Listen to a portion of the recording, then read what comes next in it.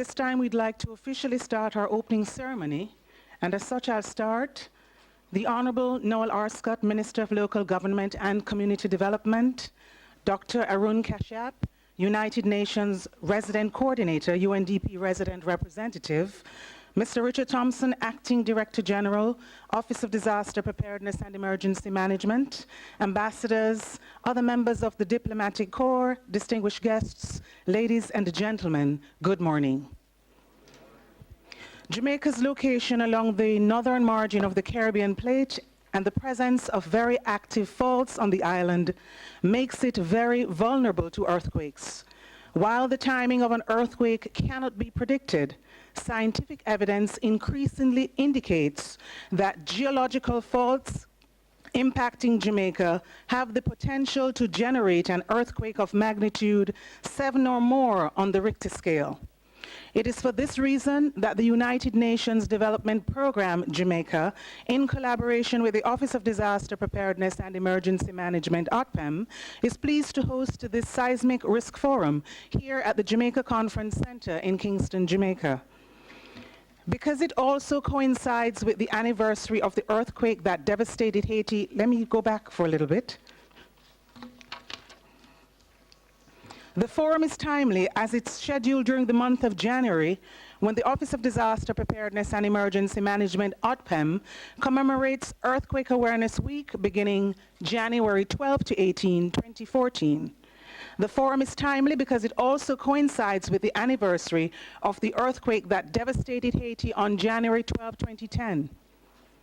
This forum brings together international, regional, and national experts in the field of disaster management, seismology, and disaster risk management to raise awareness, share experiences, and make recommendations on seismic risk preparedness. Distinguished guests, ladies and gentlemen, to begin the opening ceremony of the Seismic Risk Dialogue Forum, I am pleased to introduce Mr. Richard Thompson, Acting Director General in the Office of Disaster Preparedness and Emergency Management, ODPEM, to bring you welcome.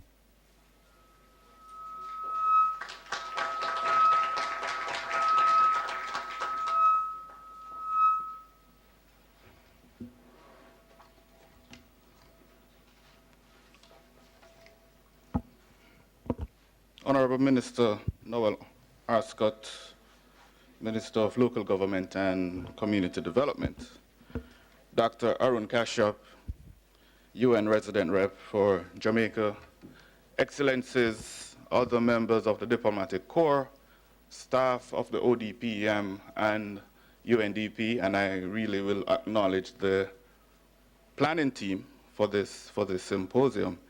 Distinguished ladies and gentlemen, good morning, and happy 2014 to you all. It really warms my heart to see the turnout here this morning and to see the many technocrats that we have here and the many distinguished members of the risk management fraternity. And I think I see a former Director General of the ODPM, Franklin McDonald. So I acknowledge Mr. McDonald as well.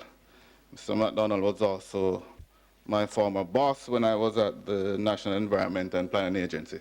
So I acknowledge Mr. McDonald. One of the most frightening and devastating phenomena of Mother Nature is a severe earthquake and its devastating after effect. We all know that an earthquake is a sudden and rapid shaking of the earth caused by the breaking and shifting of the subterranean rock as it releases stress that has been built up and accumulated over a long period of time. For hundreds of millions of years, the forces of plate tectonic have shaped the earth and the earth's development, as huge plates that form the earth's surface slowly move over, under, or alongside each other. Sometimes the movement is gradual, at other times it is rapid, causing what is known as earthquake. If these earthquakes occur in populated areas, we all know the devastating effect that it can have on the population, to include loss of life, injuries, and extensive and expensive infrastructural damages. The USGS estimated that several millions of earthquakes occurred annually. Many goes undetected and occur in remote areas. And for the detected ones, these are over 50 to 80 each day, and well over 20,000 per annum, and that is significant. There is also a school of thought that as it relates to the millions of earthquakes that happen annually, there is one earthquake every 11 seconds. Jamaica, as you heard from Ms. White earlier, we're located in a very seismic active region. And as a country, we experience approximately 200 earthquakes per annum, most of which are minor in intensity, which are magnitude 4 and less. And the most seismic active areas in Jamaica is the Blue Mountain Block, which is in eastern Jamaica. That is the most significant area. The Montpelier New Market Belt in western Jamaica. These two areas are extremely active. And we know, even though we say there is no season for earthquake, I think when the University of the West Indies Earthquake Unit will be presenting sometime throughout this forum, I think they might tell you that the most active period recorded is November to January. So even though there's no season for earthquake like what it is for hurricane, we have recorded that the very active period is between November to January. The island has experienced several high-intensity quakes, with the first one recorded on history dating back to 1687. We have on record 4 major earthquakes that we have. We have one in 1692 that most people know about, the 1907. Not many people know of the 1957 earthquake. And for a person who was as young as me, can remember the earthquake of 1993. I think there was an earthquake in 1993 when my principal was saying to the school, "Don't panic," but you could hear his voice trembling. But he was he was trying to ensure that the school was good. So he was giving his instruction, "Don't panic, move outside orderly," but you could hear the trembling in his voice. That's the devastating effect that an earthquake will have on people. The death and destruction resulting from these earthquakes were significant and many. In 1692, it was recorded that over 3,000 deaths occurred, and most of which occurred in Port Royal. 1907, Greater Kingston earthquake, 1,000 deaths recorded. Significant number of this resulted from the fire, which was 85% of the Greater Kingston and Port Royal being destroyed, approximating US $30 million in damages. The March 1st, 1957 earthquake, which affected most of the western Jamaica, Montego Bay, saw 3 persons dying and significant damage to infrastructure, to include bridges and roads. The earthquake of 1993 resulted with 2 deaths and damages amounting to 200 million Jamaican dollars. And I think because we place a lot of emphasis on hydrometeorological events, we will read out the financial damages that occur from hydrometeorological events. Not many of us know that of the damages that have occurred from seismic events and how significant these were. So the Office of Disaster Preparedness and Emergency Management continue to work closely with its partners, both locally and internationally, and we thank the efforts of UNDP in the work that they have been doing so far with the ODPM and the work that they have done in organizing this symposium. So we are all working together to build out Jamaica's seismic readiness. The use of historical data is essential in planning for the future as it relates to Jamaica's seismic readiness and our preparedness. So we have to analyze our past in order to effectively plan for our future. And we look at the events of the Haiti earthquake in 2010, also the fact that Haiti and Jamaica share the same plate boundaries, which is the Erequila Plantain Garden fault zone, and we look at the effects in other countries such as Chile, Japan, and Indonesia. And we have to use all these in order to to plan for our seismic readiness. The aim of the ODPM is to put Jamaica on sound foundation as it relates to earthquake preparedness. We have learned from the past, and even though as a country, Minister, we are not blessed with abundant financial resources. And I say, such as places of the United States, Japan has some funds, so they're doing extensive work in seismology. Turkey and China, we have very resourceful people. We have very sound technocrats.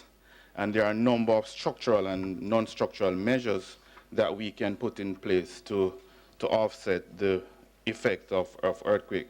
Mainly among these are vulnerability mapping to influence land use planning, the setting up of enforcement activities to ensure that individuals comply to the town and country planning laws and regulation, the development of new enforcement mechanism as it relates to the building codes and standard, ensuring that seismic engineering standards are applied, public education and training, and earthquake plan development. We have conducted, as a country, a number of research as it relates to seismology, and I will take this time to say thank you to the former head of the earthquake unit, Dr. Lyndon Brown, who has moved on to, I dare not say greener pastures, no, but colder pastures, given what is happening in the United States and Canada. And I do say thank you to Dr. Brown for the work that the earthquake unit have done in research in seismology, and say that we will continue the work with ODPEM and our partners as it relates to developing Jamaica's seismic readiness. So the ODPEM is proud to partner with the UNDP to highlight the importance of earthquake preparedness, and we welcome you to this first symposium, and we hope that we can find some funds to make this an annual event. We also welcome our international partners and the many presenters that are here today and that who will stay with us for these 2 days as we look at our seismic preparedness and our seismic readiness. So we hope that these 2 days of events, we will see great sharing of ideas, sharing of experiences, and significant learning. And we hope that significant learning will occur throughout these 2 days of activities as we sit down here in preparing a country. And also, by preparing a country, we're also preparing the region, given that Jamaica do have a regional responsibility given our mandate in SEDEMA. So I say good morning to you once again, ladies and gentlemen. Welcome to this forum, and I do hope that you will have a wonderful day. Thank you very much.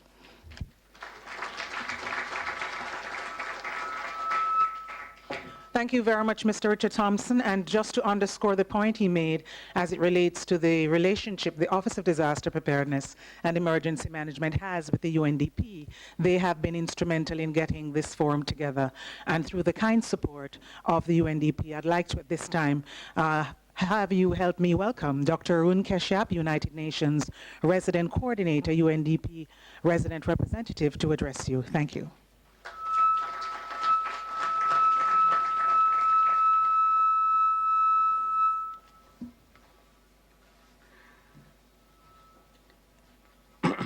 Thank you, Madam Chairperson, Mr. Delmaris White. Honorable Noel R. Scott, Minister of Local Government and Community Development, Mr. Richard Thompson, Acting Director General, ODPEM, Your Excellencies, ambassadors from Chile, Argentina, Japan, Mexico, who are our partners who have helped us in this initiative, and members of the diplomatic community, colleagues from the UN agencies, members of the media, distinguished experts, ladies and gentlemen, a very good morning to all of you. On behalf of the United Nations in Jamaica, it's a pleasure for me to warmly welcome you all to the Seismic Risk and Safety Forum.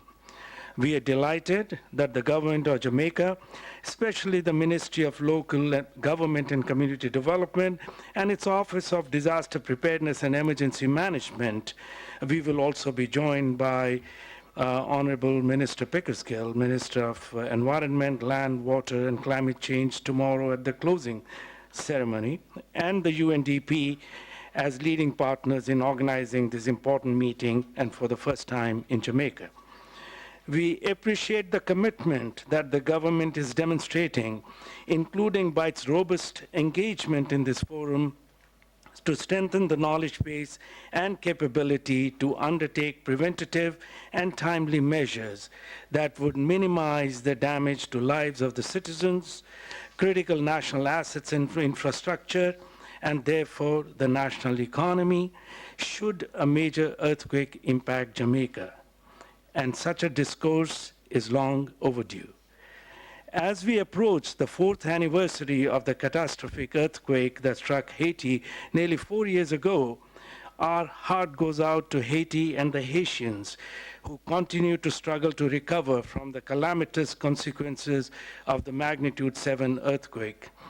The resulting damage was larger than the combined effects of 2 most intense hurricanes in the last 20 years. The 2010 Haiti earthquake had occurred within the tectonic boundary between the Caribbean and the North American plates. The location and characteristics of the January 12 event indicate that it occurred on a segment of the Enriquillo Plantain Garden Fault Zone, which extends from south-central Hispaniola to Jamaica. Unfortunately, Jamaica is prone to serious earthquakes. In fact, many geologists estimate that an earthquake of the same magnitude that devastated Haiti in 2010 is expected to occur without any warning.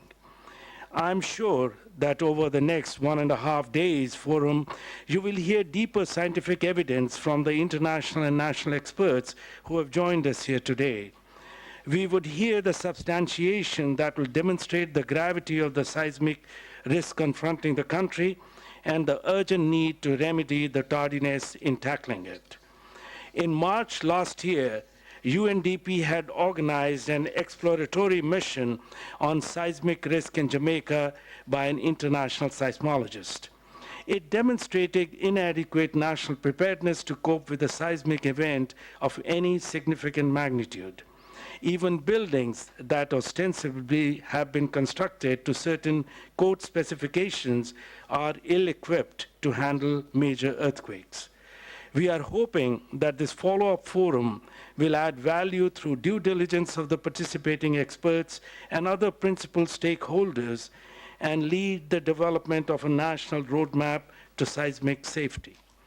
The roadmap could benefit from global good practices that underscore, for instance, the importance of building codes and standards and their enforcement, imperatives of good governance, strengthened local networks, provision of safety net mechanisms, including insurance, and the need for creative and effective partnerships, especially with the private sector. It would be equally important to engage the youth at both national and local levels, and in addition, prepare them for a youth forum for disaster risk reduction at Third World Conference on Disaster Risk Reduction in 2015, which I believe would be hosted by Government of Japan. I would like to express my appreciation to the foreign offices and the ambassadors of Argentina, Chile, Japan, and Mexico for providing critical partnership and support by bringing in their experts to share good practices and institutional mechanisms for optimal seismic safety. We also value the support of the governments of our Caribbean partners, the Dominican Republic and Haiti, in identifying key experts who have joined us to share lessons learned from their own experiences on policy and regulatory requirements, preparedness, and recovery. We welcome the partnerships and hope that the forum will significantly contribute to advance such exchanges in the context of South-South cooperation and triangular cooperation as a collaborative attempt to improve the lives of all citizens, especially those that are vulnerable and marginalized. We are confident that Jamaica has the foundation for developing and operationalizing an effective seismic risk management system. I cannot overemphasize the critical role of the private sector in preparing for disaster risk reduction, especially to manage seismic risk by including it in the core development processes. We are therefore delighted to have with us prominent private sector colleagues from Jamaica, and we look forward to benefiting from their insights. I would especially like to express our appreciation to Digicel for not only participating at the event, but also supporting its organization.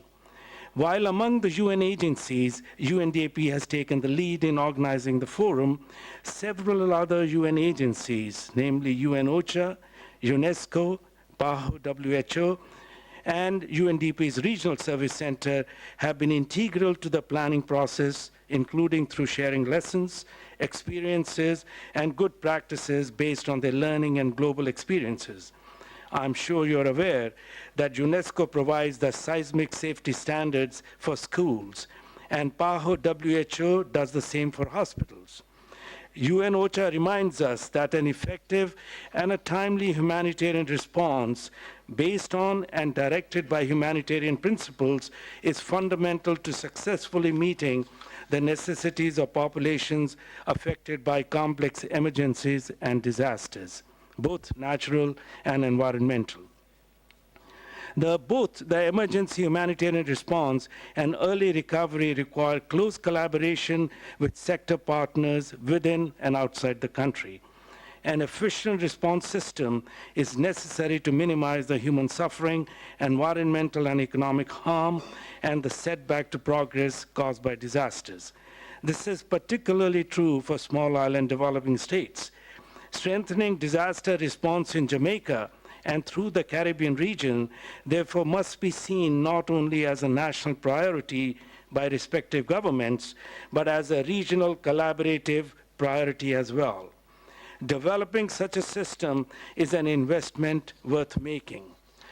I would also like to highlight the work done by United Nations Department of Safety and Security in working with our colleagues at ICLAC to determine the safety of the offices of the UN agencies in Jamaica.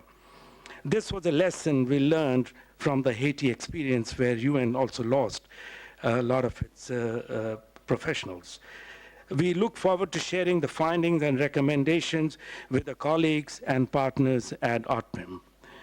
The United Nations system in Jamaica stands ready to help the government and people of Jamaica in strengthening inclusive humanitarian effectiveness, reducing vulnerability, and managing risk, including for reducing the adverse impacts from earthquakes.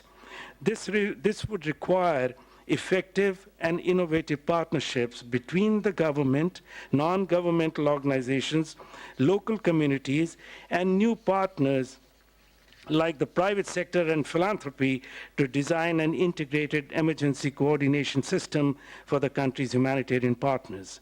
We look forward to an active dialogue among all the participants over this next day and a half.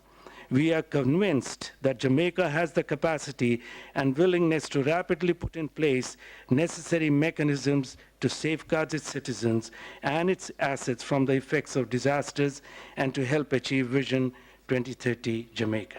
Thank you very much.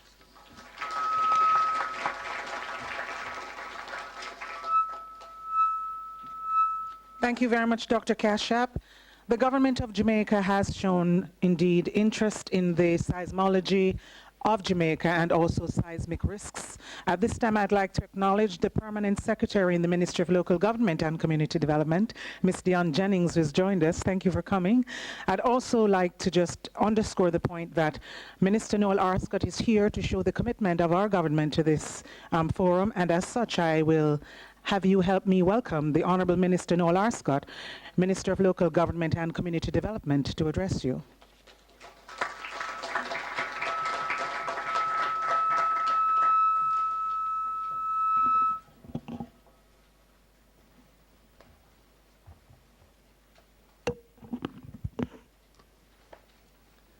Thank you very much, Madam Chair.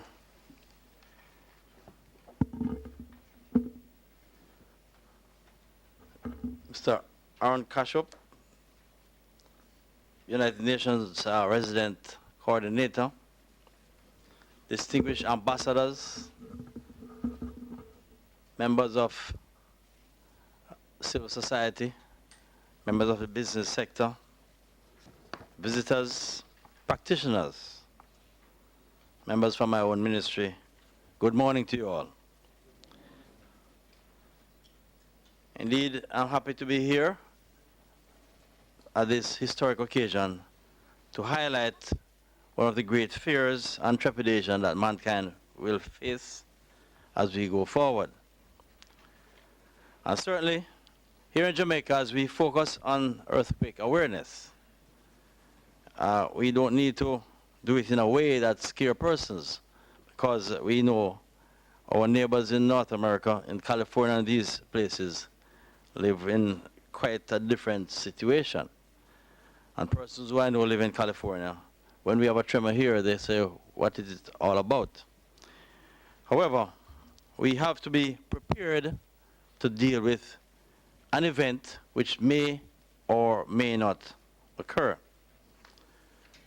I wish to acknowledge the assistance being given to us by the United Nations Development Program for collaborating with the Office of Disaster Emergency Management on such events as these. We anticipate that this forum will raise the awareness, as we have international, regional, and national experts who will share their experiences and expertise and make recommendations on seismic risk preparedness. This will eventually lead to the development of a national and regional level project proposals and to assist the government in effective seismic risk preparedness. A recent probabilistic seismic hazard assessment of Jamaica characterized the country as a medium to high seismic hazard. The greater the seismic hazard, the more the probability that there will be an earthquake occurring of great magnitude at regular intervals. The level of damage arising from an earthquake is dependent on the building's resistance to effects of seismic tremors. The onus is therefore on us to ensure that our buildings are constructed to some generally specified level of protection. This is really the focus of our national building bill. I want to say that once the buildings are constructed, then we have to rely on how prepared our preparedness and the preparations we have to deal with evacuation. But once we pay close attention to the building under construction, we'll have more confidence going forward. And we can remember the situation in our neighbor country, Haiti, where despite the massive destruction around, Digicel building stood there as a beacon of how really modern construction can be done, certainly, and in a way that will prevent a kind of catastrophe that we face. I cannot stress enough the need for us to ensure and maintain the structural integrity of our nation's buildings. And this is why we are forging ahead with plans to have the revised building bill passed. We have to recognize that the more vulnerable an infrastructure, then the more damages are likely to be sustained in the case of natural disaster. If persons continue to build as they see fit and are not able, by the approval process we have, then we stand not only to endanger lives, but the lives of even the responders themselves. As a government, we understand just how detrimental such actions can be, and we are taking actions. The promulgation of the building bill is far advanced, and it is expected to be tabled in Parliament before March 31st this year. And I can say with certainty that the revised bill will improve the efficiency of the building approval process and provide a framework for the effective management of the building industry. The Ministry of Local Government and Community Development recognizes that a disaster risk management bill is essential in our bid to making the country a more resilient one, and in passing this bill will enhance our ability to respond more effectively to our disasters. In particular, the bill will, 1, recognize existing organizational structures such as the National Disaster Committee, the Parish Disaster Committees, and the zonal committees with their roles and functions clearly established. 2, establish a National Disaster Fund, which is important because many times before you are able to mobilize international support, the immediate needs are there to be faced. And if there's no fund available, then the level of suffering will be protracted. And we have seen it in many cases in the Philippines and even the Eastern Caribbean recently. 3, legally evacuate persons identified to be at risk as a preventative measure. 4, identify and describe a high-risk areas such as especially vulnerable areas and the steps to be taken in respect of such areas. This bill is also to be tabled in Parliament by March this year.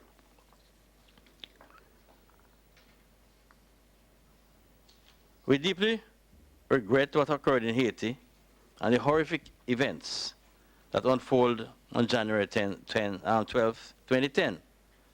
And this will certainly be forever etched in our minds as such. And I ask that we use their experiences as a reference point.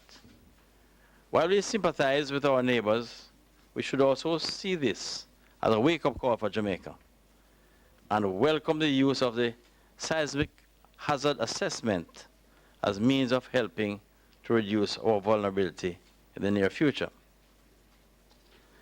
Adequate preparation can prevent loss of lives, destruction of properties, and the rebuilding of settlements, which can come at a high economic cost to all stakeholders involved. Disruption in the transport and communication sector, spread of diseases, among other things. And while the government is aware of these issues and is working to combat such, I want to urge citizens to play their part by taking a proactive approach in dealing with natural disasters. I must applaud ODPEM for the outstanding job that they have been doing over the years, especially the extra effort they place on building disaster resilience in communities. We know that we have to rely on our communities to be the first responders because they are there in the event, in the event of the activities in terms of trying to rescue or to seek to save lives. It is not just about saving lives also, but livelihoods. And I was recently made to understand that the Office of Disaster Preparedness Management, Emergency Management has made significant progress in this endeavor. In the same breath, I want to remind our local authorities here in Jamaica that they too have a vital role to play in disaster preparedness process. The local authorities must continue to do their utmost to ensure that there is a high level of compliance and enforcement. Having the laws is one thing, but certainly the enforcement is a critical thing. We cannot allow any shortcut in our building standards, and therefore critical to what is happening is our enforcement and monitoring to ensure that buildings standards are maintained.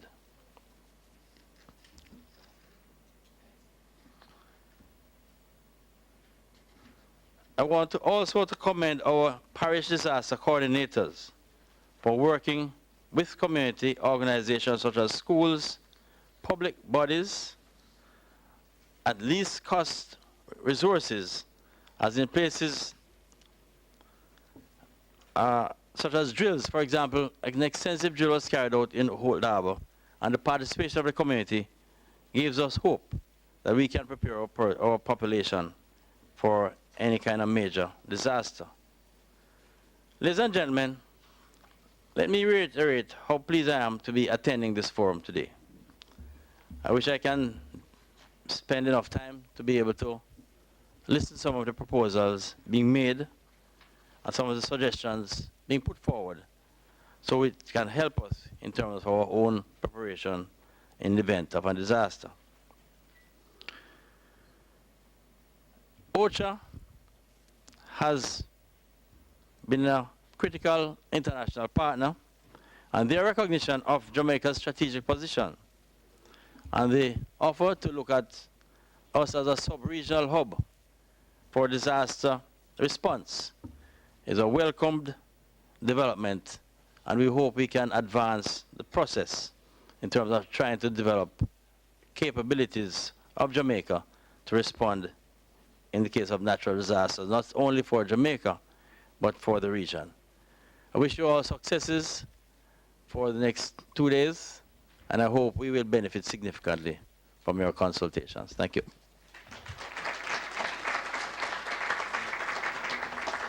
Thank you very much, Minister Arscott. At this time, I'd like to just say that we're up on the coffee break, but I have some housekeeping matters for you. The coffee break starts at we're a little bit after 10, and we want to get back here by 10:30. The first session will be chaired by Mr. Franklin McDonald, and he will be here, and he will begin at 10:30. For coffee break, we ask that you go out through this door and make a left, and it is in the main dining area. And just to assure Minister Arscott, we recognize the value of the minister's time and other state agencies, and as a result we have GIS in-house. They are videotaping this the 2 days event and day and a half, and we will have that documentary, or should I say product, available for everyone here and for other state ministers and various departments, so that this information will be shared nationally and possibly internationally. So that is being done, so we want to just thank GIS for being partners with us. At this time, I'd like to officially end the opening ceremony for the Seismic Risk Forum, and to just remind you that we start again at 10:30. And to just ask before you go, there's a live broadcast taking place. I'd like to have the following persons just meet with me here for 2 minutes so we can confirm your interview time. Dr. Claude Perpetti, Donovan Betancourt from Digicel, and Dwight Nelson and Shalani for PAHO. If you could just meet with me here so I can let you know what the time is for your interview. Ladies and gentlemen, enjoy your break. We'll start at 10:30. Thank you so much. Let me introduce myself first. I'm Franklin McDonald. I used to be involved in disaster management and some environmental issues in Jamaica, and I'm now retired and living a tranquil existence, I hope, as a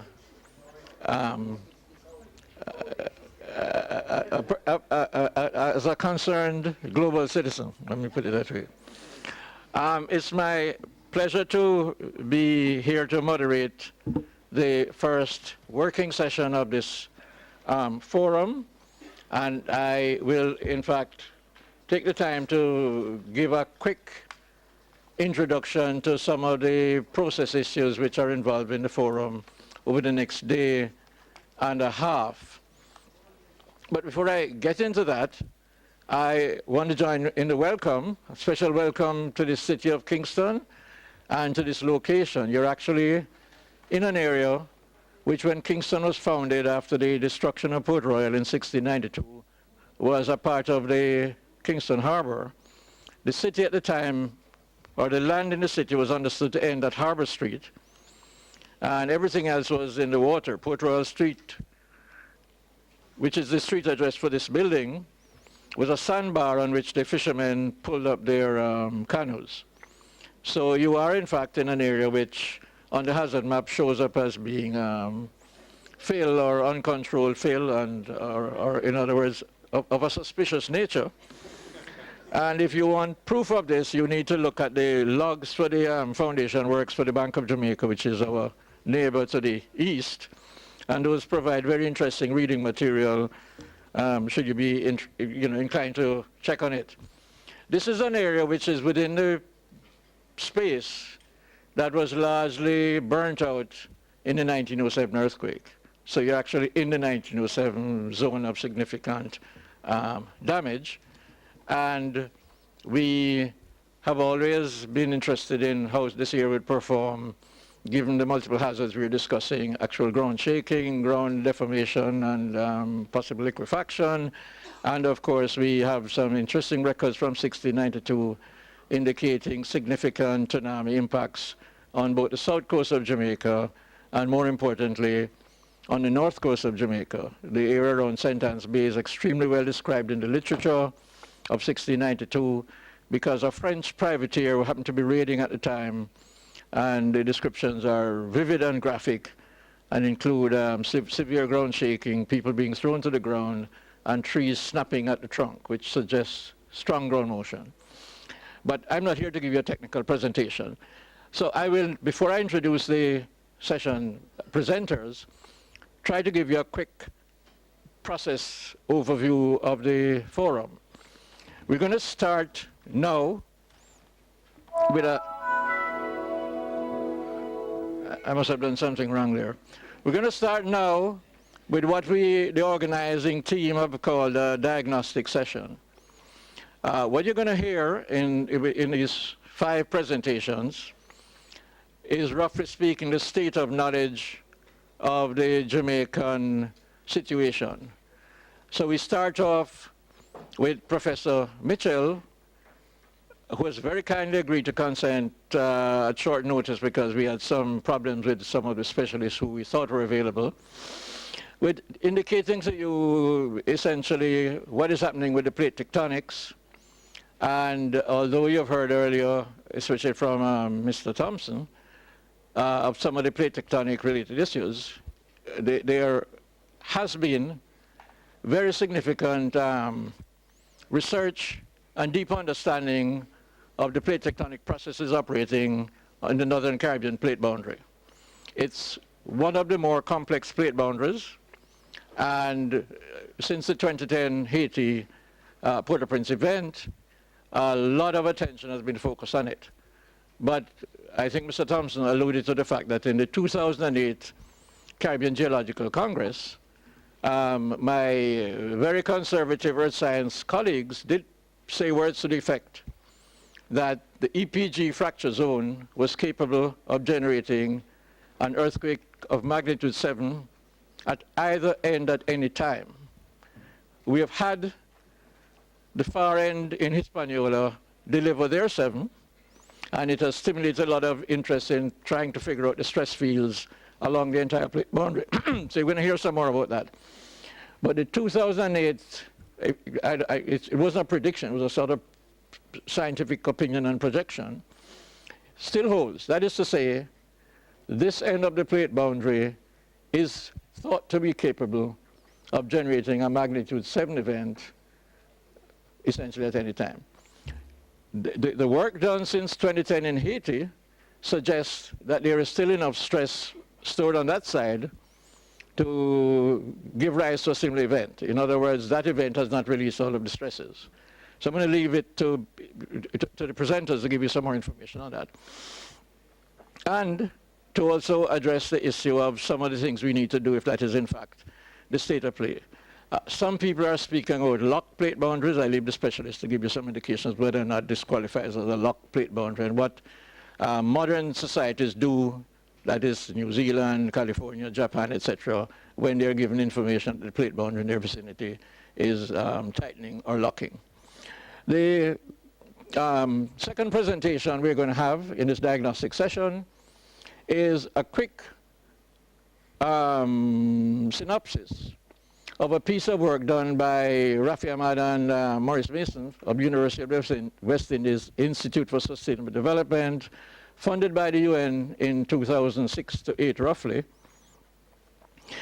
when we were approaching the 100th anniversary of the 1907 earthquake. And essentially, the term I like to use, that the researchers draped the impacts of 1907 over modern Jamaica and went around asking entities functioning in the modern economy what they knew about the risk and exposure, and essentially what kinds of projections they had made based on current, meaning 2006 to 8, state of play techniques for socioeconomic assessments of impacts of large earthquakes. The research findings have been available. The Calais report, which is the scan the resident representative mentioned, does point out that that kind of scenario building needs to be done in a more systematic way in Jamaica. And extremely importantly, Calais does point out that the assumptions about 1907 need to also be revisited, because 1907 was certainly possibly a magnitude 6 to 6.5, nothing near the magnitude of the current projections. So we have a methodology which seems to work, and we need to reflect on how we can make sure it is applied in more detail, given the new knowledge which has emerged, particularly in the last 5 years. The third presentation in the diagnostic session will be from Tanya Chambers, who, working with, I understand, funding out of the Red Cross Global Network, has done a review of legal and institutional arrangements related to disasters. And then we go to a presentation by Cesar Toro of UNESCO about some of the evolving work on setting up a regional tsunami warning arrangement for the Caribbean.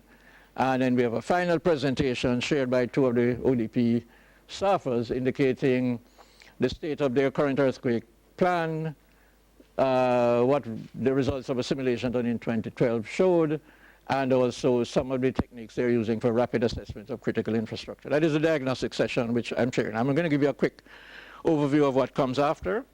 The second session is going to go on to deal with recent actualities, meaning what the experiences in Japan, the Dominican Republic, Haiti, Mexico, and Chile have been in addressing similar scientific prognoses and actual events. And the third session in the afternoon will attempt to look at resilience issues related to both critical infrastructure, the built environment, and some of the work and needs. And importantly, I think we are going to have an update on the state of the building code and the related arrangements. Tomorrow morning, we come back to go into working sessions in which we're going to look at a number of thematic headings, and we are hoping that all the attendees today, the participants, will be back tomorrow, if it is possible, and that you will participate in a fairly intense working session in the morning, which will deliver some outputs, which, combined with the presentations today and what conclusions come out of the discussions, will help us to generate this roadmap, which you will see referred to at several points. We have asked, and this is for the presenters, we have asked all the presenters to try to close with a few suggestions as to what they see as the priority actions that are needed at various levels to take us to what I think all the speakers in the first session, the opening session, referred to as the need to improve seismic safety, realities and practice in Jamaica. And it is hoped that all of this will contribute to what ODPEM have been doing for many years, which is to mark the week in which the 14th of January falls as an earthquake awareness interlude for Jamaica. So we are actually coming to you the week before what has been for many years Earthquake Awareness Week in Jamaica. I think that's enough for me. I hope you get an idea of the logic of the forum and of what we are hoping to take out of this forum.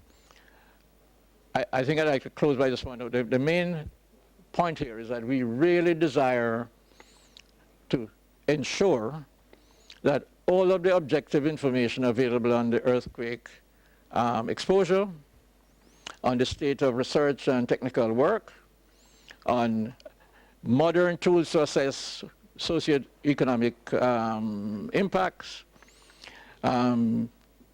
resilience and continuity arrangements involving not just ODPEM, but importantly, as has been said in the opening session, the private sector, so that we can all engage in looking very hard at what is indeed and in fact simply a part of the reality of the Jamaican environment. So without anything further from me, I'm going to call upon the session presenters to begin, and the first presentation will be given by Professor Simon Mitchell, who is the head of the Geology and Geography Department of University of West Indies, and at the moment responsible for the earthquake unit of the UWI campus here at Mona, to make a presentation. As I understand it, I think he may have changed the topic a little bit, of the current research findings of the tectonic system around Jamaica. Please welcome Simon. Good morning. Okay, we're going to get a starting point. All right. Well, we've only got a short period of time to talk about things, and I teach a complete course on really the tectonics of the Caribbean. So really, what I've done is I've picked some of the interesting points which are relevant to this subject in Jamaica today, as well as some of the work that the earthquake unit has been doing over the last few years, to give you some ideas of the sorts of things the earthquake unit does which relate to the seismic risk in Jamaica. I'll point out the previous head of the earthquake unit, Dr. Lyndon Brown, who resigned late last year. He did a lot of work. He did a lot of very good work, which we want to continue going on with. And I'm going to present some of his results here, and I would like to see that go forward. Okay, so I've started off here. This is just the arrival of the waves of the Haiti earthquake. So really, I just felt we'd see what that is. It's a long way away. This was from Alaska, so it gives the time for the waves to stretch out. So what I'm going to do is I'm going to go on and really start off by talking about the plate's tectonic setting and how we know the plate tectonic setting is like it is, and the complexities of this particular area. Okay. All right. Okay, so, well, first of all, we can actually look at the plate boundary, and identifying the plate boundary, we can do it in a number of ways. Certainly one way is to look at earthquakes, and another way is to look at volcanoes. So to begin with, if you look at it, you can see there's a set of volcanoes which extend down the coast of Central America, as well as some in the Lesser Antilles. There's no volcanoes around Jamaica, though. But if we go on, we get the Caribbean plate very nicely outlined by earthquakes. And you can see that along the northern boundary, where Jamaica is, which is in here, you can see there's a sort of cluster down through Jamaica, and there's a cluster further north. So let's go on. I'm going to point that way. Okay. One of the ways of looking at tectonics these days is to actually measure the movement of plates. And using GPS equipment, which is set up for a long period of time, you can measure the movement of plates. Now this is set up here with the North American plate as stationary, and here you can see that the Caribbean plate is moving towards the east relative to the North American plate. What is Jamaica doing? That's the question. Okay, so if we look at it, it's about 2 centimeters a year the Caribbean plate is moving. So you think about that's about that much.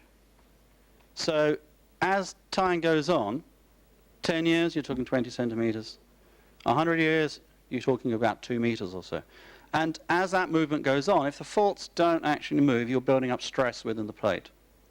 And it's when that stress is released that you get the earthquakes.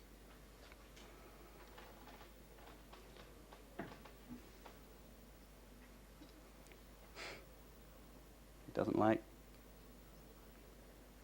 it. Okay, no, okay, just push it on one. It's frozen.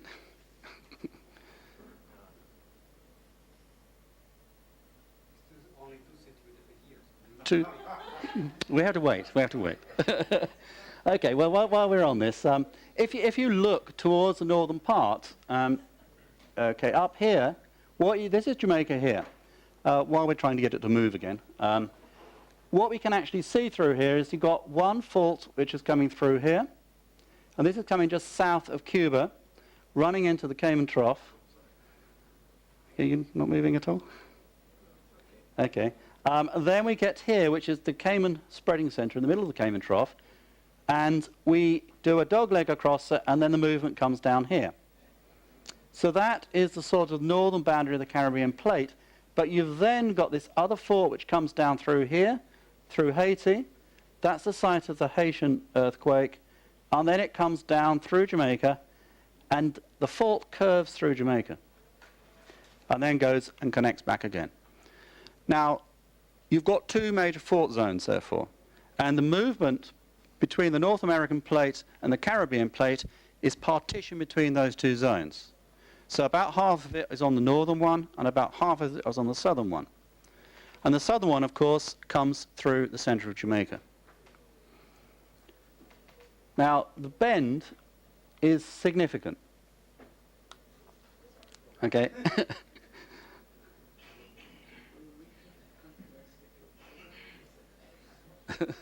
Okay, the bend is significant because if you're trying to move plates, okay, if you get a bend, what happens? Well, if the bend goes that way, like that, and you're moving a plate through in here, you're causing compression.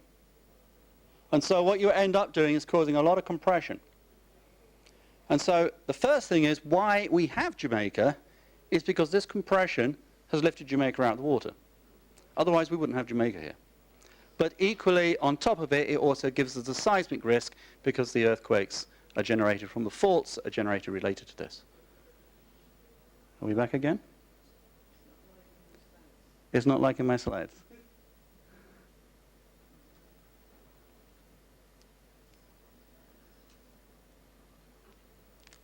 Okay.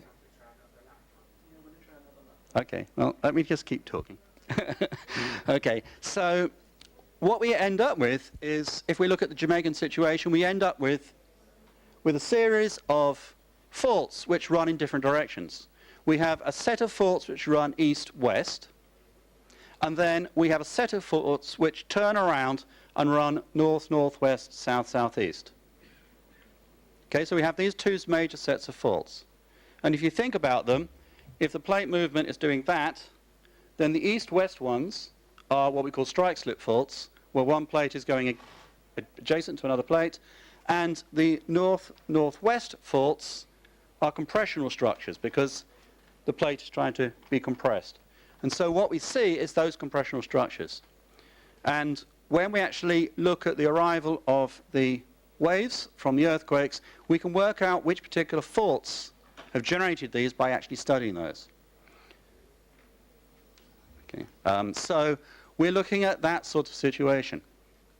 Now, the work that we've been doing is this whole set of different sets of work which look at a range from geology, to understand the geology of Jamaica, through to actually the seismic analyses of different places. So looking at basically the ground acceleration rates, which tell us how we would expect different locations to act under earthquakes. Oh, we're back, are we? Keep going. We moving? Yes. Okay. Right, so let's go back to where we were, and I'll go through these slides a little bit quicker. This was the situation I was talking about in here. This is the northern fault. This is the southern fault, and you get partitioning between those two, and in between you have what we call the Gonnevieve microplate. So that's not really a part of the Caribbean plate, and it's not really a part of the North American plate. It's a microplate between the two. Now, what you end up with is, if you look at it, you've got this through here, which is the Bahamas. And the Bahamas is really part of North America. So that's thick, relatively thick continental crust. And what you've got is you've got the Caribbean plate trying to move in this direction. It's got stuck against the Bahamas. And that's what's happened, is you've sheared off this little microplate off the Caribbean plate because Hispaniola can't move any further, or it's finding it difficult to move. So that explains what's going on in terms of the setting at the moment. Okay, now we talked about that bend, and here you can see that bend extending through here. Now, one of the problems we've got is that when we look at the faults in Jamaica, a lot of the faults are based on aerial photograph interpretation rather than geological mapping. And one of the big problems we have is that a lot of the faults don't actually exist. They are features, but they're not faults. And so one of the things we are doing now is remapping and actually mapping the faults out. And we're about 2/3 of the way remapping Jamaica and actually identifying faults, some faults which are active, some faults which have a geomorphological expression, some faults which are fairly cryptic, and many faults which are inactive.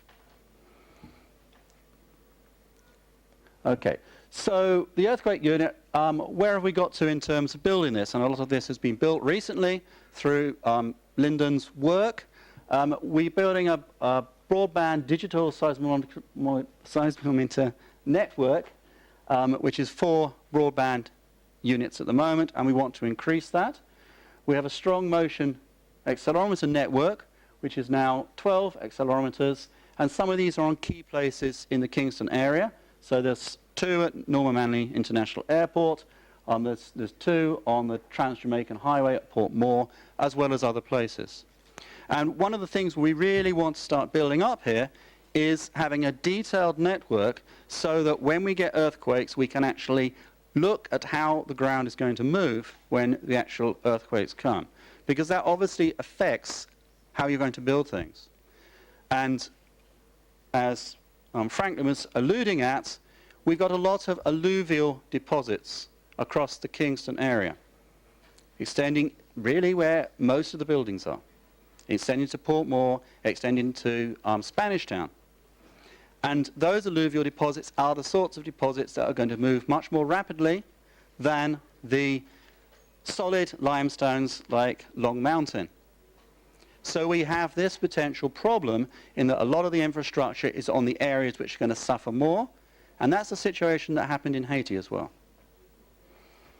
Okay, what else do we have? Well, this is just some of the network. This is the network which exists at the present state down here across the island.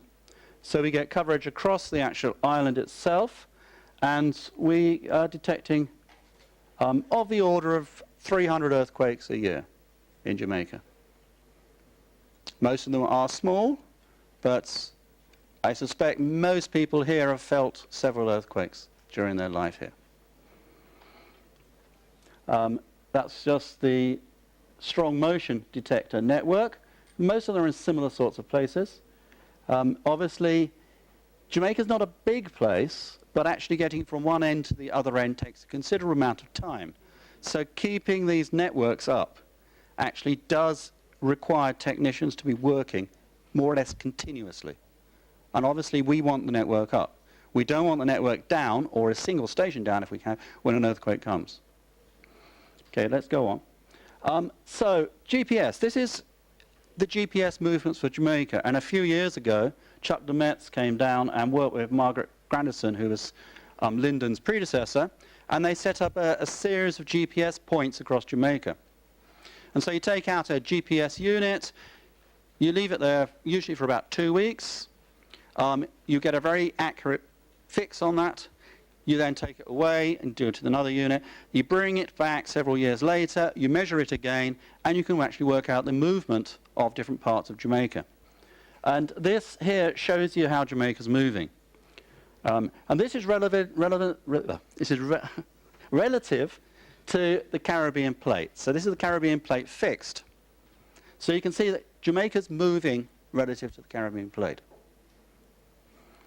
Now, if we look at it, you can also, this one here is a bit odd in terms of direction. There's some debate whether that might be on a landslide, and it might not be tectonic movement, it might be ground creep. But if you look at the rest, you can see that there's generally smaller amounts of motion in the south part of Jamaica and greater amounts of motion in the north part of Jamaica. So that means across Jamaica, you're getting stress building up. So we're seeing this stress building up, and that is obviously going to be released by fault movements.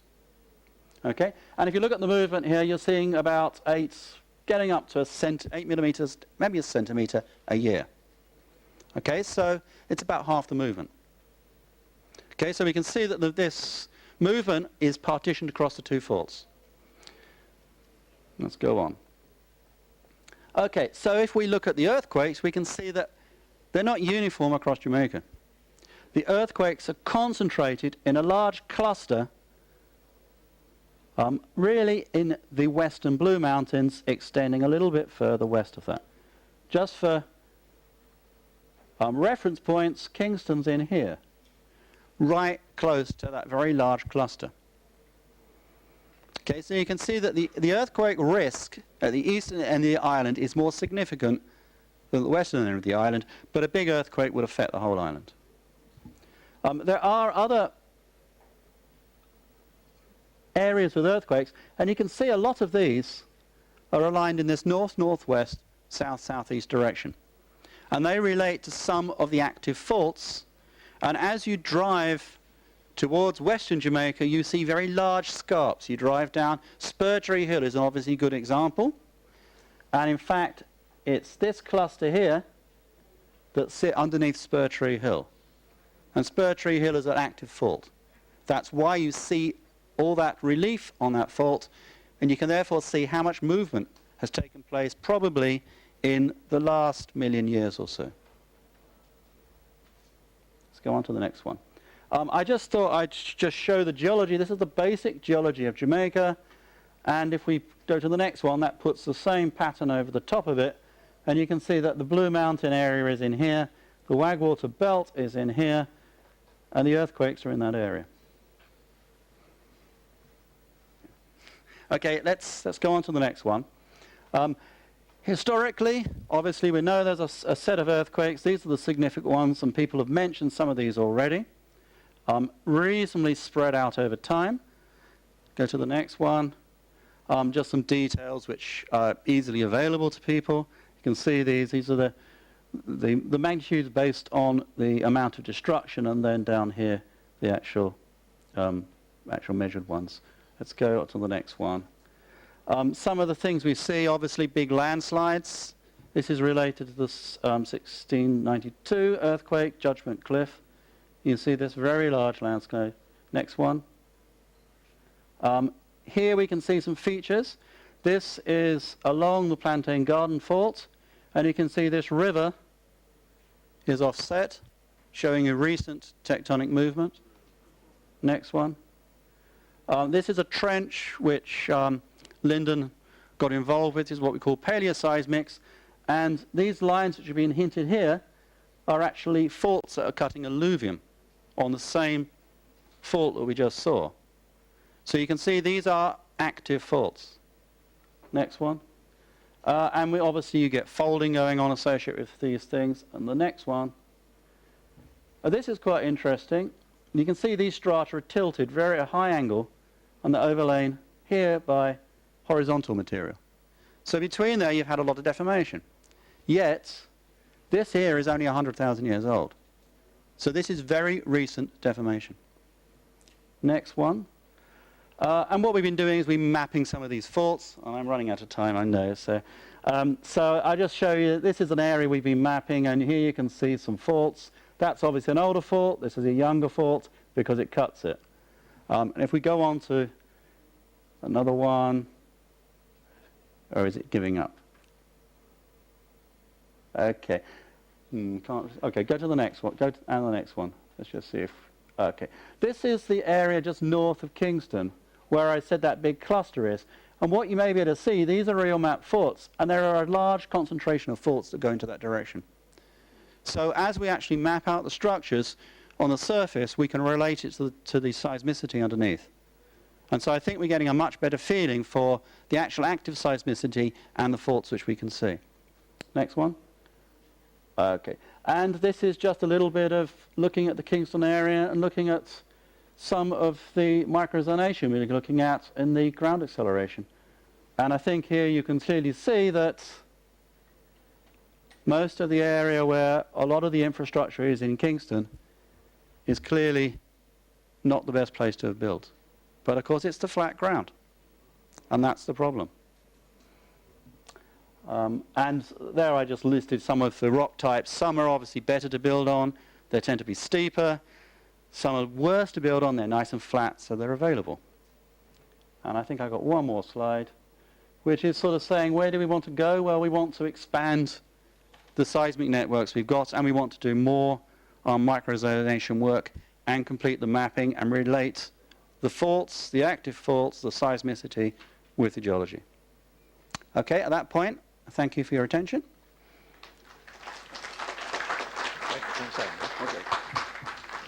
Thank you very much, Professor Mitchell. That was excellent. I think it got us up to the start in terms of the technical and scientific information showing.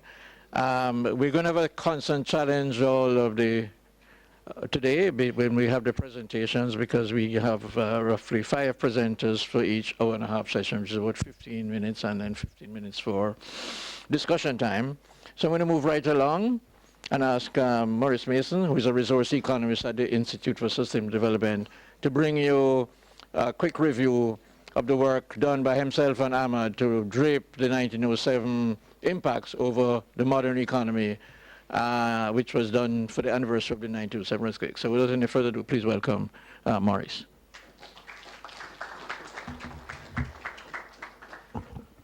Good morning, ladies and gentlemen. The task here that we undertake in 05-06 was to look at the socio-economic impact of an earthquake. What would be the cost to the Jamaican economy as it is and as they structured? Now, the methodology that was employed, I'm just running through as quick as possible because of the time constraints. We employed the input-output analysis to estimate the production costs in terms of loss in output, and the ECLAP methodology was used to provide an estimate of the direct and indirect costs as it would. All right. What is of significance here is when we look at the MMI scale is what each one represents in terms of the impact to the infrastructure. That which is above 9 and above, you will expect significant damage and partial damage to those buildings that are engineered. The 1907 scenario that we're looking at is with the epicenter here, and what you have here is a 9 MMI 9 at the center right here, and as it goes across to the western side of the island, the shaking intensity would decrease. So what we're looking at is the impact to the entire economy, and based upon the shaking that we would experience, you will have some damage across the entire economy, and maybe in terms of production costs, it will also spread across the full economy as it is.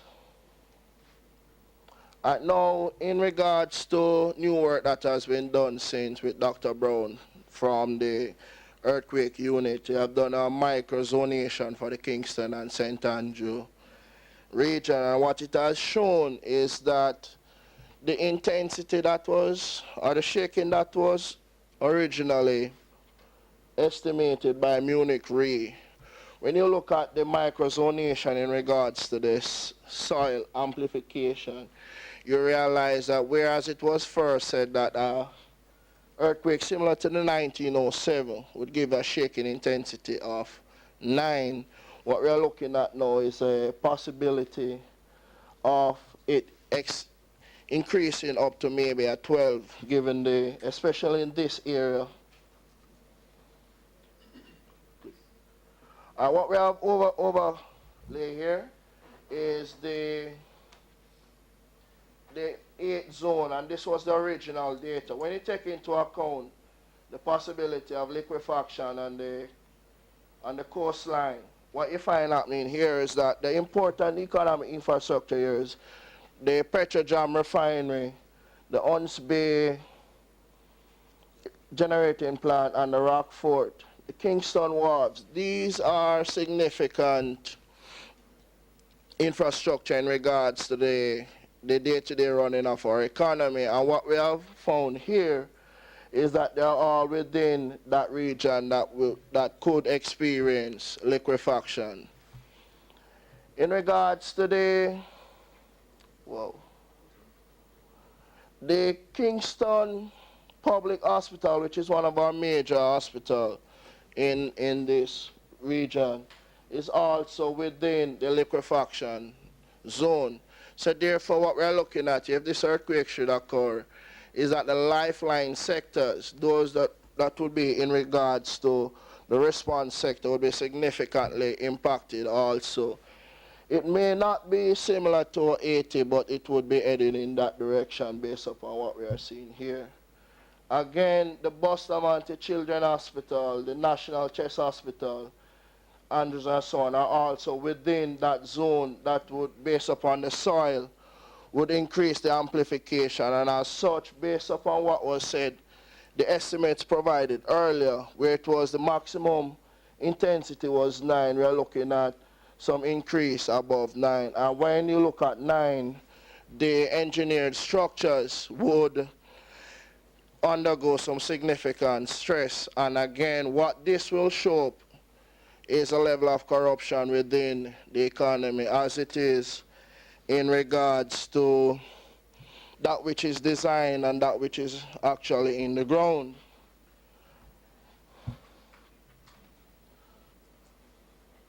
Now, the damage classification as it is under the ECLAC methodology. You have the socioeconomic damage, which would be schools, residential infrastructure. Economic productive infrastructure would be in regards to output, production, and so on. What we're looking at now in terms of the intensity, just looking at some key economic infrastructure that we have in Jamaica. The Kingston Wharves, as it is represents 60% of the transshipment capacity and 100% of the transshipment capacity and 60% of the port facilities here. Again, it faces an exposure greater than MMI 9, and again, the recovery within the economy would also depend on our ability to facilitate the transportation of aid or recovery material, raw material to rebuild. Again, the Ocho port would get what, MMI 7, and this is 60% of the cruise ship arrival there. So we are touching one of our key sector there, which is the tourism and our balance of payment issue, as it is in regards to export services. The Norman Manley International Airport, as it is, it would face a shaking intensity that is above 9, and this, when you look at the new information that was provided by Dr. Brown and his team, you realize that the critical sectors in our economy would be under significant stress. In regards to electricity generation, what we are looking at is 75% of the current generative capacity would be facing an MMI exposure that is at least 8 as it was calculated then. When you take into account the new information, the microzonation, we are looking at a exposure for Ons Bay and maybe Rockfort that is greater than 9. As it is, when we're doing this study, what the engineers as pointed out was that for the Ons Bay plant and if maybe the Old Harbor plant, if you should dig maybe say 3 feet underground, you will find water. What they have said is that the civil engineering design take into account these risks. But again, it has not been put to the test. And what we're seeing here is a significant exposure of a critical facility to massive shaking and amplification due to the existing soil condition. The main hospital, UA KPH, can face shaking above 9. And again, some of these structures are not necessarily recently built in regards to the civil engineering design and that which is in the ground. There may be some gaps that is there, but what we're looking at is a significant exposure to shaking. At an MMI 9, what we're looking at is maybe based upon, when you take into account the distribution of the alluvium soil, you may have gravity being exceeding actually. Some material may be become airborne. The facilities within the hospitals may not work after it. And again, in terms of recovery effort, this is also a significant piece of information here as it regards to our ability to recover from the earthquake. Residential housing, again, given the population distribution that is centered in the Kingston and Portmore area, what we're looking at is significant exposure as well. What we must know is that the insurance penetration is roughly between 20 and 30% as it is in the Jamaican economy. So what we're looking at for those houses that were impacted, we're looking at least an MMI exposure of 6. The implication of this is the ability to finance the reconstruction, because the market for risk transfer is not necessarily what it should be. What we're having in the Caribbean is a lot of the insurance companies are no longer getting reinsurance. They are now underwriting their own thing. So basically what we're saying is that given a 1907 type earthquake, we're looking at 95% of our productive capacity that would be at risk within an MMI zone of 5 to maybe 11. Again, what we are looking at is the viability of the Jamaican economy. And what we must also take into account is the fact that we are in a period where we are looking at achieving growth, but we have significant budget deficit, balance of payment deficit as we go along. Estimated direct damage that we're looking at, again, with consultation rate, the seismologist at Munich Re, based upon his information, he was looking at a 15% probable damage in terms of the infrastructure. What we're looking at here is a US $5.5 billion damage there. And again, if a 1907 earthquake should occur, again, in regards to getting refinancing of this, we are looking at a construction cost that could exceed maybe, say, 7 or 8 billion US dollars as it is. Indirect losses, again, this is in regards to loss in production time. At the time, we with consultation with the engineers at JPS, because until JPS is recovered, the full production will not be achieved given the fact that they are the main supplier of electricity. What you find happening here is that they assume that best case scenario, that is, the generators will be out for 4.5 months, which is equivalent to the first quarter, maybe 50% of the second quarter output. Again, we assume a linear production for this particular, in terms of the impact to production losses. The average output time was really around 40% for each sector on average. So when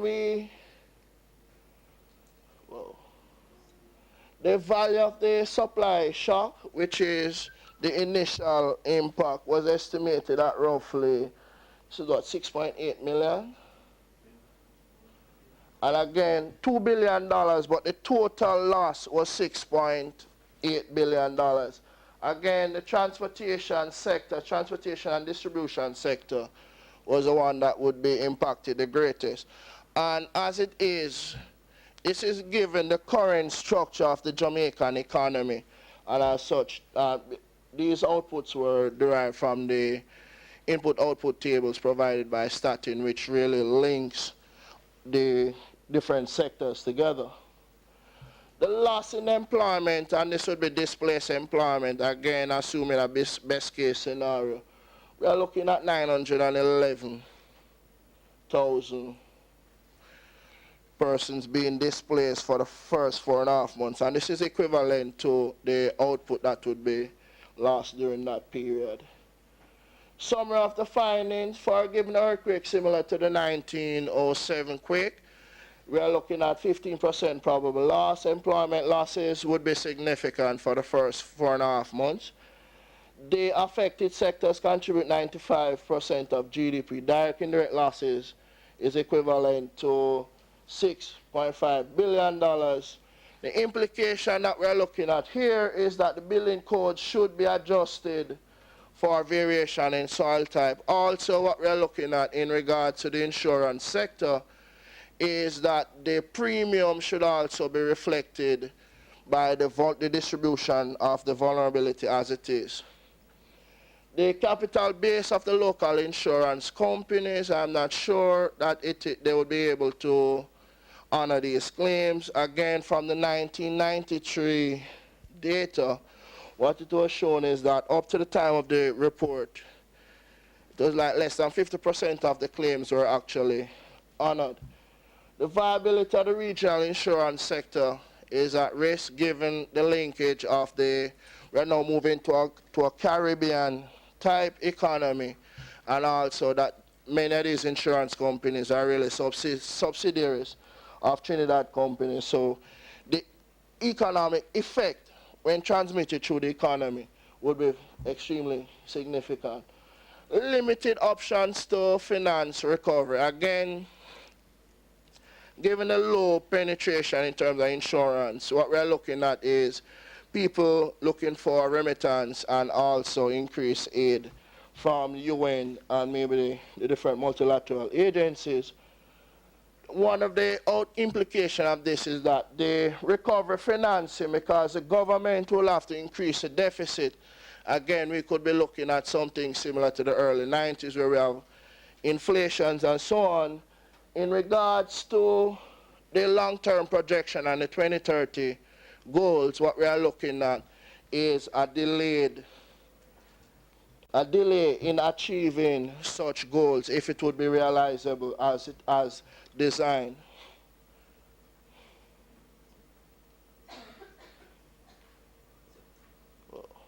Oh, that's it. Oh, sorry. Thank you very much, Maurice, for that presentation. As I indicated, this is essentially a review and some updating of the work done to look at the implications of the 19th event, roughly on the economy as it was in 2007 for the centenary. And Maurice has added some of the new findings emerging from the research, which, as you've heard, is being undertaken by the seismological team. Without any further ado, because we are facing the time challenge, I'm going to invite Ms. Tanya Chambers, who is a legal researcher, to bring you up to date on some of the findings of the review undertaken of the legal and institutional arrangements which cover the disaster system in Jamaica. Please welcome Ms. Chambers.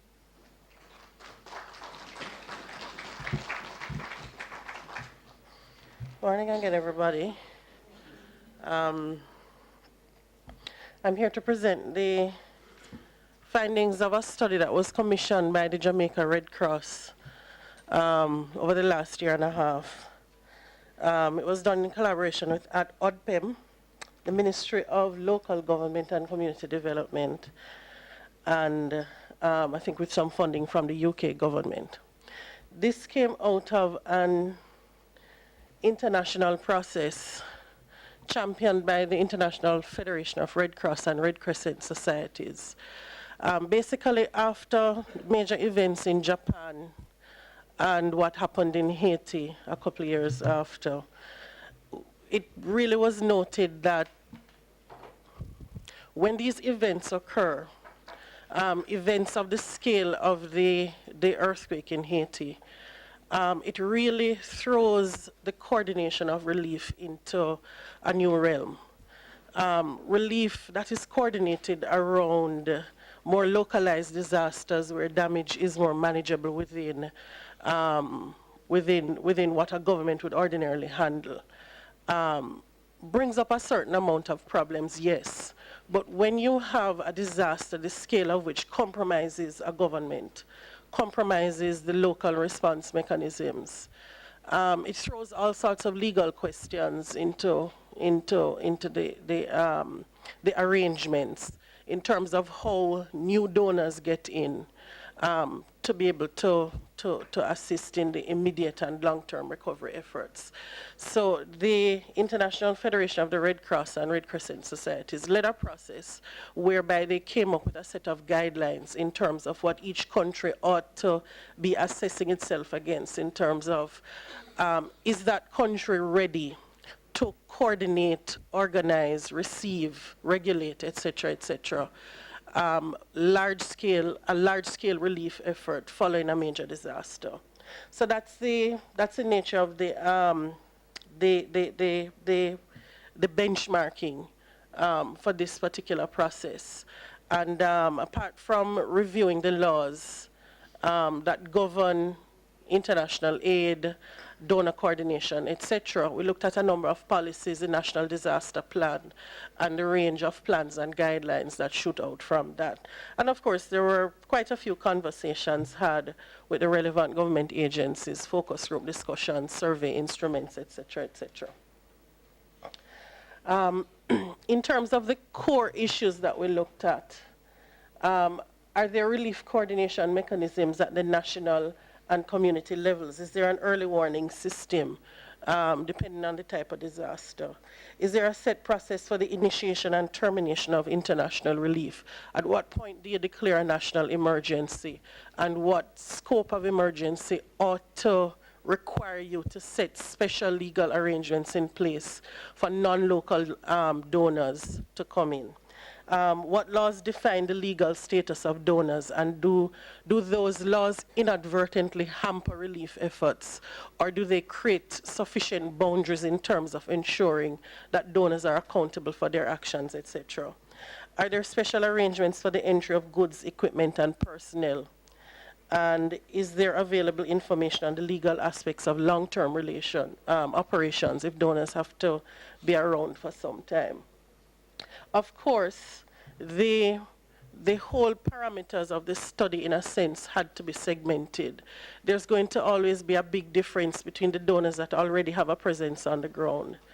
The UN agencies, the multilateral groups, local or international organizations that have local societies, such as the Red Cross or the Salvation Army, as opposed to donors that are mobilized at the point at which a disaster hits. One of the things to note is that even where there are agencies that have a local presence, if their infrastructure is also compromised, it means, for example, that even if there's a local Red Cross society, the Red Cross effort may have to be coordinated from another society, depending on the level of damage here. So we had to look at it from both perspectives. How well do we do the coordination among donors who are already on the ground? But what kind of infrastructure is there? What kind of process is there to coordinate players who have no familiarity with the local environment? And the findings can almost be separated along those two lines.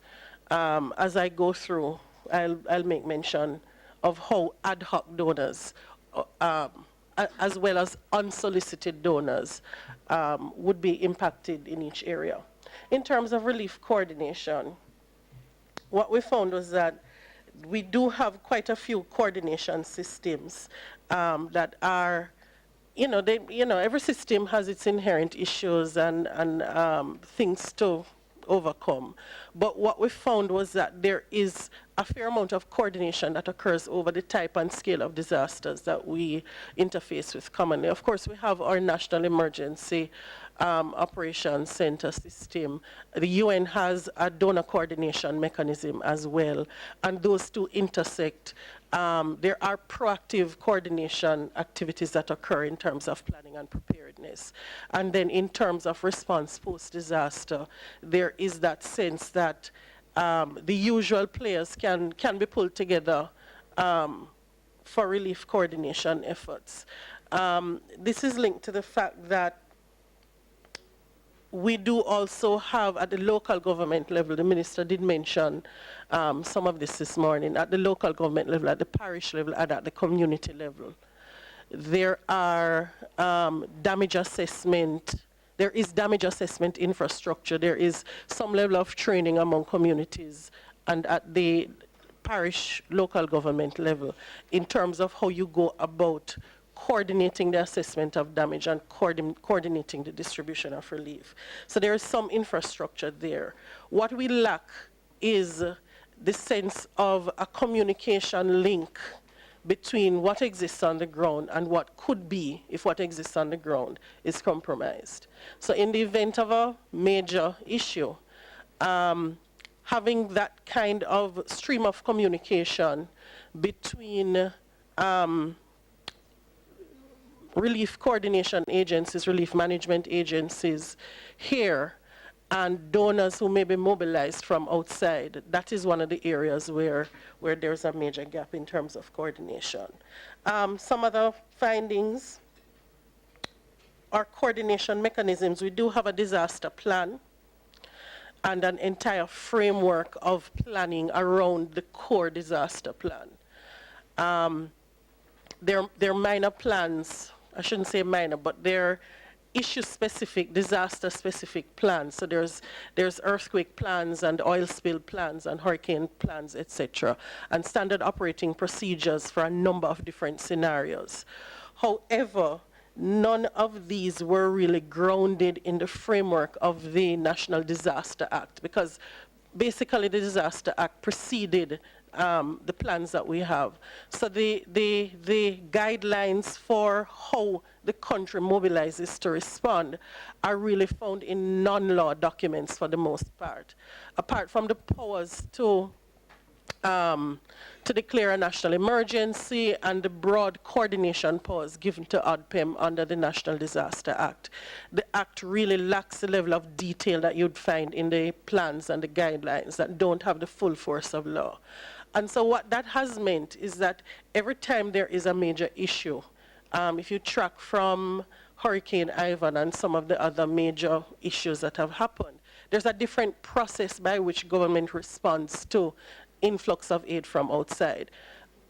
Even the agencies that operate on the ground, NGOs, for example, who mobilize aid from time to time, they may have to go through an entirely different process this year to bring in relief items than they would have gone through 2 years ago or 3 years ago when the last major issue hit. So we find that processes vary, standards vary, expectations may differ in terms of what waivers are applied, how they're applied, how the entire system is administered. So inconsistency becomes one of our major issues. There's also another issue in not having our regulations grounded in law, in that while the standards exist on paper, the level of internal policies in the relevant agencies that match up with these national plans, sometimes there's a deficit. So there may be a national plan that says once an emergency is declared or once there's a certain type of disaster, there's a window for bringing aid into the country without going through the routine customs processes or payment of fees, etc. But unless the customs officers are routinely trained, then you find that the persons who were around the last time there was a major issue move on through the organization or into another organization. And the level of internal know-how in terms of what is ordinarily done can diminish from one incident to another. So that concept of ensuring that all of your requirements are grounded in law and not just existing in various plans and documents is important also for the continuity of response, particularly as our agencies are going to rely more closely on what exists in law as opposed to what was done last time round. Basically, much of the coordination mechanisms that we have in place exist because of ministerial discretion, because of management agreements at the high executive level, but not necessarily because we have certain things grounded in law. Now, for some reason, I've gone and used up most of my time, and so I'll have to run through. The initiation and termination of relief, there are a number of issues here. The initiation of international relief comes about when you declare a national emergency. It's not that you can't get relief otherwise, but there's some funding that's triggered on the declaration of a national emergency. However, once you declare a national emergency, it has certain implications for some industries. Tourism, for example, if there's something that is localized and doesn't hit the tourist sector in a particular kind of way, you don't want to send a red flag to all of your potential visitors that says, we've shut down for business for 4.5 months, for example. The other issue is with relief comes an impact on local industry. If you're bringing in goods, it means that if there's anything here to be sold, there's no money to buy them because there are things being offered for free. So those are some of the issues that have to be balanced in terms of how you go about declaring a state of emergency. But at the end of the day, basically what we lack is a set system. The declaration process, like so much of our disaster law, is based on discretion. And what the particular leaders think at a particular time is appropriate, not necessarily based on a predictable set of benchmarks in terms of what constitutes a national emergency or a national disaster. I'll move on to talk a little bit about the entry of goods, personnel, and equipment. Basically, the donors that are here, many of them have access to waivers from the routine requirements, for example, for visas, for work permits, for customs fees, etc. Because they either take the form of the UN agencies or multilateral groups who enjoy these kinds of waivers across the board, or because they are special NGOs. For example, the Jamaica Red Cross, which is not really an NGO, it is a society of an international group. Or, for example, the Salvation Army. So what will work for us is if we do have international agencies that align with local donors, local UN agencies, local consulates and diplomatic agencies, or the local chapter of the Red Cross, for example. Aligning with that local body can get you through some of the logistical hurdles of coming into a country. But outside of that alignment, there really is no set system for recognizing an international donor as a special legal entity, or for coordinating the movement of international donors, which is another problem. There's one issue of who comes in, how do they come in, what do they come in to do? But then there's the other issue of once all these people are here, who coordinates, who knows what who is doing, who reports to whom, who keeps track of records, etc., etc. I should say that the full study is available. It has been printed by the Red Cross, and we're trying to get some copies here today for persons who are interested. And I'm sure it's available on our website somewhere. To sum up, in terms of figuring out how ready we are, the factors that influence that assessment are really the type of disaster. Is the nature of the damage familiar to our internal response systems? Is it a flood, a hurricane, a storm, something that we're more or less a little bit more accustomed to responding to? Or is it something that, in a sense, hits us from left field? It depends on the scale of the disaster. Will the internal response systems be compromised by the scale or the location of the damage?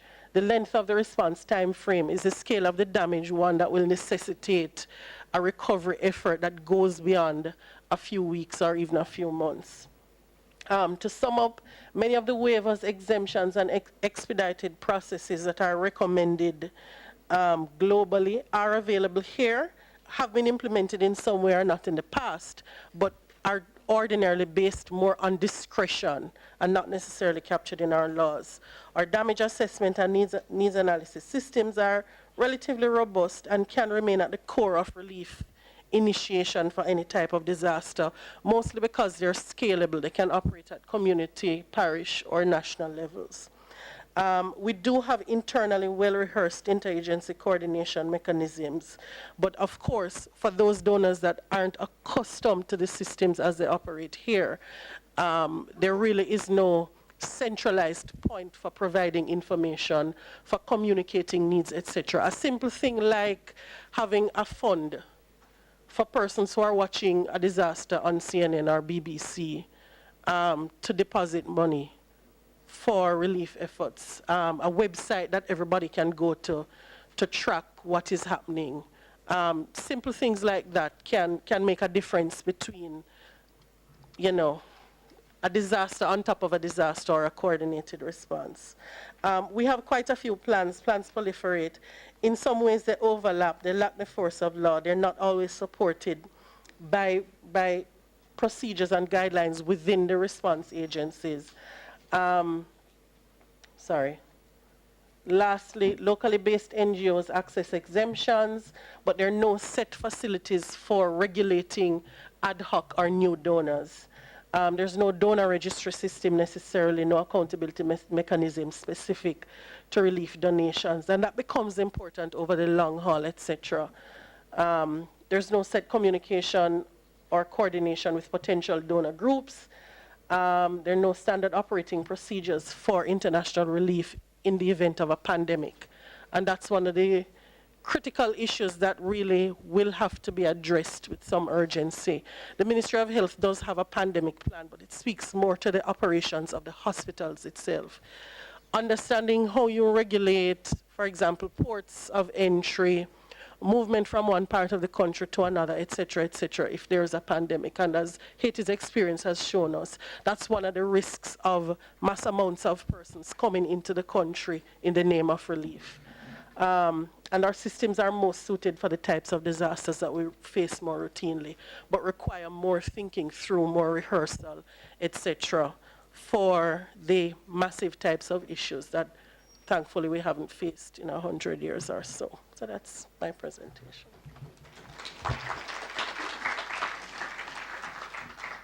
Thank you very much, Tanya. As you've heard, that is a presentation looking at the whole disaster system, and it is indicating some needs to address the issue of the surprises a significant or extreme earthquake event could bring.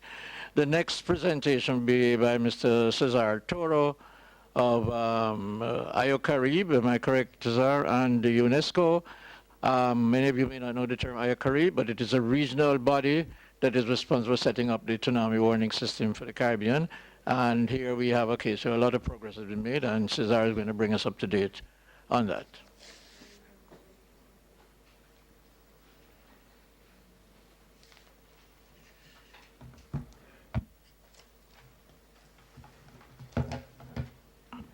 Good morning, everybody.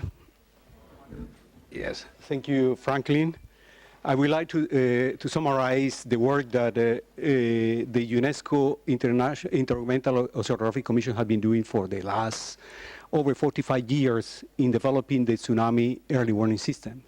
Initially, that was developed for the Pacific, jointly with a series of countries and in cooperation with NOAA, United States. However, after the Sumatra tsunami and it took hundreds of thousands of lives lost in order to get back to the track and keep everybody aware of the impact of a tsunami. So unfortunately, that was needed. But however, the work in the Caribbean is over almost 45 years ago that it started on developing a tsunami warning system. As you know, most of the, can I have the pointer? Is this one?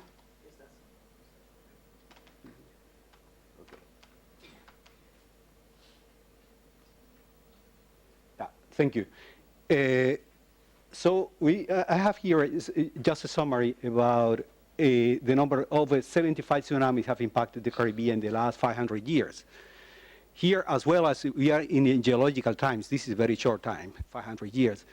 What is important for to take into consideration is that the idea of developing a tsunami warning system is essentially to save lives, as well as to develop plans for constructions of the different facilities, especially those who, as you saw in the previous presentation, most of the hospitals and major economic goods and assets are located in the coastal line.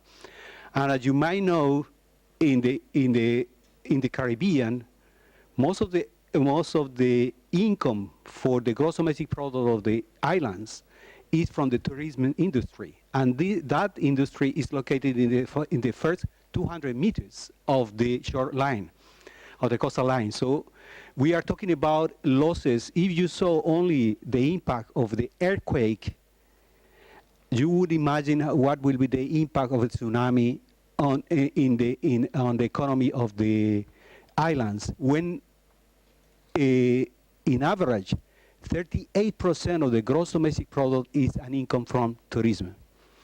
So what is, if you see from these 75 tsunamis, you have about 4,000 lives that were lost, but that in the past. What is important to notice is that if you have a major tsunami in the region, at the given time, you have at least about 50,000 people lying in the beach only.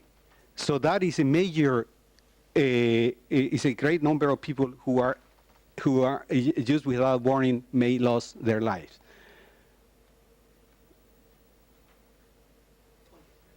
Yeah. So the Intergovernmental Oceanography Commission of UNESCO established a coordinating group for developing and implementing the tsunami warning system. There are 32 member states and 16 territories in the Caribbean and adjacent regions. All of the members of this intergovernmental group that was established in 2005, end of 2005, and we have already 8 sessions that have been held. And we are planning our next session for May this year in St. Thomas, in Virgin Island. So we have developed a series of guidance and planning documents that are the core of the development of the tsunami system. And as you can see, this is we have the implementation plan that is rather fresh, published the last year, and this for the next 13-17. We have a communication plan for the Interim Tsunami Advisory Information Service to the Caribbean Sea, and we have updated the 2007 version. We have as well one of the most important areas you might have, as we saw, for instance, one interesting example that is not the best example of development is the case of Katrina, when you have a really warning ahead, several days ahead. However, we have a very major damage provided and losses. Because of what is important is not only the need for having the high-tech and the best communication strategies, etc. But at the end of the day, what is important is how the communities and public in general large will react, and whether we are prepared to that reaction, etc. So what we call in disaster management the last mile. This is what we need to focus a lot when we are looking for saving lives. We have a test during the Haiti earthquake, and we have a real test that was, we checked that everybody has been receiving all the focal points, and the agencies, local and national agencies, have been receiving the information after the earthquake. And what was identified from after the assessment of that first real test, we noticed that, for instance, that sea level was scarcely monitored during the event. And some national warning centers do not know how to access sea level data over the GTS, over all the facilities we have available. We also noticed that national warning centers, most of them, they did not use any numerical models during the event. And fortunately, we also noticed that all the countries that were placed in the watch level were able to distribute warnings and even preventively evacuate some areas. We have the group is shared by Krista von Hillebrand from United States. We have 3 vice chairs: Philippe Zaron from France. We have Don French from St. Lucia, and Victor Cano from Venezuela. The past chair was Lorna Innes from Barbados.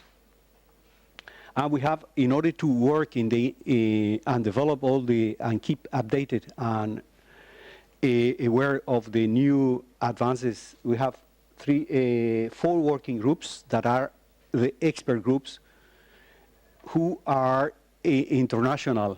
They are local experts in those groups, but joined by other experts from Japan, Norway, Canada, United States, etc. So as well, we have established a new task teams that are really focused per topic. This is Sea-Level Network Capability Study, Performance-Based Recognition Program, the Carib Wave 14, the PTCW Enhanced Product Implementation, I come back to that, and Warning Communication and Dissemination.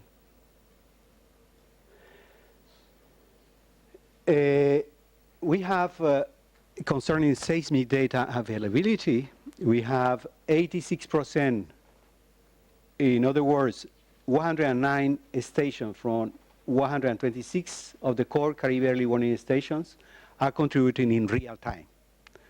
This is a major achievement here. And you can see here the picture is showing the different stations. And the red dots are showing what are the major gaps we need to fill in, that they are, where we need stations but we don't have yet. As well, we have well, here the panel is hardly to see, but well, it's always problem of the color. Anyway, we have established 7 DART stations. This is buoys, tsunami warning buoys that are located in the deep sea, far away, so we can track tsunamis that are coming from outside the region, and also as well to evaluate and monitor those who are generated within the region. So as well, we have 50 stations, sea level stations that are providing, this is 47% of coastal sea level gauges that are sharing data.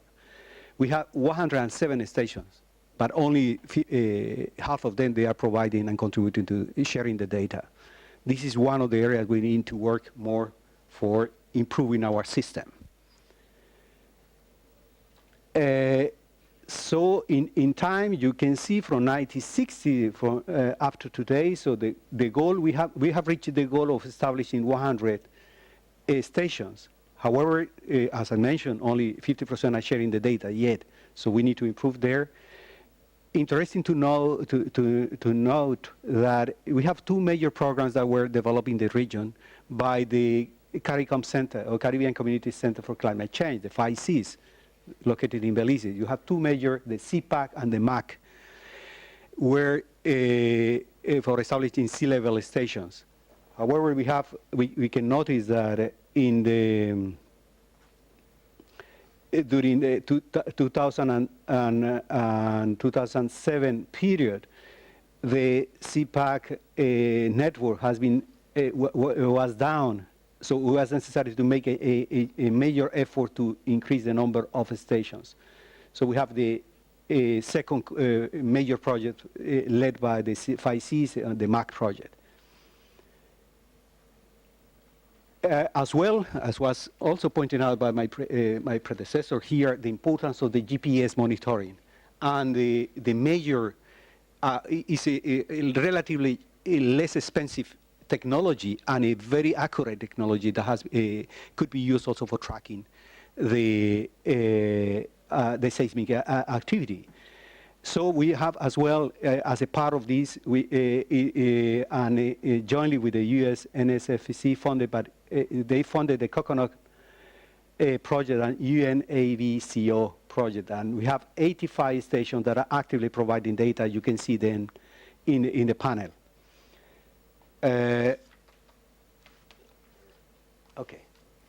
So we have tsunami services. For the region is the Pacific Tsunami Warning Center from NOAA and IOC that is providing the information for all the 32 and 16 territories in the Caribbean, except for the U.S. territories in the Caribbean. That is the Alaska, previous Alaska. So we have as well established the Caribbean Tsunami Information Center that was established in Barbados last year and is already started.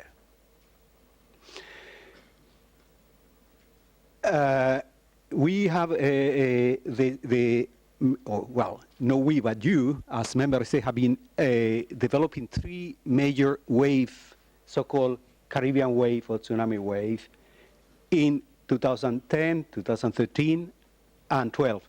So it was necessary in the last exercise, 90% of the member states participated.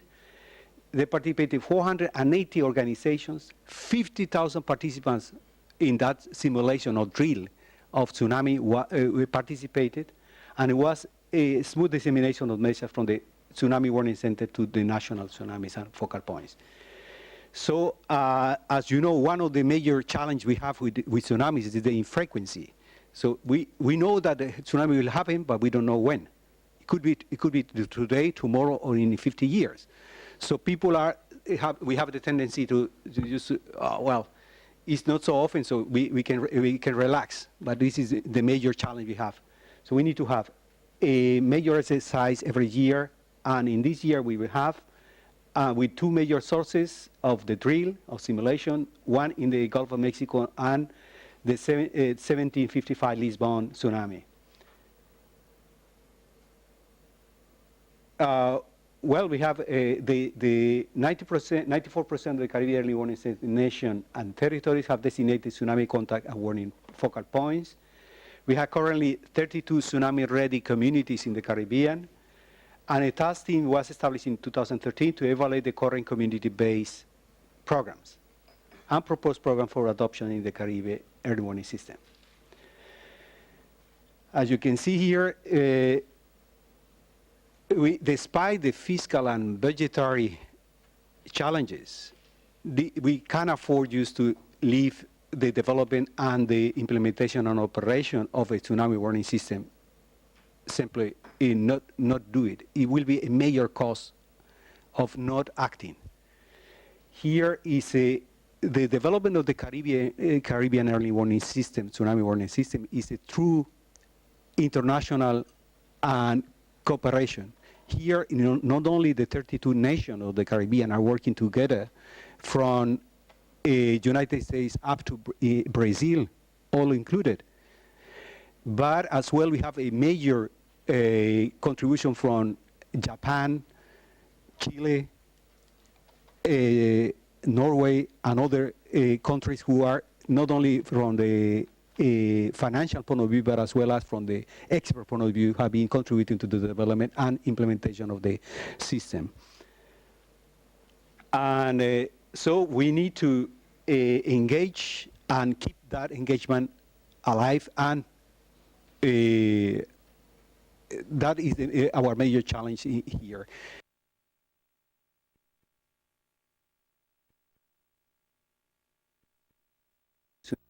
Warning focal points. We have currently 32 tsunami-ready communities in the Caribbean, and a task team was established in 2013 to evaluate the current community-based programs and proposed program for adoption in the Caribbean early warning system. As you can see here, despite the fiscal and budgetary challenges, we can't afford just to leave the development and the implementation and operation of a tsunami warning system simply not do it. It will be a major cost of not acting. Here is the development of the Caribbean early warning system, tsunami warning system, is a true international and cooperation. Here, not only the 32 nations of the Caribbean are working together, from United States up to Brazil, all included. But as well, we have a major contribution from Japan, Chile, Norway, and other countries who are not only from the financial point of view, but as well as from the expert point of view, have been contributing to the development and implementation of the system. And so we need to engage and keep that engagement alive, and that is our major challenge here. Thank you very much, Cesar. This is a subject Cesar and I and others have been having a conversation, and sometimes active and energetic conversation, because the devil is in the details for the tsunami warning. And as he has pointed out, a very significant part of the economy and of the population actually live in and use tsunami-exposed coastal sites in the Caribbean. And the warning system does not work until all the users of those coastal areas which are exposed, including, as Mr. Mason's pointed out, the energy facilities, the bunkering and fuel storage facilities, the tourism and the warehousing and port facilities, and the airports, because most Caribbean airports are in fact within the range of the extreme tsunamis you can expect. Until all of them are actually declared tsunami ready, we won't be ready. So I want to thank Cesar for bringing us that bit of information, which is in fact very relevant to the issue of large earthquake exposures. Tsunami effects are part of the full spectrum of earthquake impacts, and to hope in fact that we have some discussion on this and we include it in the decisions of the working groups tomorrow. Let me maybe just ask you to take one read. How many people were aware of the tsunami, where we have reached with the tsunami warnings? Just a show of hands quickly. Is this news to you, or do you already know? Well, that is in fact one of the reasons we needed this forum, because in spite of all the good work being done by UNESCO in the region and ICARIB in the Caribbean itself and by ODPEM, the users of the exposed areas still need to be brought up to speed in terms of sensitization and awareness of this very important component of the earthquake threat, and indeed, and in fact, the need to be able to take action very quickly if a tsunami is found to be actually approaching the area. The final presentation in this section, and before we go to discussion, will be from two of the very hardworking people at ODPEM, Ms. Michelle Edwards and Ms. Karima Atkins. Did I forget the last name? Mitchell, is it? I want to apologize for trespassing into lunchtime, but we will have this presentation. The ODPEM have agreed to collapse two different presentations, one of which was meant to be in the afternoon. And so Michelle and Karim are going to present respectively on where we are with the earthquake response arrangements for Jamaica, using a 2012 simulation and test of the plan as the case, I understand. And Karim is going to share with us some of the information on how they plan to do rapid assessments of critical infrastructure. And both of them, as you see, are very relevant to what we have discussed earlier. So we're going to ask them to present, and we'll have a short discussion, and we'll still try to get to lunch with enough time, about at least 40 minutes, we think, for you to enjoy your lunch. Go ahead, Michelle. Good morning, ladies and gentlemen. And for those of you who don't know me, I am Karima Akins Mitchell. I think Professor Mitchell did an excellent job of setting the context for my presentation. And since there's no longer any doubt as to whether we are vulnerable to earthquakes, the follow-up question to his presentation would be, for me, how well will our critical facilities perform when we actually get that earthquake? And so I'll be taking you through a methodology that we've adopted from FEMA and applied to some critical facilities in Kingston and St. Andrew.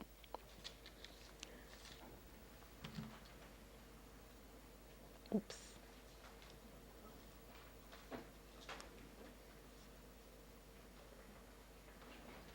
Oh.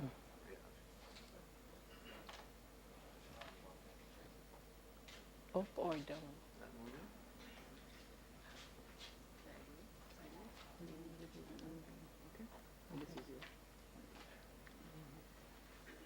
Okay, thank you, Demar. So this is the outline of my presentation, and I'll move right into it in the interest of time.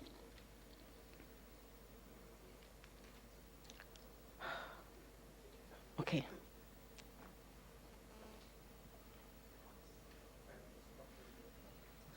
Good. I think most of us here are aware of the roles and functions of critical facilities.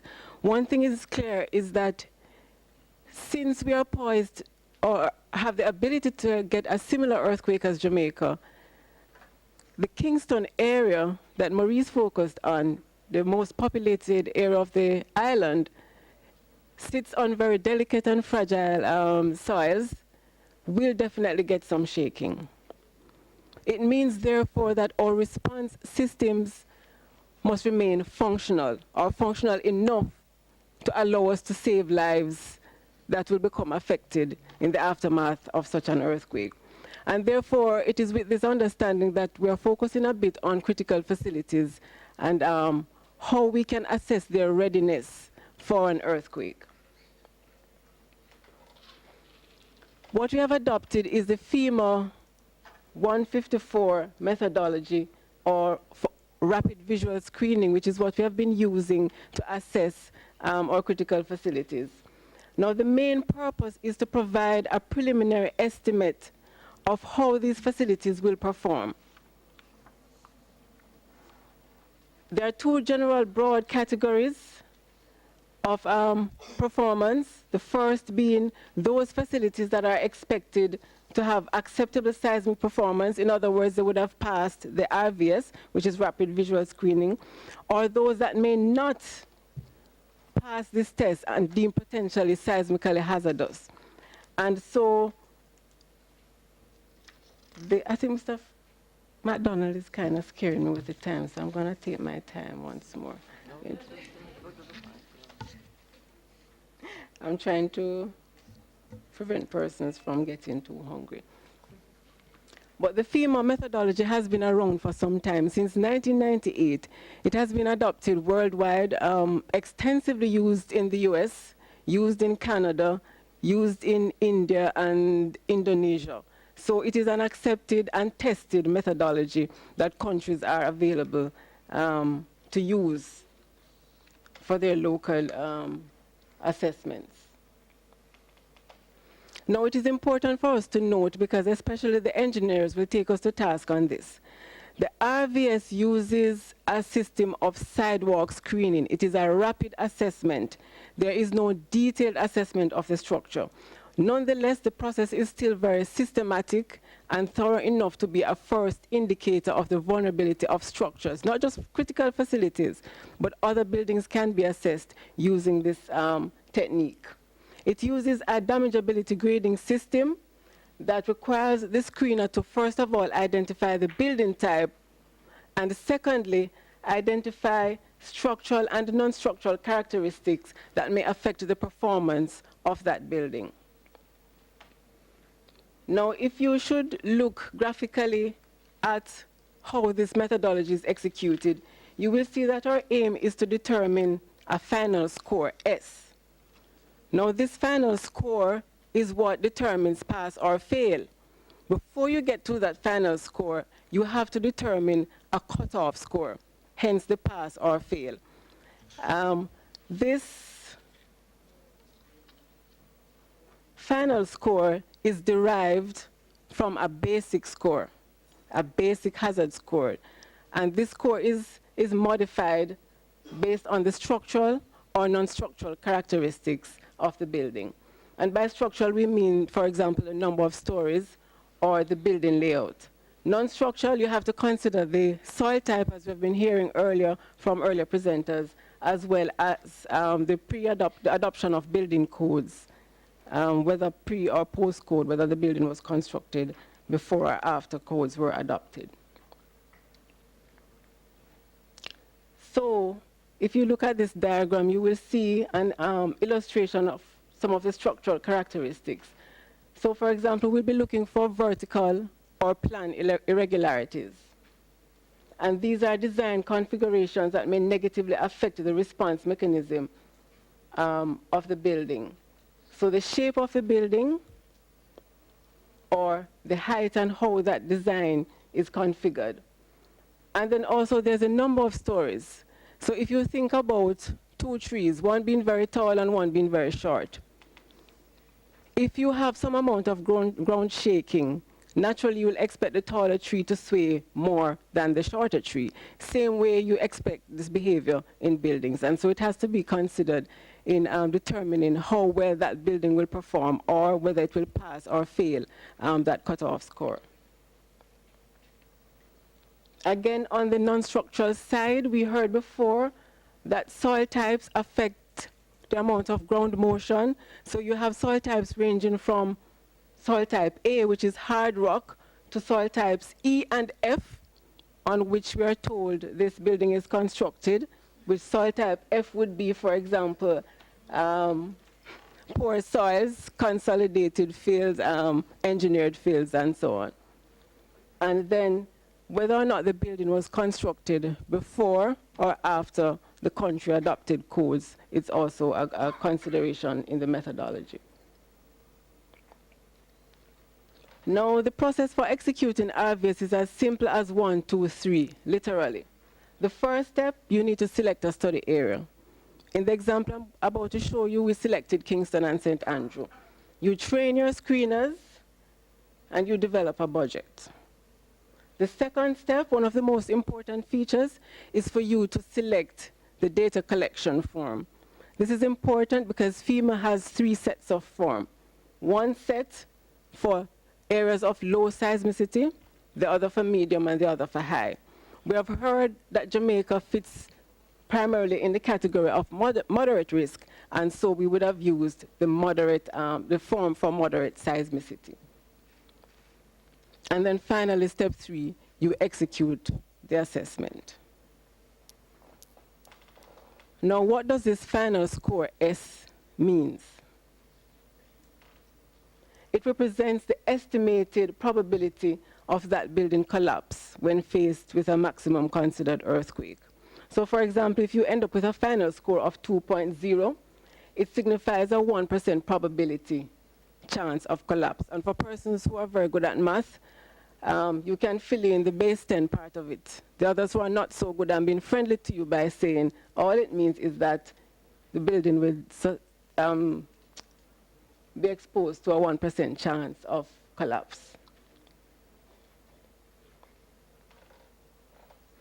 Now, we applied this technique to 77 critical facilities in Kingston and St. Andrew. It is not all the facilities. In fact, some of those mentioned by Maurice in his presentation were not covered. We focused mainly on police stations. There were 37 of those. Health centers, not the hospitals, 33 of those, and 7 fire stations. Now, we applied the RVS methodology, and overall, I heard somebody say, Jesus, 61% of those facilities failed the RVS. I should point out that we could not, or FEMA does not recommend that you assess facilities that fall on soil types E and F. So for example, if we were assessing Conference, this facility as one, we could not because it falls on soil type F, because you need more site-specific investigations to come up with your conclusions.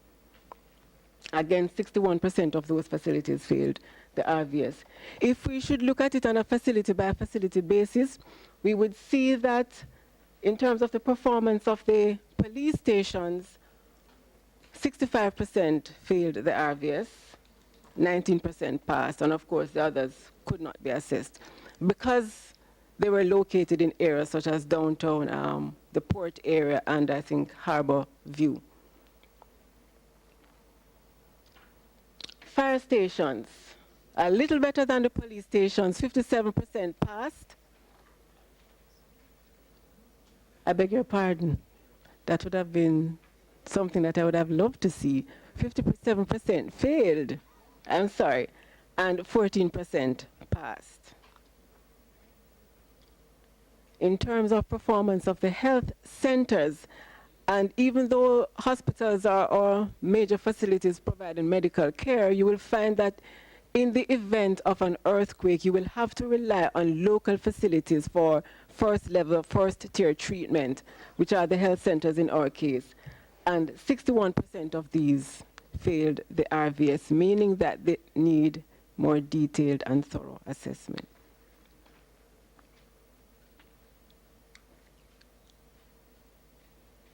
Okay.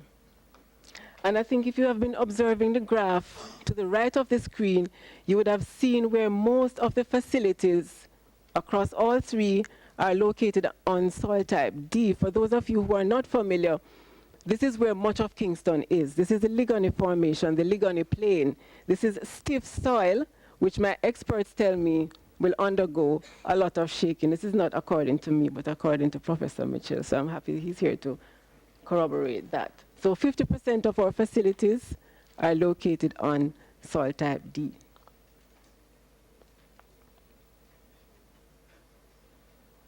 And spatially, this is how it looks. If you're able to see those dots, you would have seen a concentration to the south of Kingston. And we are told again that the further south we progress, we are more likely to get more ground shaking. Am I correct, Prof? He's nodding and he's saying yes. That is also where we have the highest densities of population. Kingston and St. Andrew represents roughly a third of the population of the island. And it therefore means that we need all our response systems, police stations, fire stations, health facilities, to be up and running when we receive this maximum considered earthquake, which could be roughly 7 or 7.1, somewhere thereabout. And again, I think I spoke to this earlier on, that 55% are on soil type D, 14% on soil type F, which means that combined, you're looking at roughly 70% of your facilities that are located on very fragile geology. These are some pictures that we took that demonstrate some of the plan and vertical irregularities that we observed.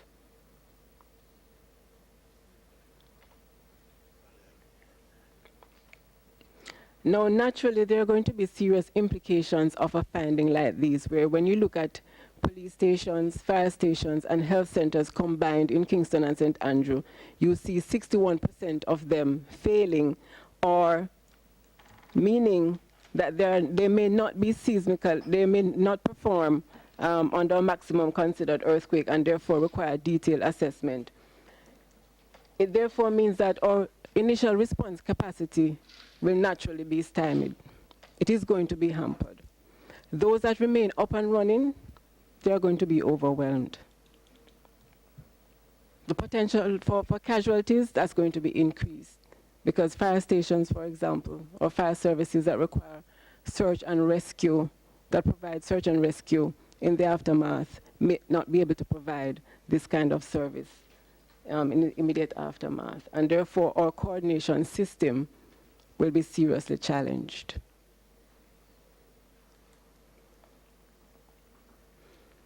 What do we conclude and recommend? We need to prioritize a program that provides detailed structural assessments, primarily for the ones that have failed the RVS. It simply means we need to look deeper into how these will actually perform in the aftermath. Having done that assessment, the aim is not to demolish, but to assess whether they can be retrofitted. And if they can be, then we do so. And similarly, we are also saying that this methodology should be expanded to other facilities, such as schools, that we rely on as shelters. And finally, this study was executed in 2012, and since then, we have made some strides. So we have applied the RVS to, that's what, over 4,000 buildings, including 35 critical facilities in Onoto Bay, Falmouth, and Linstead. Onoto Bay and Falmouth, the assessment is part of a bigger risk assessment for those locations, and so it included RVS under the seismic component. I should also add that with the aid of Dr. Brown, we were able to produce microzonation maps for those locations, and so we now have at least better data to be able to do our development and designs for those regions.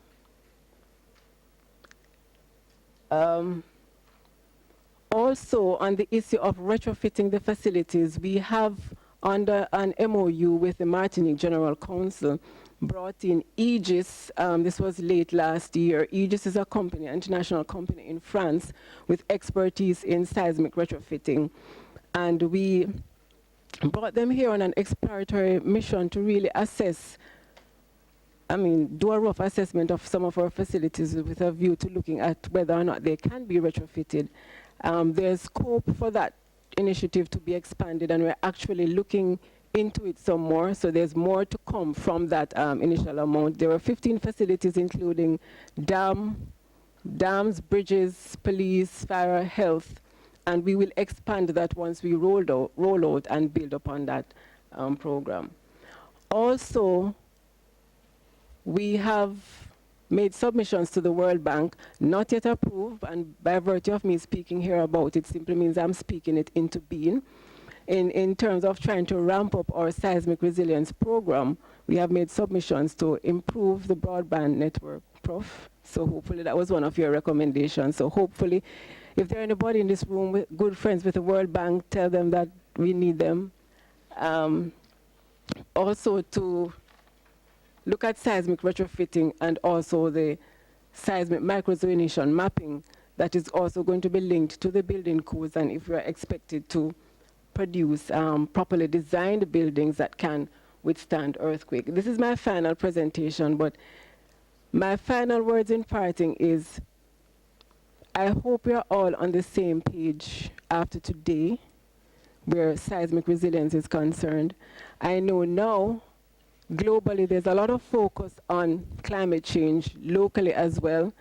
And we at ODPM have been trying to push an agenda that says, please give us equal attention on earthquake as you're giving to climate change, because earthquake has the potential to wipe out some of the gains you have made with climate change. So, ladies and gentlemen, I thank you very much for your attention. Thank you very, very much, Karima. You notice I allowed the president to go ahead because I think this is one of the important diagnostics we're going to hear. It's very specific, very focused. What it indicates is that the team has been applying the methodology, coming up with results, and part of the reason for the day is to share that kind of results. I know Michelle is going to present, and I'm again apologize for going into your lunch, but we need to hear from Michelle on the results of her test, etc. And then we may have to cut the discussion a little bit, but we will try to wrap and get you to lunch with enough time to finish and come back by 1 o'clock. Please, Michelle, come ahead.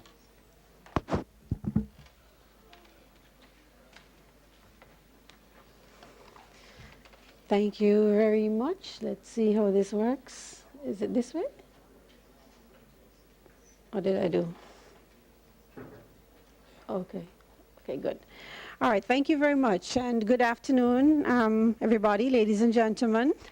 Now, we have heard so much this morning already, and so we know that we are vulnerable to earthquakes.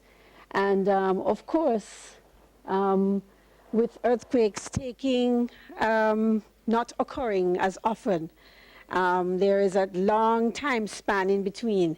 And so our knowledge and vulnerability is even more heightened because we are not exactly exposed to and unaware of maybe some of the things that probably were done some time ago to, of course, deal with earthquake response and management. And so practice, practice, practice, practice makes perfect. And with that, we will look at the simulation exercise that was held in 2012 that focused on earthquakes. Of course, you've heard of our thrust and our focus on earthquakes. So we had an exercise the year before that dealt with hurricanes. But in 2012, we decided to focus on earthquakes. And these are the areas that I will briefly highlight. Just to give you a little background, though, as to the simulation exercise program, it is really a critical platform upon which the evaluation and development of assessment and training and, of course, operational needs of initial first responders to be appraised and implemented. And, of course, this will be coordinated through a multi-agency participation and planning, and, of course, provide support, organized approach to training of emergency managers, emergency responders across the nation to support the National Disaster Plan. Now, the concept for the simulation exercise that took place in 2012, really the purpose of the exercise was to address the deficiencies as related to earthquake response. And of course to build the capacity of local response teams and other critical areas of government and industry. And it was the first step in creating of a learning tool for future training and evaluation in earthquake response. And this is very, very, very important because we learned a lot of important things coming out of the exercise. And some of it I will try to take us through today. Of course, to assess the national response mechanism and how it will react immediately after a destructive earthquake, to assess the situational reporting used by the use of technology, and that is an application that we have developed to look at how we can get information into us as quickly as possible via email. And the exercise took place over a 2-month period, January 17th to February 16th. Some of the other secondary objectives, I won't go through all of them, but for example, to identify key issues and gaps related to the earthquake planning process, to gain better understanding of the dynamics during an earthquake response, just to name a few, some of the other secondary objectives. Now, the methodology for executing the exercise, we developed with our focus based on training and building capacity to cope with all this ground shaking that we're hearing about and the anticipated big earthquake and so on that we may actually have. We use the exercise to document a planning process to identify areas, planning requirements for more in-depth analysis and understanding, critical examination and understanding of this earthquake hazard, and to update the earthquake plan, of course, and to later on do some sort of tabletop exercise. And so we executed this over 3 phases and using 8 modules, which took the form of a roundtable discussion. And we did a functional exercise which looked at urban search and rescue. That's the last exercise that took place. And the modules, continuity of governance following a major earthquake, external search and rescue and medical care. We looked at a module that focused on tourism, transportation and education. We looked at a tsunami drill for the community of Old Harbor Bay. And we applied the use of the technology to try and see how well we were getting these reports back if we had to actually use the tool. if we had a disaster, and of course we had the exercise. And this is just a diagram showing you how that took place. And of course, to critically examine the appropriateness of the existing plans, the policies we have, based on a realistic scenario and the response of the agencies. Now, the scenario was developed by the Seismic Research Center at the University of the West Indies, and of course, an estimate of the ground shaking that would realistically be generated by the earthquake. Does this pointer have a light that you can use? No.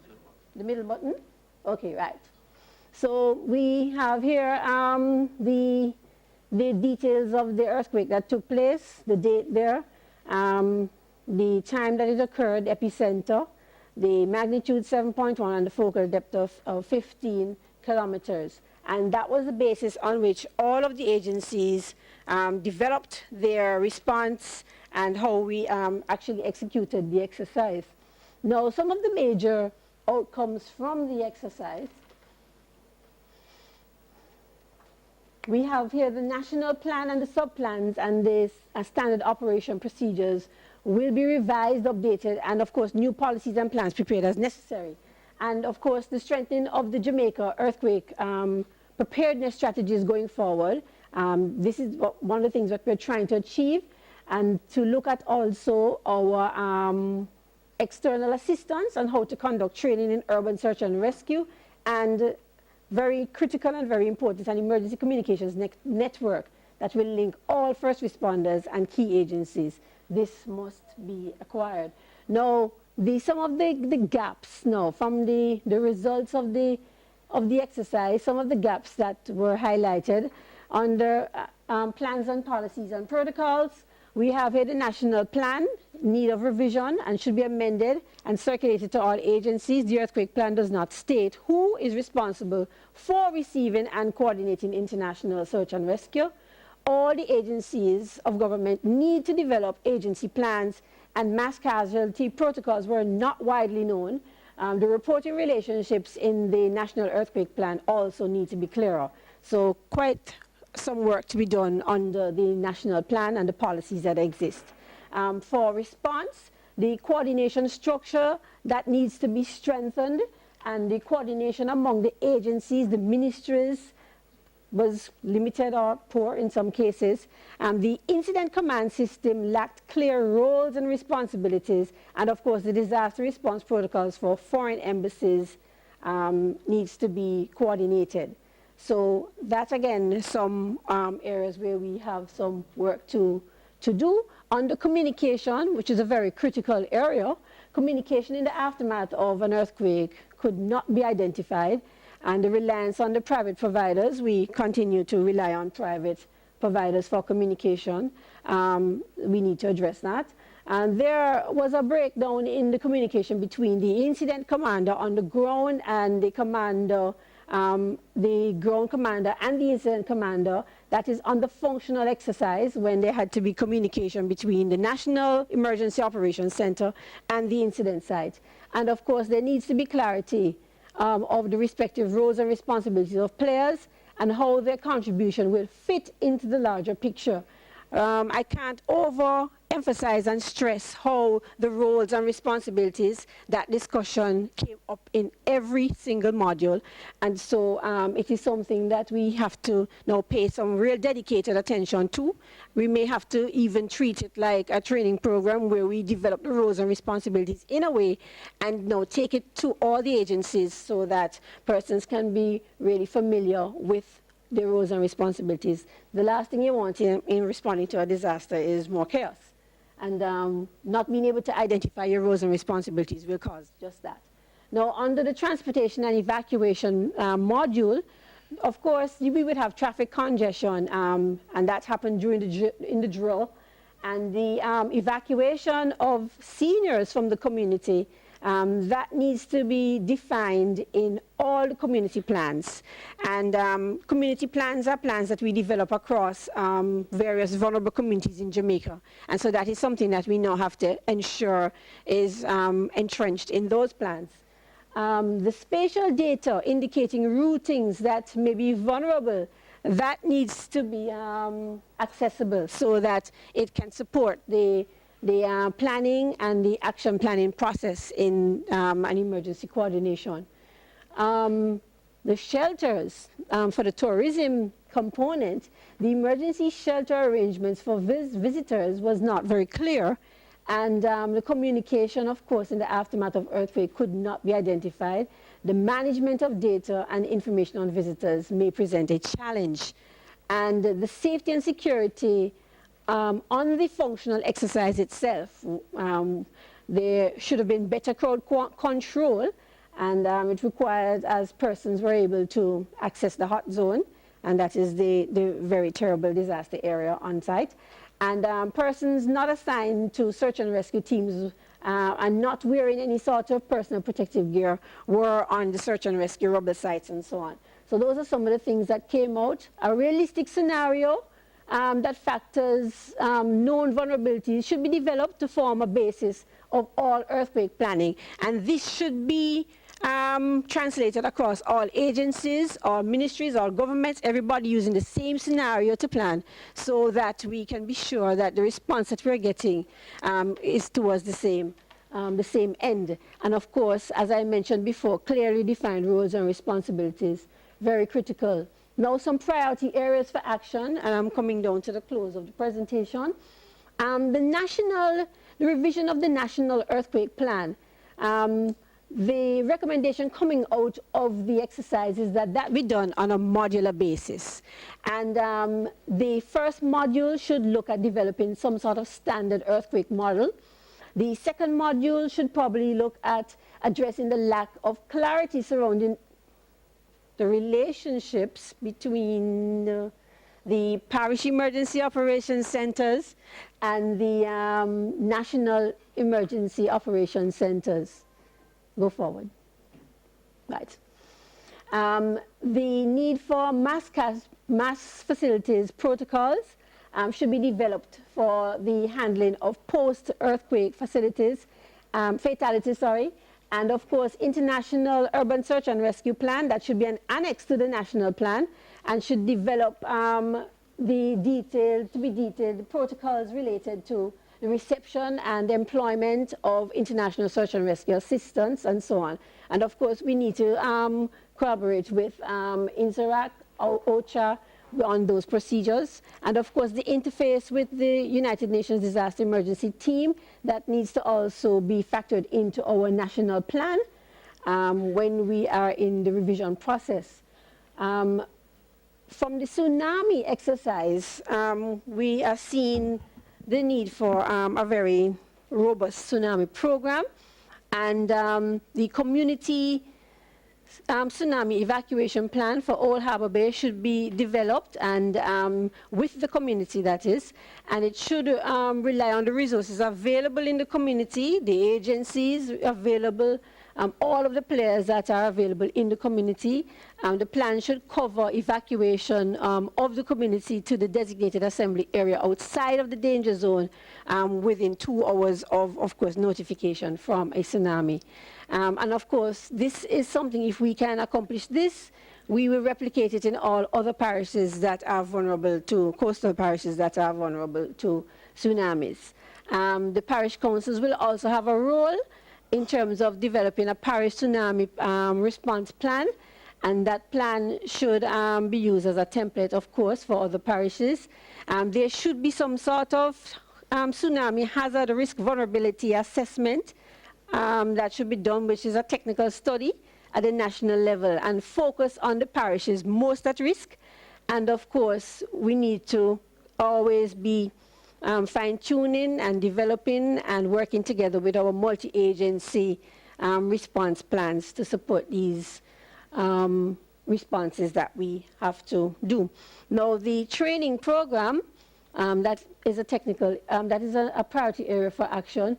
And of course, based on a realistic scenario, we will look at how we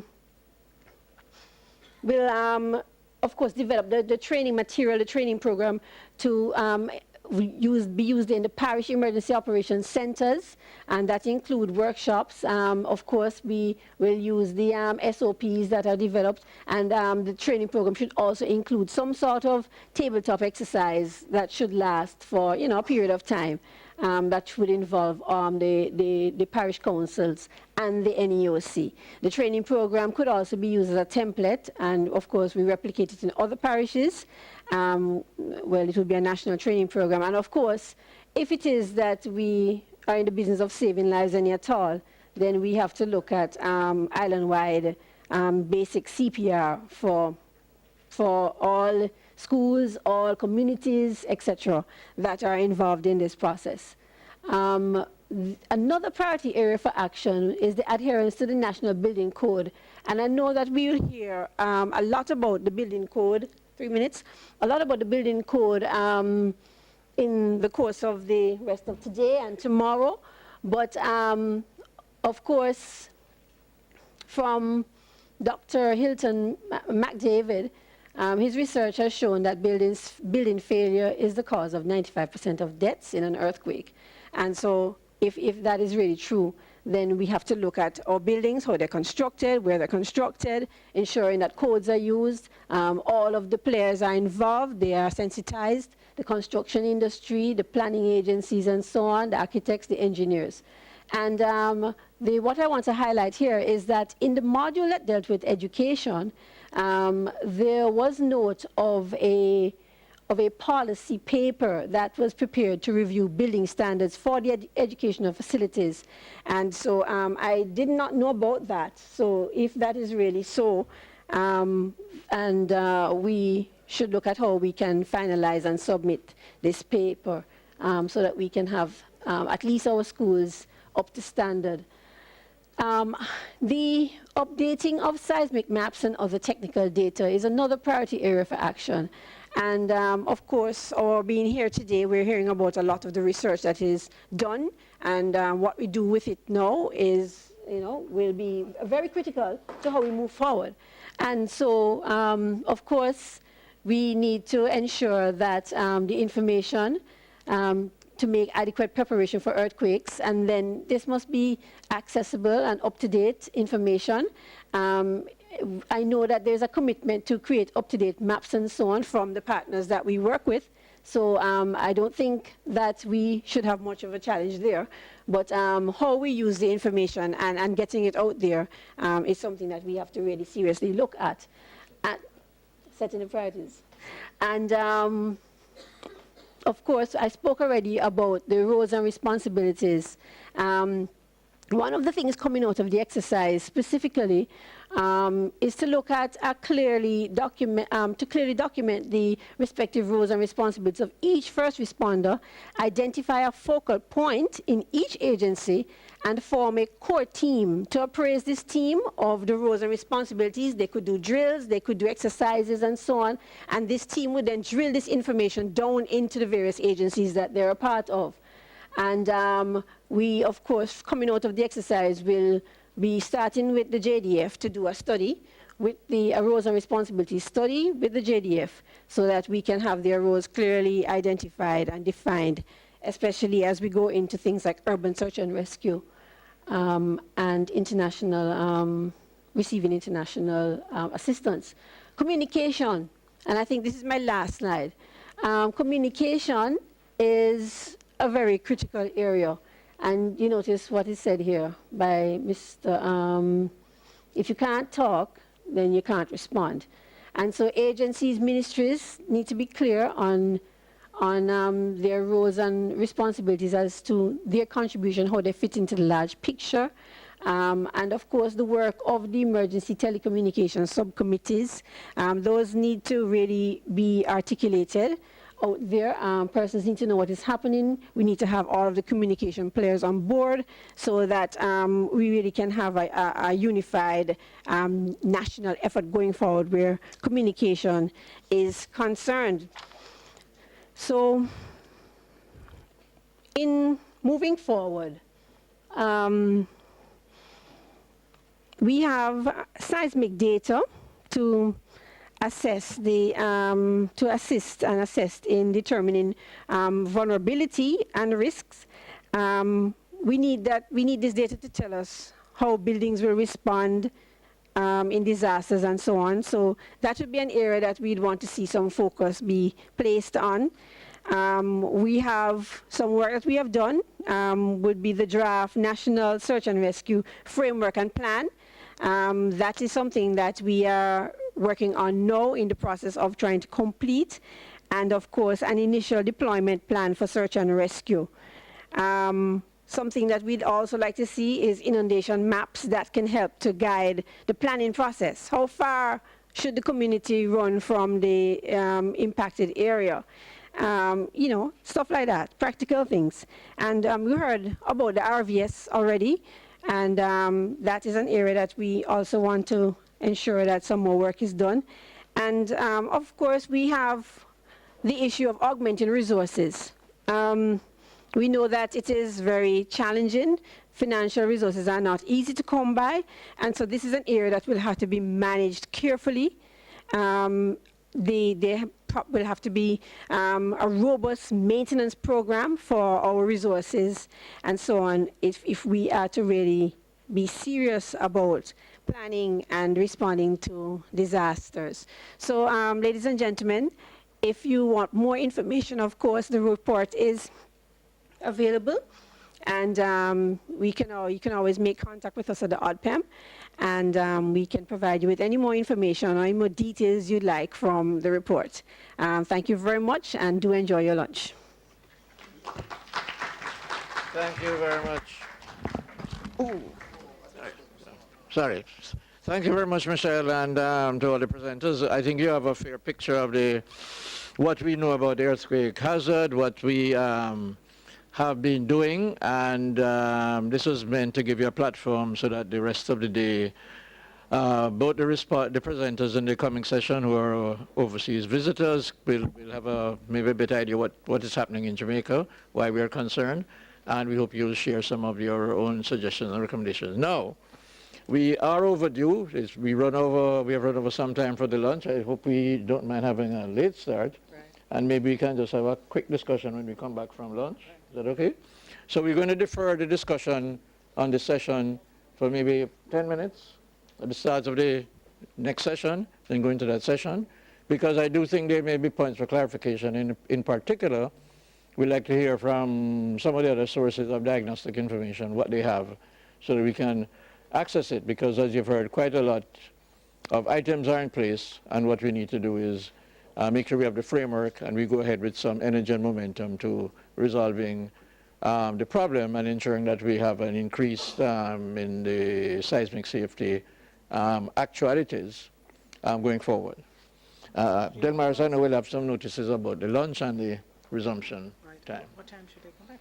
I would say 1:30. 1:30? Lunch in afternoon. Okay, thank you. Let me apologize again for cutting into lunch, but I'm told that we'd like for you to be back at 1:30. And on your way out, I'd like to remind you that the working sessions, there are 4 or 5 lists outside on the table, 5 lists. We're asking that you sign up for the working sessions for tomorrow. In addition, we handed out invitations for the reception this evening at Dr. Kashyap's residence. So we want to make sure that everyone here got an invitation. If you haven't received one, we're going to ask that you pick that up in the front also. And is there anything else I need to remind you about? There are persons who may not have signed in because you came in late. We're going to ask that you sign in also. Please enjoy your lunch, and as usual, promptly at 1:30. Thank you very much. With the state of the health facilities in and around Kingston. No? Any of the team members say, no, if there are no questions, fine, because then we will allow session 2 to proceed. And do bear in mind that tomorrow in the working sessions we have room and time for some of the dialogue on these presentations.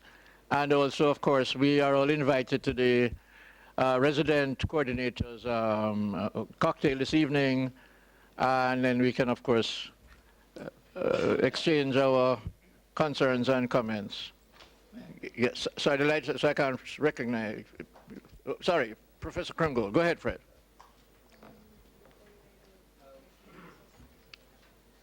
I'm sorry I was out of the room most recently before lunch, but it occurs to me that what we saw in the presentation on seismic risk in Kingston, that a significant area of industrial development, including power stations and industrial facilities, are located in what are shown as high hazard zones. Is it known if the owners of those private facilities have taken any particular precaution or if they are aware of their risk? Thanks, Professor Krimgold. I'm not sure if Mr. Mesa, whether the ODPEM people could respond to that very quickly. I believe that part of the Ahmad and Mason methodology was in fact to try to ascertain if such assessments exist. And Maurice, are you here? Okay, sorry, Mr. Mason actually, okay, I'll try to answer because I was involved there. The quick answer is that what we found is that there was very uneven coverage in terms of assessments of such facilities. And if I could add to that, we also at the time thought that there was a need for a conversation about what composes critical and essential facilities, because some of the other jurisdictions we monitored, for instance, I think the Australians now list things like the internet and its robustness as part of their essential facility. And the ILO have some guidelines that point out that significant revenue streams in terms of employment and livelihood concerns should begin to be brought into that area. So my understanding of the situation, Fred, is that the coverage is uneven, that some of the facilities, and I think in Jamaica traditionally we have noted that the Jamaica Public Service do tend to have engineering assessments of the components of their generation facilities on grid, but the water utility normally does not. And in fact, my understanding is that the recent visit of the Martinique team was focused to some extent on the water facilities, including the dams, because there is no internal system within the water utility for carrying out such assessments. And I've been one of the persons pushing the view that the practice emerging from Australia and New Zealand, where the utility regulator actually sets standards and requirements for reliability and robustness on the part of the utility they regulate, should in fact be something we look at, because that in fact provides the emergency management office with a way forward without them becoming over-engaged in the practicalities of keeping the utility. In other words, the utility regulator makes as a part of the utility standard the reliability of the utility under credible natural hazard conditions. So indeed I had hoped that OUR would have been here, because that's part of the modern practice of utility regulation. Any other questions? If not, I will hand over to Mr. Glaze, who's going to lead you into the second session. And feel free to come later on with some of the issues. Go ahead.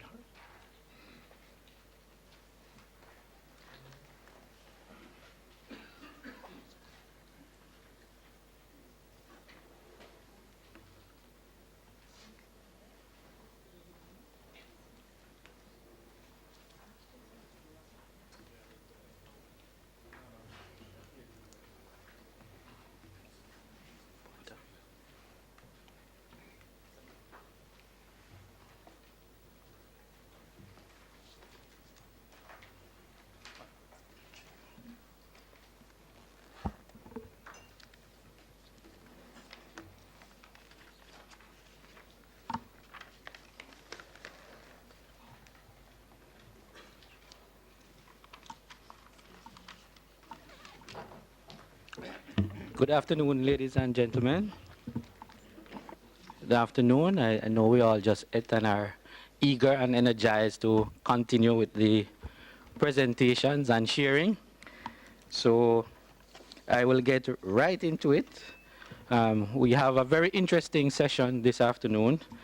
Two very interesting sessions, led by this first one on best practices and lessons learned. And we will be focusing on some of our neighbors within the region, primarily the Latin Americas. And we will also be having a presentation from our partner from Japan to share. It's always, we speak about learning from our lessons and so on, and we tend to many times think about lessons from a point of view of ourselves, rather than, hearing about the successes or the challenges of others, and how do we utilize this kind of information and knowledge to strengthen our own level of preparedness. And so, that's an integral part of the forum here, and that is what we are about to share with you in this session. In terms of context, as you can see from your program, we're looking at sharing best practices and lessons learned in a global context to increase the level of preparedness and create opportunities for international cooperation. Right? So a part of it, listening, hearing from each other. You heard about the Jamaican context earlier. We'll move into some of the experiences of these countries, and with an intent of how we can look at any opportunities to interact and to cooperate in some of the areas mentioned. So with us this afternoon at the head table, our panelists, we have a distinguished group of individuals to share with you this afternoon. We have Mr. Rahul Kubo from the Japan International Corporation with us, the first person here to my left, who has been working in the area of energy for over 30 years. He's a professional civil engineer. He's also a disaster prevention expert, as well as occupational safety consultant. Fortunate to ODPEM, Mr. Kuba is also a long-standing volunteer with JICA, as I mentioned, and is here in Jamaica volunteering with ODPEM. So we have his expertise since the summer of last year, and he'll be with us for 2 years. And he has graciously accepted to share with us some of the experiences from Japan. We also have with us Mr. Claude Perpite from the civil engineering. He's a civil engineer and has a Bachelor of Arts in Applied Geology. And he's from Haiti. He's here to share with us their experiences in the area of seismic risk, particularly to the Haiti earthquake in 2010. And he's from the Office of Mines and Energy in Haiti. We also have with us Ms. Luz Bonilla from the National Emergency Commission of Dominican Republic. And she's an urban architect by profession, designation, and is a specialist in disaster risk management. Currently, she is the director of the support program for implementation of National Integrated Plan for Disaster Risk. We also have with us at the head table Carlos Gutierrez, and he is will be sharing with us experiences from Mexico, and is from the National Center for Disaster Prevention. With him is also Leonardo Corona, who will also be sharing with us in their experiences from Mexico. And of course, we also have Ms. Carmen Correa from the National Emergency Office of Chile, and she will also be sharing her experiences with us from the Civil Protection Division, where she's the coordinator for National Disaster Risk Reduction Platform. So can you have a round of applause for our panelists? And we will get right into it. How I think I will treat this session, because of the time as well, I'm going to take the first three presentations, And then we'll have a quick question and answer session, and then we take the last two. Right, so we'll do it in that order. So, Mr. Cooper, the floor is yours, sir. Thank you.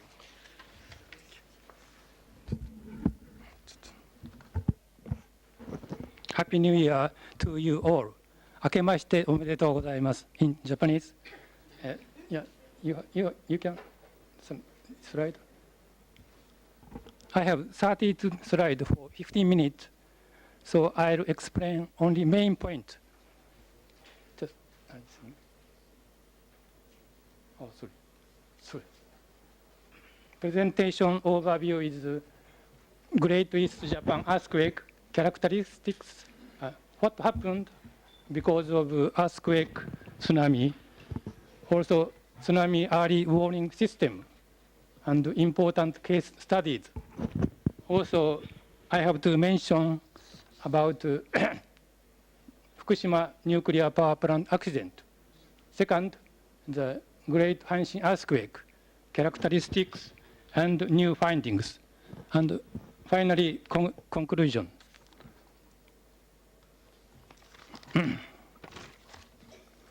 Two different types of earthquake. The Great East Japan is plate boundary type, and Great Hanshin is epicentral earthquake by active fault. This is a cross-sectional view, and number of evacuees by Great East Japan as of today are about 280,000 people. We can see awful and powerful tsunami. At the time, March 11, 2011, I was in Bhutan as a JICA senior volunteer. I appreciate Bhutan very much. Also, we would like to thank the Jamaican government and its people for their warm support and message, as well as the other 179 nations in the world. Great East Japan earthquake, widespread area, and very much damages, very little damages of structure. Also, foundation and coastal zone had much damaged. Also, serious damage by tsunami. Metropolitan area also suffered. The biggest issue is the nuclear power plant accident. This slide is for reference.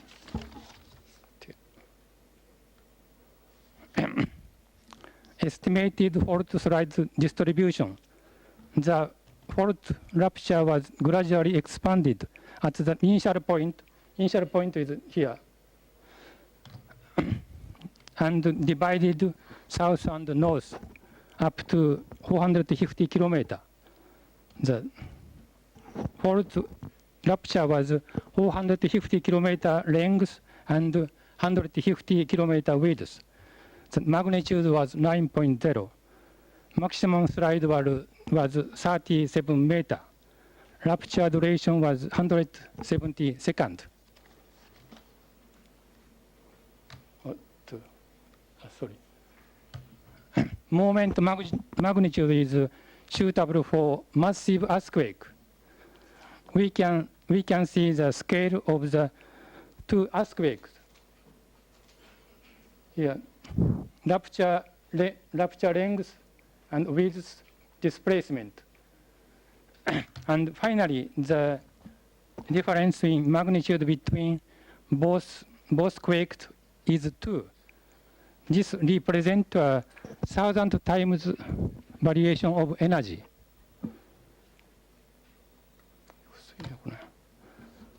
Some part of the Japanese island, so lateral movement is 5.3 meters and sank to 1.2 meters in depth. Oh, sorry. Sorry.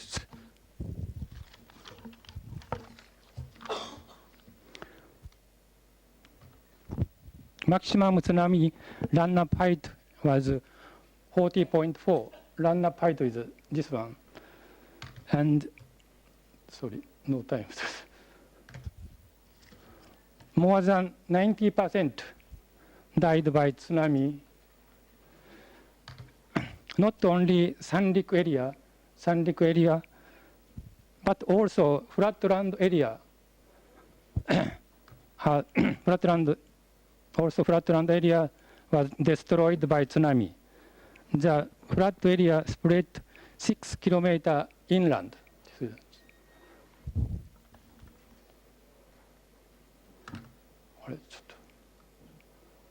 Strength of tsunami. Tsunami is whole seawater breakover from seabed to sea surface. Wave is only the water near the sea surface breakover. Also, high speed and concentration.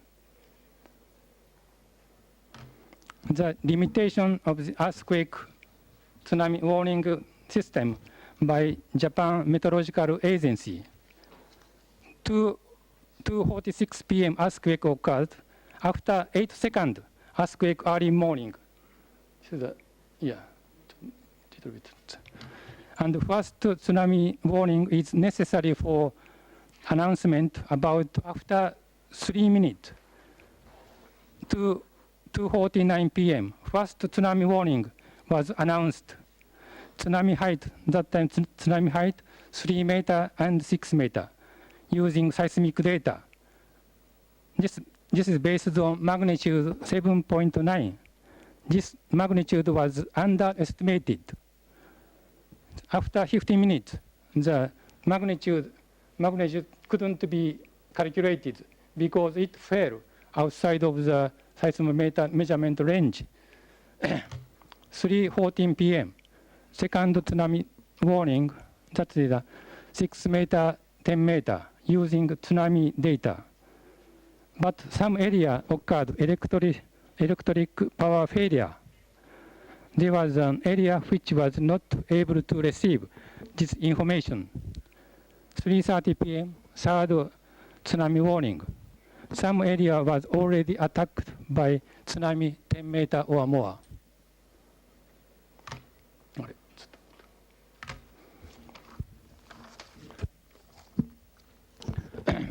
The lesson learned from tsunami warning system, the JMA changed the warning system this year. For huge quake, more than magnitude 8, initial warning state whether the tsunami is huge or high. Later update in figure. And like this. And such as 5 meters, 10 meters, over 10 meters. Also, new observation started by offshore water pressure gauge. Tsunami can detect maximum 20 minutes earlier than old system. New system developing for tsunami early warning. This system can detect earthquake maximum 20 to 30 seconds earlier and tsunami maximum 20 minutes earlier. Important case studies. This is a sad story. Most students and teachers die in this school. Lessons learned include lack of preparation for tsunami. Without preparation or drills, quick action cannot be performed. This is a, this is a wonderful story. In this school, the survival rate was 99.8%. This performance is observed not only from Japan, but also from the world as a model case of an emergency response. Sorry, no time.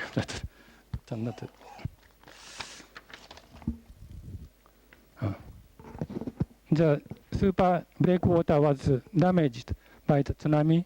However, there was a big effect, wave 40% lowering, and the tsunami lag time 6 minutes, run up 50% lowering, but also there were negative effect.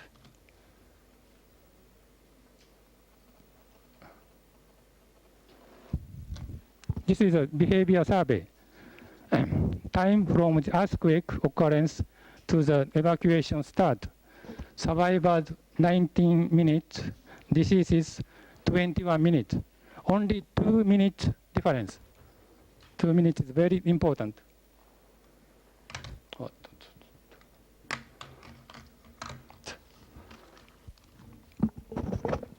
Most of deceased thought that the present place was safe and didn't consider escaping.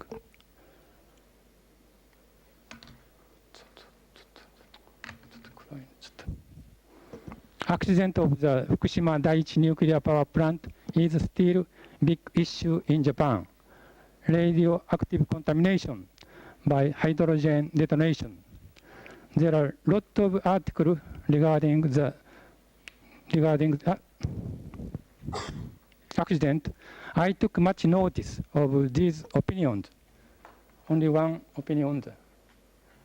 Yeah. It is very difficult to predict tsunami height and its impact on plant. However, countermeasures for failure cooling system should be in place to mitigate against any eventuality. This is a great Hanshin earthquake. Characteristics hit the big city directly. Serious damage occurred to the railways, train, and highways. The high density of the old timbered houses, large-scale collapse, and outbreak of fire. It's an estimated time of death. 80% or more of people died by collapsed buildings and the toppled furniture within 15 minutes after the earthquake occurrence. This is estimated cause of death. Almost all deaths were caused by collapse of houses.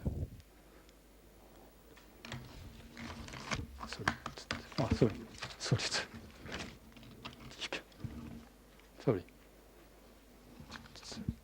You can, again. Yeah, thank you. Age distribution of deaths. Old houses and wooden apartments were broken. Many elderly persons and students lived. Outbreak of fire ratio. If buildings did not collapse, there would be huge fire outbreak.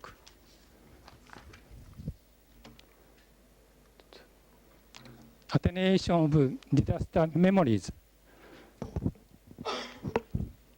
Individual, around here. Individual forget after 3 years, organization 30 years, area 60 years, society 300 years.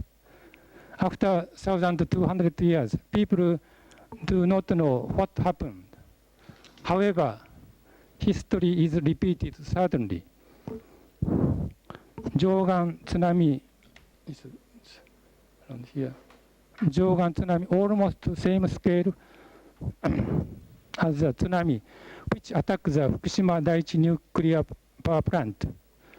Also, Meiji Sanriku here. Meiji Sanriku tsunami run-up height is about 38 meters.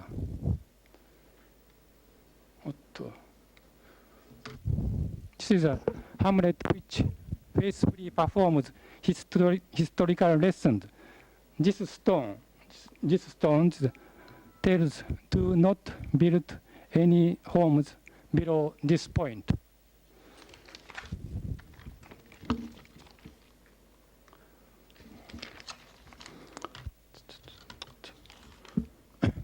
strength scenario planning is very important. Futuristic prediction of disaster situation.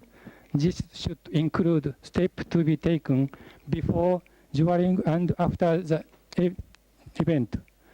And last year, huge typhoon Haiyan hit the Philippines. That time, warning announced storm surge in English. Most of the people could not imagine the fear of storm surge. If we cannot imagine, we cannot prepare. Please imagine earthquake by individual, family, community, organization, and establish a high culture of disaster resilience. Conclusion is that for earthquake countermeasures, improve earthquake resistance of building, critical infrastructures. For tsunami countermeasures, decide evacuation zone in advance. Conduct evacuation drill on regular basis. Evacuation on initiative and do your best. Increase scenario planning and prepare for disaster. Learn from the previous disasters. Thank you for your attention.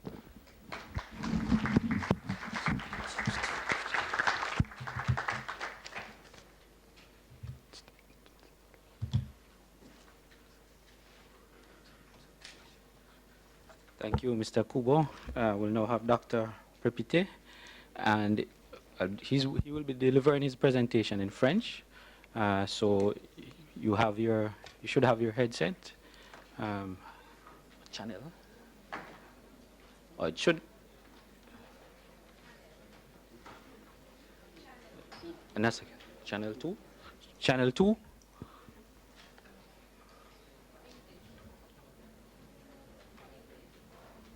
One sec. One sec.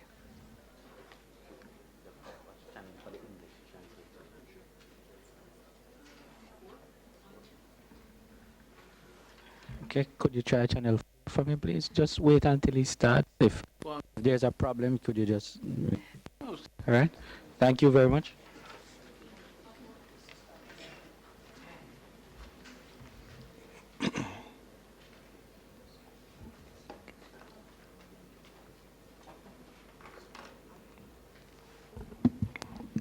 Bonsoir à tout le monde.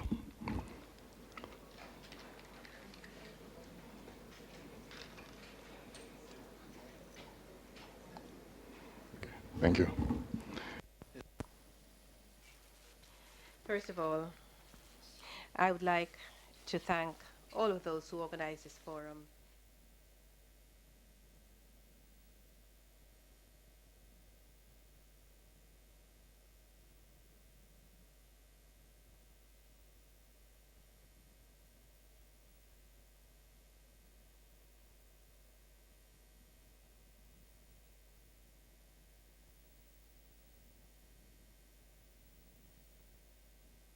And especially not to our brothers and sisters in the Caribbean. Well before the 12th of January 2010, we organized in Haiti similar meetings with specialists and national institutions to discuss the earthquake, the vulnerability in Haiti. We also between 2003 and 2008 undertook a campaign of geospatial measures to determine the seismic potential of the fault, especially Arikyo Plant and Garden Fault in the northern part. After 5 years of continuous measures being undertaken, the reports concluded that the Enriquillo Plant and Garden Fault had a seismic potential of 7.2, whereas the northern fault had a seismic potential of 7.7 and even up to 8. The report was disseminated. We sent this to institutions and to the local authorities, but they did not believe the results of this report, and very little was done for the following reasons. The earthquakes that had after dated to 2 centuries before that. So after 2 centuries of apparent seismic quietness, the Haitians had forgotten. Also, did not have a culture of seismic risk in Haiti. We thought that this would never happen in Haiti, that would happen to other people, but never to us. And there was an expression used by the Haitians that said, God is good.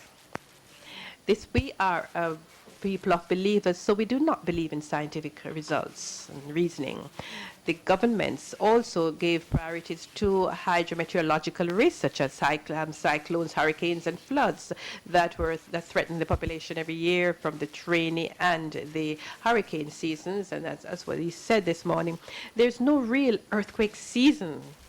So the scientists could not really foretell the day, the hour, the date of a seismic event. It was a priority. Therefore, we could measure other things that were more concrete, such as hurricanes and flooding. And what was to happen happened on the 12th of January 2010. An earthquake of magnitude 7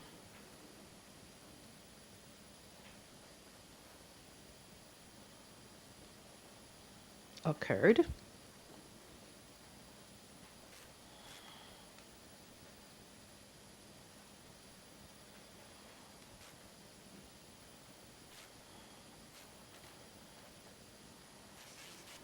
So we had a magnitude 7 hurricane with the epicenter 3 kilometers from the Enriquillo Latin Garden Fault, and the closest city or town was Leogan, which was 80% destroyed, whereas the epicenter was 27 kilometers from the capital, which is Port-au-Prince. And there are two characteristics of this capital. We have 3 million inhabitants in the capital city, and the country, the houses were built on very fragile soil and not on rocks. The earthquake did not take place on the Enriquillo Plant and Garden Fault. After 1 year of research, we recognized that it is not the fault of the Enriquillo Plant and Garden, but it is a secondary fault that we were not aware of previously, which is called the Leogan Fault, which means that the seismic potential of the Enriquillo Plant and Garden Fault is still there. It is still a threat. So it has a potential of 7.2, but it is not that caused the damage of the 12th of January, but it is another fault that caused it. That is, I said, the Leogan Fault. The damage was extremely heavy, and I'll just show you some of the damage that is caused by a magnitude 7 earthquake, which is not really extraordinary, but in Japan we had 8 or even 9. But let us see the damage that you can have from a 7.0 magnitude, which is in a country that is not prepared for it. So you have economic loss evaluated at almost $8 billion. 250,000 known deaths, 3,000 people who are crippled and injured, 300,000 injured, 1,500,000 homeless, 500,000 people who have been displaced, 1,005 houses destroyed, and more than 208,000 damaged, 30,000 commercial buildings damaged, 1,300 school buildings, and more than 50 hotels, hospitals or health centers destroyed or unusable. 13 of 15 government buildings destroyed or very seriously damaged. 70 kilometers of main roads that is damaged. Port-au-Prince's harbor damaged, and 1,500,000 people, that is 15% of Haiti's population, directly affected by this. I'd also like to say that this earthquake almost caused almost 23 million cubic meters of detritus. We're not talking about little rocks, but we're talking about huge pieces of detritus. If you compare this to what happened, for example, in the United States with the 11th of the September attack, we'll see that we have evacuated 11 1 million cubic meters of detritus, of debris. That is in the US, whereas in Haiti it was 23 million cubic meters. It cost us $1 billion to evacuate this and to start reconstruction work. So this is just an idea of the overview of the capital in Port-au-Prince. These are all the red dots are houses that were destroyed. As I said, this is a capital that has been built up on very fragile, very unstable soil. So there were each time that we had a variation of the type of soil, this soil is going to react differently to a seismic event. So the main reasons of the disaster were very quickly analyzed. And there was no respect of the building standards and norms in which they did not resist the earthquakes. There was an absence of building codes and standards for the building materials, lack of professionalism in construction, because most of the countries, the houses were built by people who had never went to school. Now look at this. Look at this. For this building, for example, has always looked at this because I'd always said before that this was a very badly built building. I look at what happened after the earthquake. It was a six-story. It was a six-story hospital, and there were sick people inside. Now let us continue with the reasons. The low level of awareness of the population of the risks of the earthquakes. As I said, that we are very religious people. This is what the reaction that we had. They did not understand what was happening in the country, and they were thinking that it was the end of the world. And when we were bombarded, they were thought that we were being bombed by foreign forces. So people had their houses falling on them. So the lack of awareness of earthquake risk was very low. Another cause was that there's no seismic network to deal and look over the territory. There's a lack of micro-zoning because there was no information on the types of soil that people were building houses on, and there was no national program to reduce the seismic risk. And that is a situation that prevailed before the earthquake of the 12th of January and the causes for this. Now, what are the main challenges that we had to deal with immediately after the earthquake? We had to take people away from the collapsed houses. We had to give first aid to almost 300,000 people. We had to manage more than 250,000 dead bodies. Imagine having 250,000 dead bodies from one day to the next.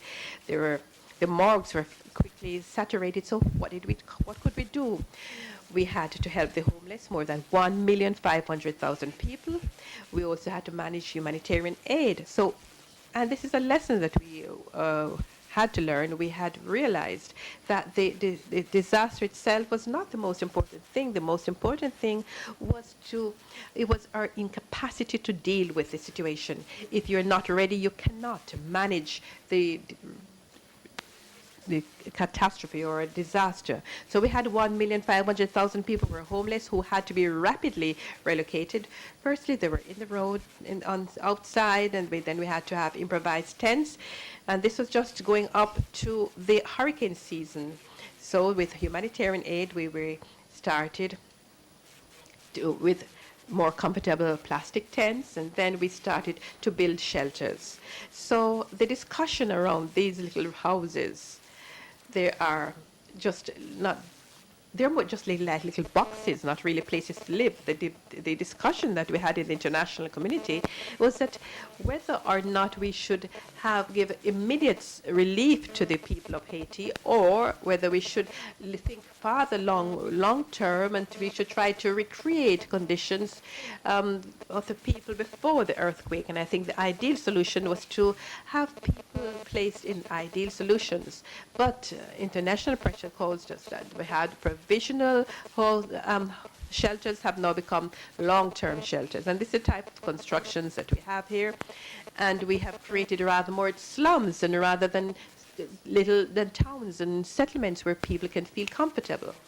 So what are we doing now? How are we dealing with the situation? We have drawn lessons from the earthquake of 2010. We have to try, therefore, to ensure that this situation is never reported. 1 year after the earthquake, we had a roadmap for the reduction of seismic events in Haiti. And this roadmap should be based about 4 major axes, that is surveillance and evaluation, observation, evaluation of the risk, decrease of the risk factors, training and education, preparation and response. So what have we done on the basis of these 4 axes? We're having a first network, a seismic network. We have set up networks for observation, and we are now starting to have seismic surveillance on the basis of these networks. So the specialists are now being trained abroad, and we now have a network for surveillance. We have also seen that the effects were very strongly felt in the capital. We cannot continue to build without having a very precise idea of the soil that we're building on. So we have a program for microzoning for the capital city, Port-au-Prince. And this seismic microzoning system will allow us to have a new geological mapping of the Port-au-Prince region. And this work also helped us to underscore the new faults and identify the new faults that we have throughout the capital city that we did not previously know of. The old fault is down here, and then we have a new whole system of secondary faults that are now connected to the main fault. We say the capital is the houses are all constantly already on this fault. How do we move the houses that are located on active faults? And that's another challenge. We have also set up a mapping of mountain movements of earth. Of course, we had lots of landslides, and this shows us areas where we have land movements and landslides. And of course, we have also had the site of the topographic sites. According to the morphology of the mountains, they can have amplification of seismic, the effects in the mountain areas, and we can show us zones where we can have topographic sites, and that is in respect of the capital city, Port-au-Prince. We have also noted on the 12th of January that there's the problem of the liquefaction of the soil. When you have sandy soil, and this is we have a heavy shaking because of an earthquake. That we can have a collapse of buildings. So we have set up a mapping of the liquefaction areas where there is no liquefaction near the south, and another where we have low level of liquefaction, and another where we have a medium and high levels of liquefaction. Right in the very center of the town, it is in this area where we have a very high level of liquefaction of the underlying soil. So if we want to build, we have to take into account all of these constraints. We have also set up a classification based on the IBC International Building Code classification, which tells us there are 6 types of soils, A, B, C, D, etc., depending on the movement. This shows the areas that are A, B, C, and D, and of course we see that the very center of the capital, it is in the category D, which is very soft moving soil. So if we want to reconstruct and rebuild, we have to take into account this classification.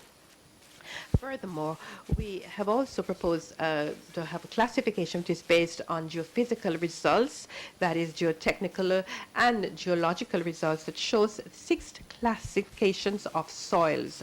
Soil classes following the lithological site effects. We have a spectrum of responses, a spectrum for each soil class and their amplification.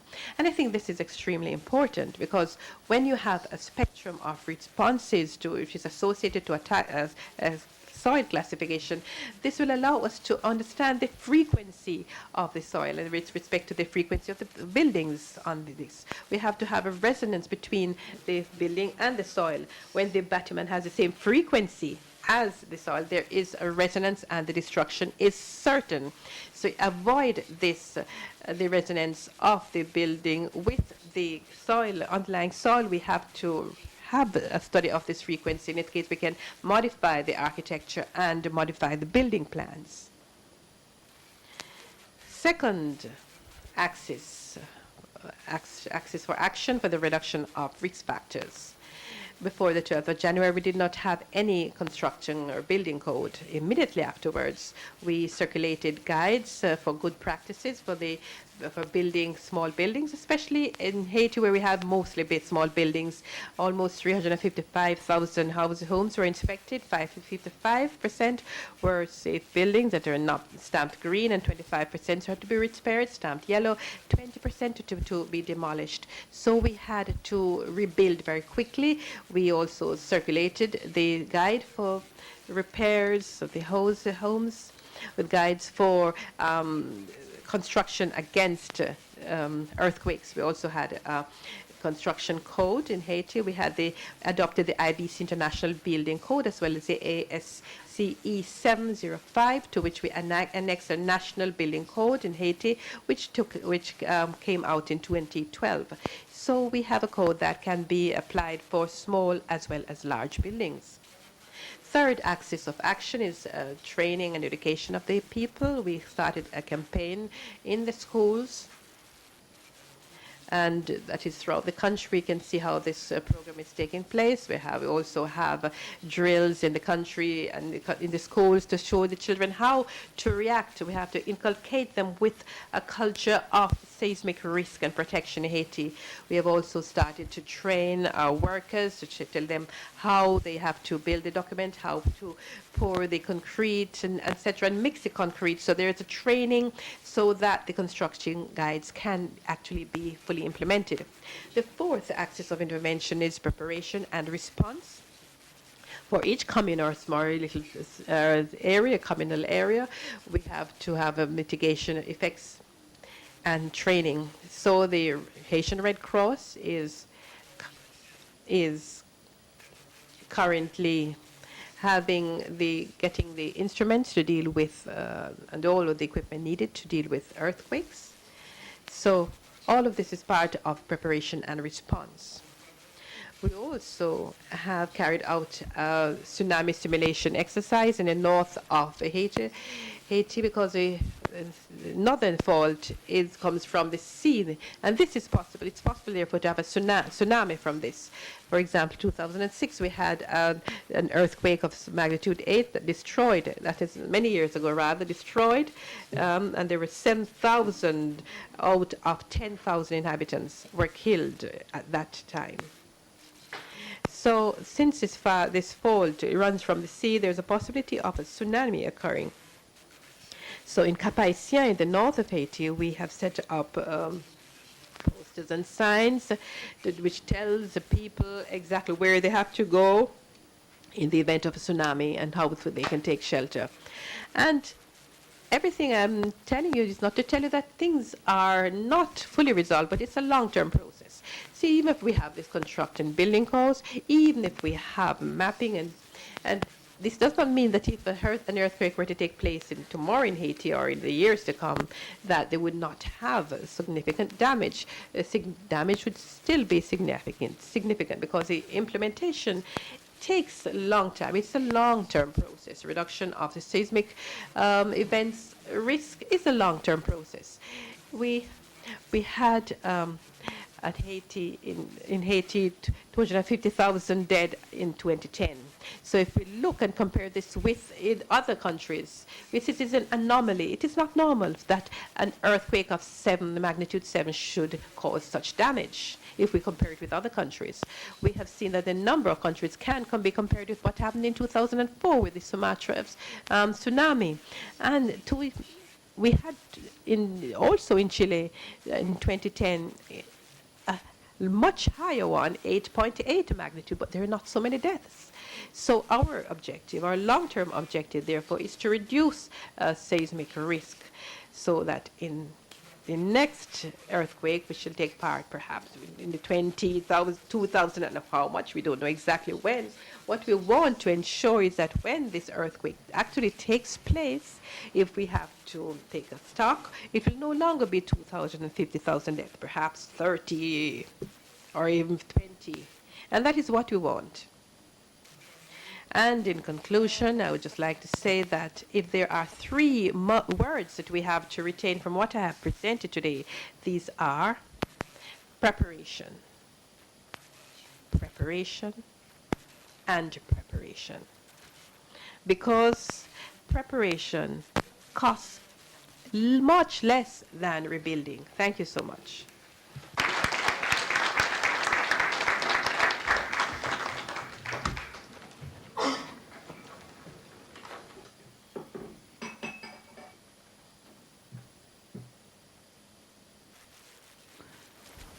Merci beaucoup, Dr. Perpetti. Maintenant, nous aurons la dame de la Mexique.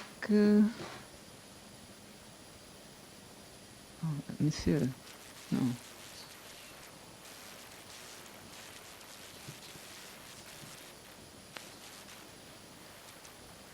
It's between 1 and 2. Right?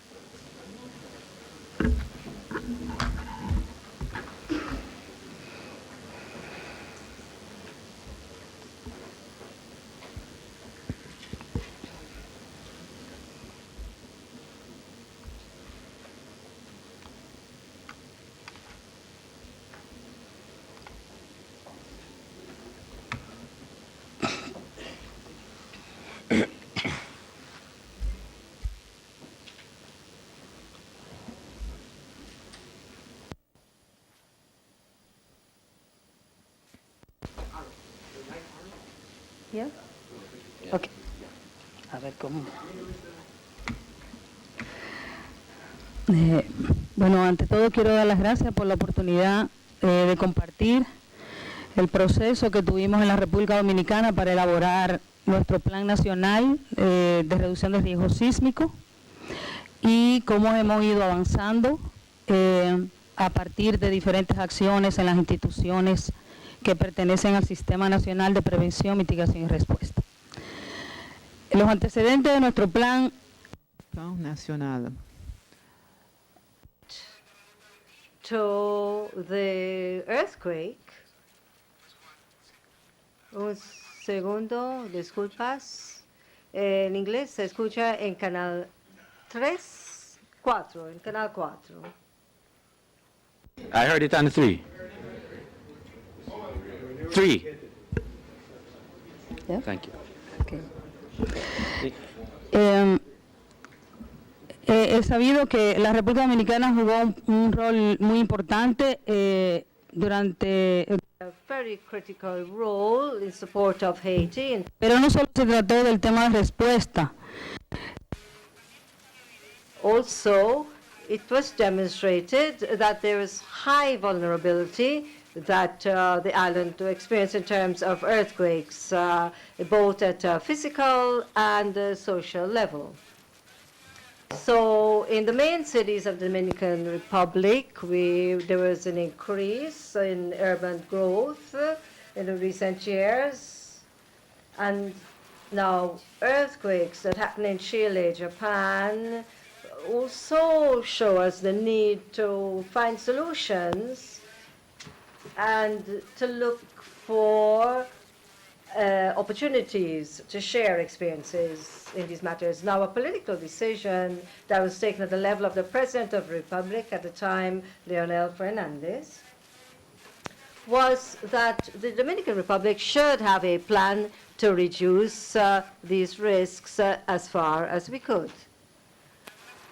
Now, you're looking at some images which show the need to learn from lessons, the need to have the capacity to reduce vulnerabilities and to build secure buildings.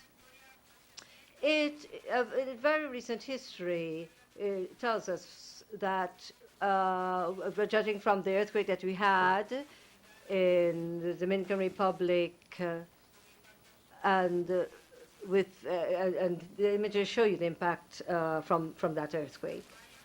Now, our faults, we share those with our neighbor Haiti, and you have heard how we have to increase our knowledge of disasters and our vulnerabilities.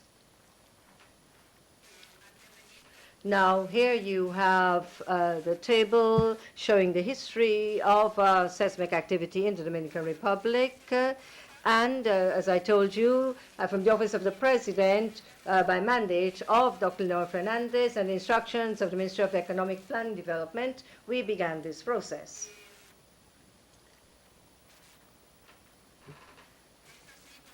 Now, so in March 2010, we set up 2 committees to analyze seismic threats. And in Committee 1, we coordinated short-term action, and in the second committee, we worked on the plan to reduce seismic risks in the medium and long term.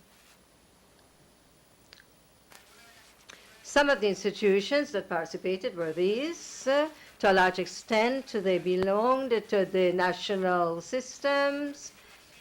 We had the participation of trade unions, of civil society, private, public institutions, the academic institutions, and international agencies.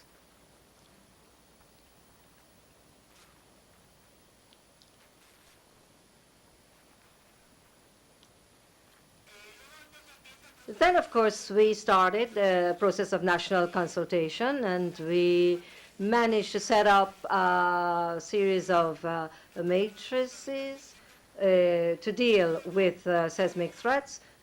Then, at the end of the process, we were accompanied by the meteorological units, and finally, we were able to incorporate guidelines for recovery in our national plan. We developed a document, then we re-edited it, we analyzed it, and we tried to perfect it. Now, the process demanded a lot of work. We had lots of workshops and the participation of several sectors.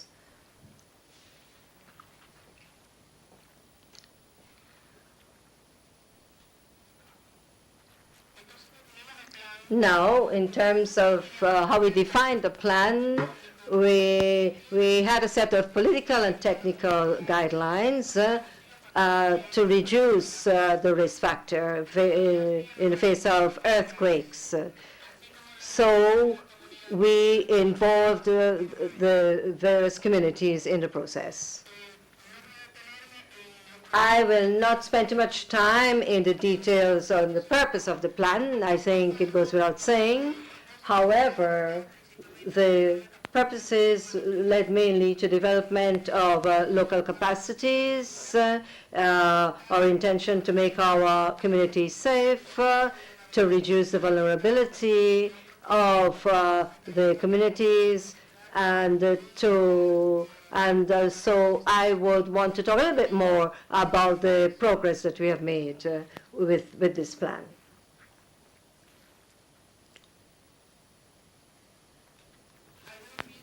So some of the links that we established with the national plan, through these we saw the possibility of reducing risk, but also at a national level, we were able to make the plan an integral one. It also dealt with contingencies. This plan then had a lot of protocols at an institutional level to provide response to disasters. We also saw the need to harmonize the plan so that from 2012, with a national strategic development plan, we were able to incorporate this national plan to prevent, to deal with seismic risks. And we saw that we were able to involve a wide level of sectors in the country. Everyone then were involved in the implementation of the plan. It was important that the plan to reduce seismic risks follow the guidelines of the National Risk Reduction Plan. So that what we tried to do was to promote knowledge management, evaluation of risk. We tried to improve the practices and mechanisms of warning and response, to train human resources, education, and capacity development, and strengthen interinstitutional capacities. And we did this through knowledge management. We used, as I said, the same structures of the National Risk Reduction Plan. We set up axes to facilitate this, and we developed programs and projects in keeping with that strategy. And we had 2, 3, 4, 5 axes that were implemented. These all form part of the plan. Finally, we came up with some matrices which sought to identify areas of action in keeping with the diversity of programs and projects. We set out the objectives, short, medium, and long term, and we also identified the roles and responsibilities of different sectors for each area of action. So here you see the numbers. We have strategic access programs, sub-programs, etc.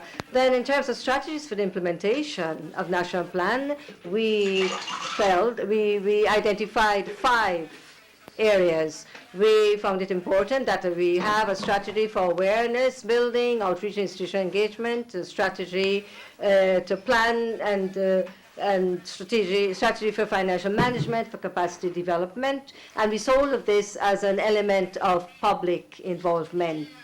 We had to look about the sustainability of the plan, not only depend on external cooperation. We had to see how to put in place monitoring of the plan, how we set up new policies, and so on.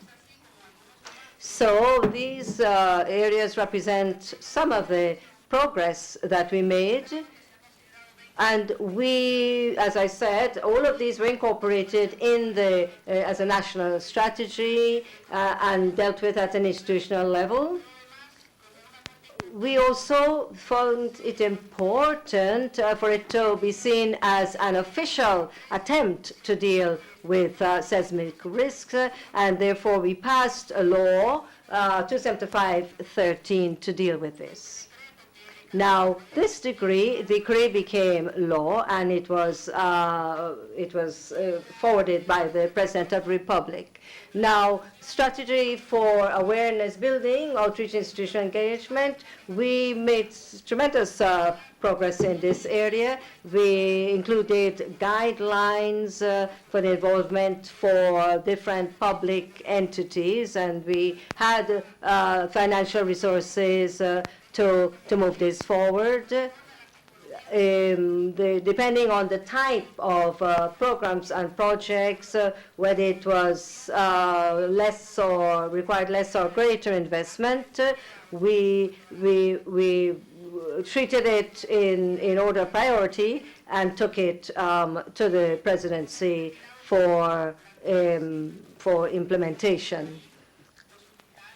Here, for example, we would consider priority hospitals, schools, factories, businesses. We considered the risks. We also saw the impact it would make on the electricity sector, etc. So we took into account the entire infrastructure of the country. Now, in terms of national policy, we carried out a study in Santiago de Caballeros, a city that has a second importance in our country. And we carried out here a study of the entire territory. And we saw how the north was where greater investment was available. However, it would seem that given the condition of the soil, the southern areas were more secure. So the south, nobody was investing in the south then, and this was the more secure zone. Therefore, in the south, you would not have those conditions that would make investment attractive. So therefore, our task was to attract the folks in the north to invest in the south in terms of infrastructure in order to decrease the vulnerability. So what does this mean for the Dominican Republic? In Santo Domingo, where we have 3 municipalities and we have 2 in San Cristobal, our survey was carried out in these areas. Here is a strategy to plan and for incorporate risk. Now, we thought it was important to constantly update the strategy, update the norms and regulations. Some of these standards were informally set up in 1979, and we saw the need for a new seismic code. Again, we paid greater attention to the tourism areas in this regard. And now we also, at a local level, a municipal level, we started to have more codes, more building codes, taking into account the vulnerability of the buildings in order to make them safer. Now, in terms of financial management, we saw the need to train persons. We also had to recruit persons using assistance from the IDB, trying to increase the strength of our contingencies. We know that what we have done so far is not adequate. Nevertheless, we will continue in these efforts. In terms of challenges, talking about strengthening local capacities at a local level, we are training our people, masters in construction, in the use of new building codes. This code has become very popular, and informal construction is no longer so insecure. Also, we have a new master's program in engineering, and the Japanese government is assisting us with this.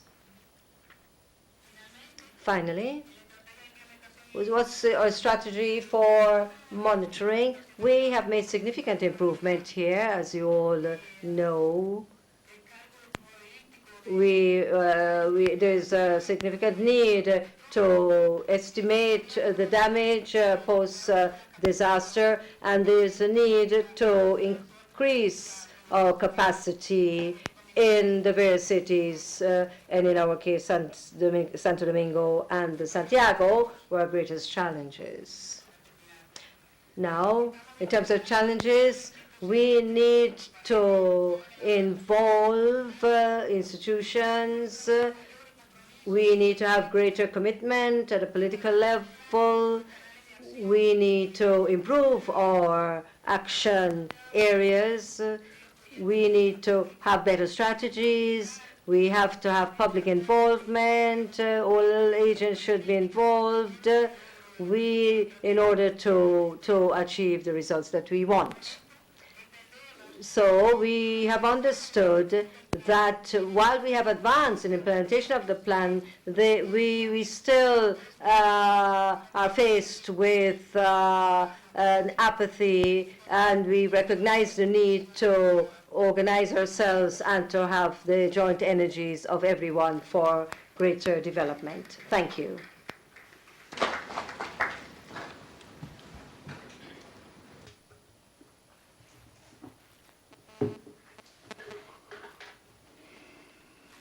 Muchas gracias, señora Bonilla. Ahora Voy a cederle la palabra para preguntas y respuestas. Tuvimos 3 panelistas. El señor Cubo. About the challenges in Japan for the great earthquake and tsunami. We learned of the new systems of tsunami detection and other areas for improvement that were, quickly implemented shortly after, and that, that's one of the areas that, we in the Caribbean and Jamaica in particular, we talk about lessons learned each time, but it is lessons documented. And, we need to look at Japan and the quick reaction in terms of getting new systems in place and procedures. We heard from Dr. Perpete about the challenges in the Haiti situation. Looking at, again, drawing reference to Jamaica and the whole culture of preparedness for seismic risk, the heavy focus on flooding and tropical cyclones. But whilst we are mindful that there might be earthquakes, that sort of attention due to the potential loss and damage from a major earthquakes must always be at the forefront, along with the other hazards that we prepare for. Pressure of the humanitarian and international community, we heard that from Haiti as well, as it led to current conditions being perpetuated in terms of type of structures that were created without lack of forward planning and measures in place by the actions of the government. And of course, the critical actions that were taken in terms of micro-zonation, public education, and seismic response studies. And we heard, of course, again from the Dominican Republic. Key again for me is the mandate at the highest level of government from the president and the establishment of committees or working groups for various areas of seismic risk for the medium and long term. Not whilst we need to take swift action, we still need to ensure that we look at the critical areas for the medium to long term. I think all 3 presenters, made mention of the need for looking at the areas of seismic risk as a long-term initiative, and we have to bear that in mind. So, with all of that food for thought, I'm allotting 5 minutes for questioning, and let us try to stick with that. Please use your microphone and just introduce yourself as you speak. Thank you. Thank you. David Smith, Institute for Sustainable Development, University of the West Indies. Maybe a comment, but very much glad to hear from Haiti and the work that was being done there, particularly looking at microzoning, looking at liquefaction potential. Similar work has been done by the Seismic Research Center in Trinidad and the Earthquake Center, or the Earthquake Unit in Kingston. The question then is, this work is just very recent, has been published in late 2013. For Jamaica, the question is, how does this information then get put into building codes and building practice? And so the question to my Haitian colleague is, having done the work on microzonation and liquefaction, how do you then translate that into making sure that new buildings follow what you have learned?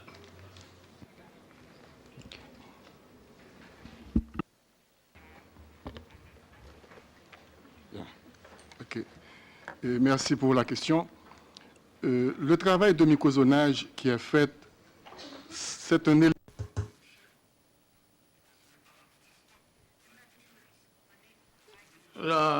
La microzonificación es parte de una cadena, no es el objetivo. Es puramente el aspecto. Engineers and scientists. This is already done by the building constructors, for example. So we have 10 the 15-story buildings. We have to make sure that it is in resonance with the soil, underlying soil. And that is one thing. But we have to go even beyond that. We have to have an operational translation of microzonation, and to put it into plans and regulations, we have to transform microzonation into a plan, a risk prevention plan that can be used by communities, that can be used by non-specialists. So what we have to do is to translate all of this into concrete terms that the non-specialists can use and implement. That's the next step. We can't just stick with microzonation, but we have to make it accessible to people who are not professional. If not, it would just be studies that would just be documented and left in drawers.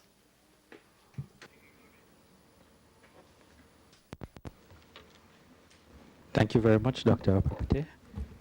Yes, sir. Go ahead. Thank you. I would like to thank all the presenters for the... And I have one comment and question to our Haitian colleague. One of the elements that is also very important to recognize as a part of the losses that you had is the age of the victims, that mostly when we lost a lot of students, researchers at that level. So that might have a very serious incidence and impact in the development of science, engineering, etc. for Haiti.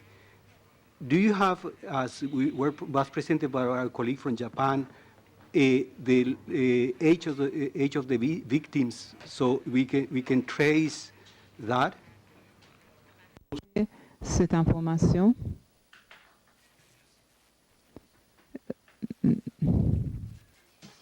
It is very difficult to present everything in 15 minutes, of course. Many studies have been carried out after the 12th of January earthquake. I have not even talked about humanitarian aid, because there we are. Also, we have many lessons to learn. I've just talked to some questions, some points, and personally, I worked with awareness building and microzonation as the national coordinator for microzonation, but it is quite sure that statistical studies have been made on the age of the victims and the types of buildings that collapse. However, I do not have that information to hand, but I'm sure that this information does exist. Okay, thank you very much. I'll take maximum 2 more questions, if there are any. Yes, sir.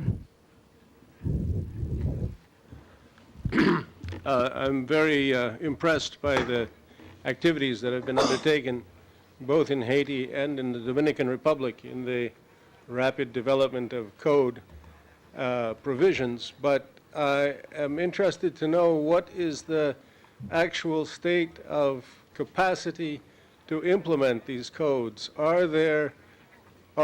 Is all construction in the Dominican Republic and in Haiti now subject to plan review and site inspection?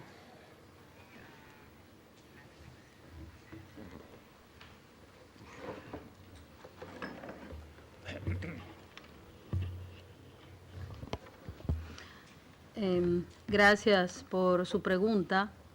En la República Dominicana... Merci pour la question.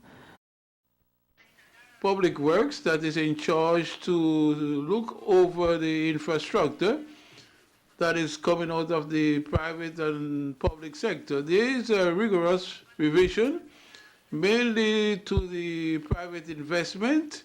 This project has to go through the Ministry of Public Works in order to be reviewed if there are codes, technical plans, etc. But not all the public investment has this rigorosity. We aspire, since we have a previous revision to establish it in the budget of the nation, we have to carry out this technical revision in security in all the investment, the government investment. Yet, it is necessary to recognize that the ministry does not have the capacity to supervise all the private investments in order to guarantee that these are applied in this code or apply in construction. Generally, all these codes that are issued by the ministry, they need to be reinforced in the part of supervision because it is compelling, but there's no penalty. So I believe that is something serious. The ministry issued these norms through decree, presidential decree that has character of law. But many times there are weakness in the construction to enforce these. Thank you. For Haiti, that we have gone from level 0 to a level where we are trying to see some progress. So next Sunday, it will be 4 years since we had the earthquakes, and I just gave you some idea of the progress that we have made over the last 4 years. But we cannot expect everything to be solved in 4 years. It is a process, a long-term process, very long-term, and the rebuilding of Haiti is something that will be done in the long term.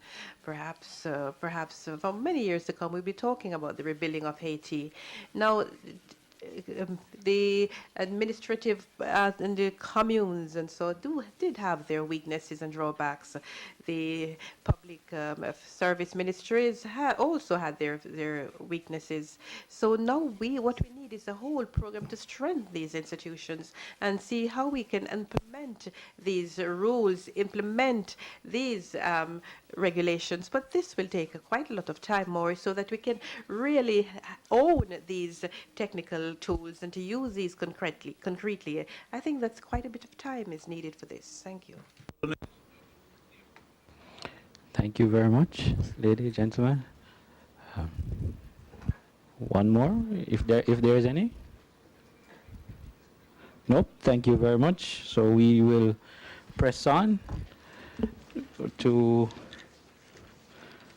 our colleagues from Mexico, Carlos Gutierrez and Mr. Leonardo Corona.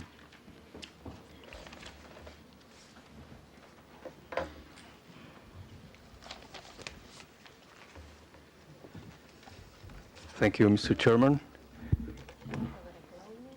Well, this time I want to share with you some of our experiences in Mexico, particularly from the National Center of Disaster Prevention.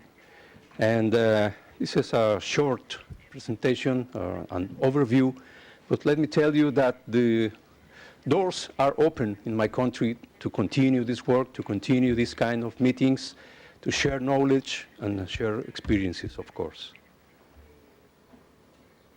Well,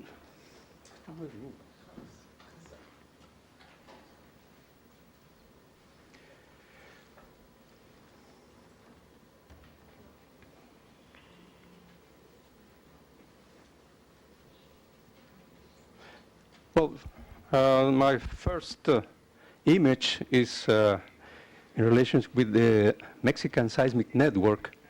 And I have to tell you that before 2013, we had a collection of networks in Mexico, a huge amount of local networks, but we were not sharing data. And we were working on different standards. So with the investment of about $45 million in the last year, we have been changing the standards, setting just one standard, particularly to set the stations, the recording stations, acceleratograph or seismographic stations, and also the format in which the data is collected. So in that sense, we have just a single bulletin. We will have a single bulletin. And the main feature in the social aspect I should mention is that we have several interactions with the owners of these networks and the future responsible of the main the national network. That the purpose of this network is not only to provide data for researchers, but it has to be socially oriented. It has to provide as the name is, the Mexican seismic service, seismological service, should be oriented to early warning and to provide early information, timely information for the people. And another step in that sense is the creation of a tsunami warning center with a similar investment of about $45 million, in which the participation, we can see the participation of the Ministry of Interior, the Mexican Navy, and the Ministry of Communication and Transport, of course, the main universities and observatories in Mexico. This is a slide related with our National Tsunami Early Warning System, which is now operating with an additional investment of about $50 million. The Mexican Navy dedicated a single office to work 24 hours, 365 days a year, and with a good number of researchers properly trained to provide early warning about tsunamis, local tsunamis, and also far tsunamis generated in other countries, like it was the case of the Japanese tsunami in 2011. Well, another project that we have been involved with in the last years is the slope instability. As you may all know, there's the earthquakes are a triggering factor for these landslides, but we have to keep in mind that these calamities or these phenomena could be linked. In this case, we have a percentage of about 5% of the landslide derived from a strong earthquake. But let us think about an earthquake occurring during a hurricane season or a heavy rainfall after several days. This percentage could increase significantly in countries like Mexico or Jamaica or another Caribbean island. So in that sense, we have been working in the development of a procedure, how to qualify, how to assign a score to the slopes, depending on several factors. In this case, the slope of land, the height of the slope, if the case is that this place has a previous landslides in a certain manner. Here you can see how the user can write some values depending on the slope and some other characteristics. In this case, we are taking into account the geological and geotechnical factors. By the way, I have to mention that this methodology has been shared with the Haitian authorities during the last year. A group of Mexican researchers under the financial help of JICA went to Haiti and trained a significant number of engineers to use this methodology. It was very well received. It was a successful exercise. And also we had practices with an instrument to evaluate the capacity of the quality of the soil. It's a penetration measurement system, which was very successful in this case. Here in this case, you can see the structural geology factors taken into account. What happened? As is the case of several numbers which the user can choose to fill this. Okay. So also the environmental and geomorphological factors. And in the end, you can find a score in which this number shows description of the quality or the how prone is the slope to slide. Another good experience is the use of the large structures laboratory that we have in Senapred. Senapred is an institution that was built under the financial help of JICA, I have to mention, and we have had a very good communication and a series of experiments. And in the recent years, we have had also a very good experience with El Salvador. We transmitted our experience, and now they have a similar laboratory like the one I'm going to show you. This is the reaction wall and the reaction floor. This is not, we don't have a shaking table, but we can resemble the movement of the earthquake with these hydraulic actuators. This is a specimen built representing a popular way of dwelling in Mexico.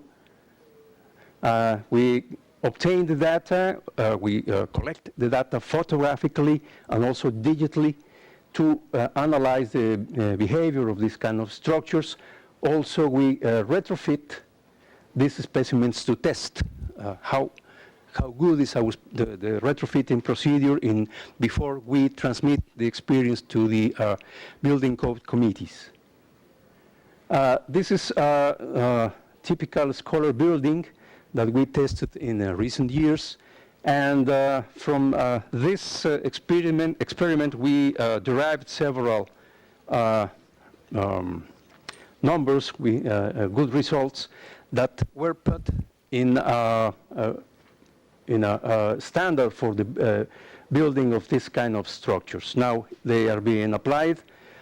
We put a lot of attention in the schools because we use it also, as in other countries, we use the schools buildings as shelters. And also because the schools having children is a very sensitive point for the society. This is just a sample of the experiments that we perform in this laboratory. This is also a sample of our common dwelling in Mexico City. As you can see, this is the kind of tests that we obtain after several hours of testing.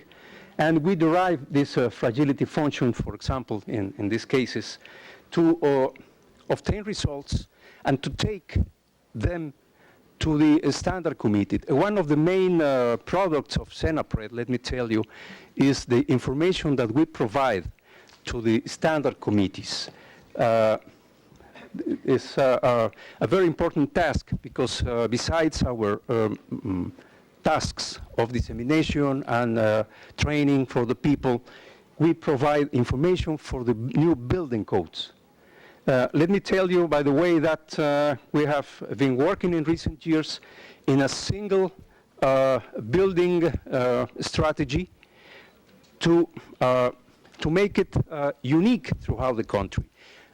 We have 32 states and more than 2,500 municipalities, all of them legally able to make their own building codes, but not technically able to make them and to apply them. So we have been working on a single strategy for building and resistant for the common dwellings and buildings, and also taking into account the site selection, and not only for earthquake-resistant buildings, but also this standard is taking into account the heavy rainfalls, the wind, strong winds, and also fire.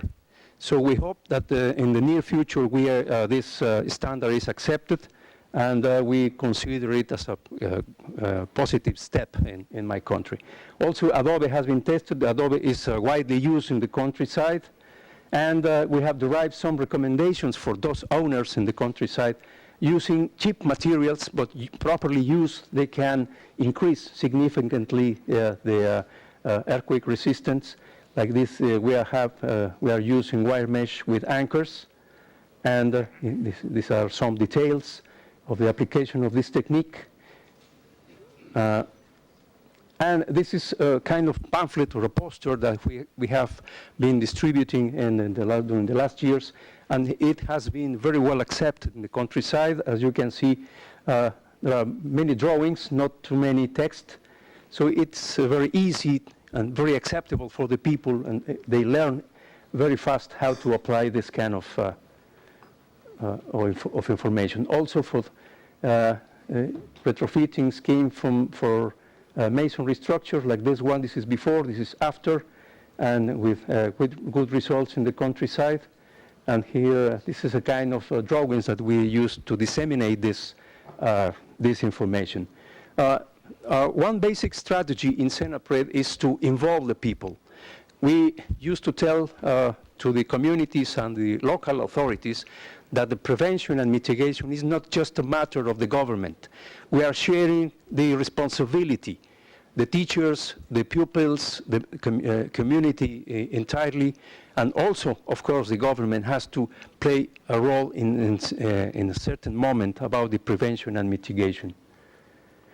And also, we have been working in the last 12 years in the National Risk Atlas, which is supposed to be the main tool, or I should say the tool, for land use and the urban development.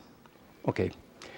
So in the near future, it's going to be applied everywhere in the country, especially because our new civil protection law points out that if an authority decides how to use a certain area for urban development or for a human settlement without evaluation of risks, he would be considered as a felon.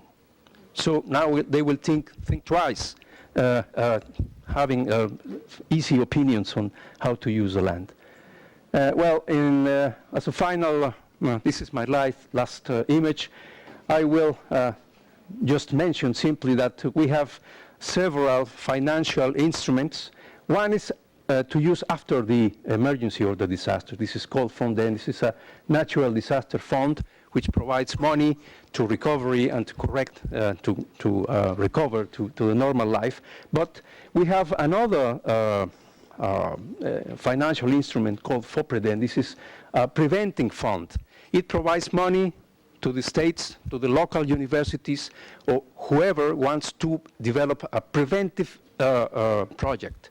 This is a very important thing because we have evaluated that for each dollar that we dedicate to prevention, we can save between 5 and 7 in the worst of the cases. So we encourage the people, we guide the people how to use this fund and how to prepare before something occurs. Well, the time is over.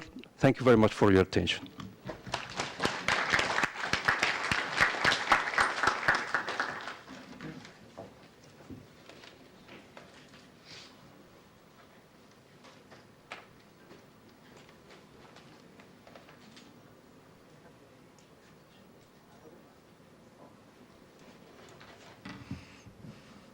Okay, thank you very much. And I'm going to continue with the Mexican experiences in earthquakes. And I'm going to introduce the National Evaluators Network for post-earthquake reconnaissance. Only to illustrate the seismic situation in Mexico, you can see in this map the pattern of the epicenter of the main earthquakes in the last century. We have here a zone for very high hazard of seismic seismology. Okay. And the Senapred team has participated in several recognized inspections of damaged zones, like in this 1993, 2003, Colima, that are in the Pacific coast is here for this zone, and in the 2008 and 2010, the Mexicali, that is in this zone is in a geological fault of the San Andres family here in Baja California. And in the international missions in Turkey, Iran, Indonesia, and recently in Haiti and Chile. Okay, for the Mexican government, we have a plan in case of seismic situations. The National Emergencies Committee is formed, and we have three branches. And you can see we have an operative branch in which the seek and rescue is one of the more important and the immediate application center of telecommunications. And the third group is damage assessment. And in this group, we have located the evaluators network. One of the tasks of this activity of this group, work group, is to form and put in operation the evaluator networks. So how we do this work? We designed an assessment form, a format for the strategy for post-earthquake inspection. We have cooperation of several institutions of civil engineering and civil and seismic engineering, and we are develop a format with these three levels of precision. Also, we developed a manual, a guide to use this format, and we are disseminating this material with the presentations and several media for to prepare to the volunteers. The volunteers must be civil engineers, architects, and also students from these professions. Okay, the image is not so clear, but we have the general information of the building, locations, all the basic data, the use of the buildings, housing, educational, or offices, or commercial buildings, hospitals, etc. And the information about the topography and type of subsoil, the soil in where the building is located. And one part when we collect the information, the basic information of the building, like the number of stories and the dimensions of this structure. Okay, the next is a section where we obtain the vulnerability, that are several characteristics that makes the buildings more or less vulnerable to the seismic actions. And one of important points is to describe the structural system. locating the material used in masonry walls or concrete walls, and the type of reinforcement in masonry when this is used. And the predominant elements used, like columns or beams, we obtain the main characteristics of these elements. And the description of what kind of element, in case of columns, beams, or diagonals, either in the first floor or in the average in the typical floor of the buildings.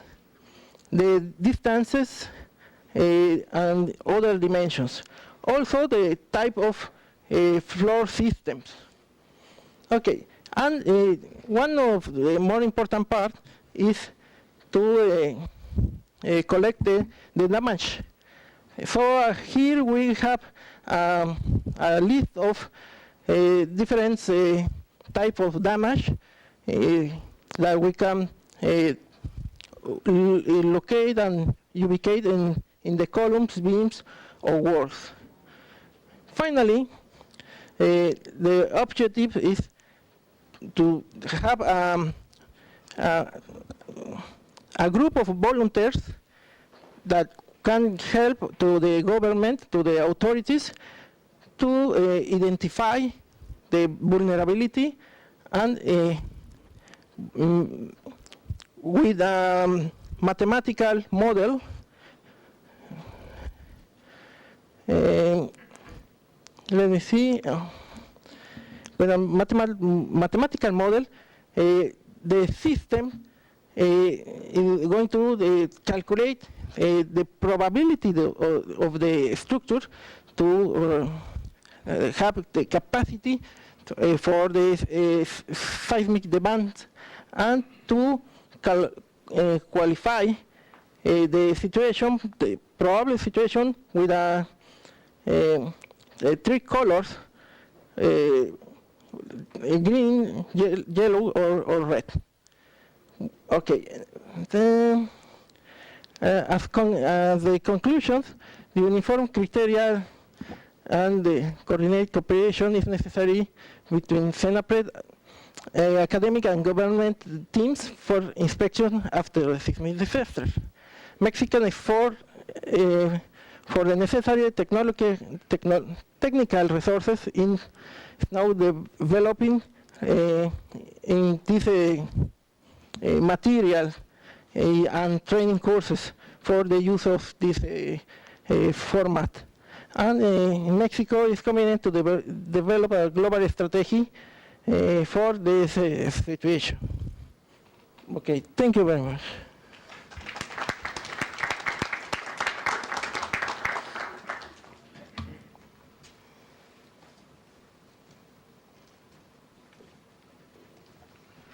Thank you very much, gentlemen. We'll now have Ms. Carmen Correa from the National Emergency Office of Chile.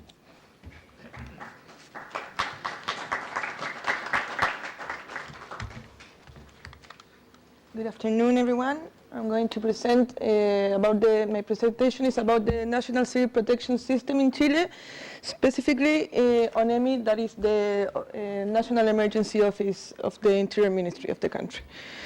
So, first of all, I have to say that Chile is a nation exposed to all kinds of hazards. We have volcanic eruptions, wildfires, tidal waves, tsunamis, quakes, earthquakes, drought, floods, and I think more. And these are the main hazards that we have. This seminary, I was asked to speak about the earthquakes. So first of all, I have to speak about the geological localization of Chile between two tectonic boundaries, the Nazca Plate and the South American Plate, in a subduction zone. So here we have the subduction zone of our country. One plate is they are like this and accumulating a lot of energy, and then sometimes the doctor explained it much better than me, but we have a lot of earthquakes. So we have had 90 earthquakes since 1570, 200 quakes every day between the perceptibles and the not perceptibles.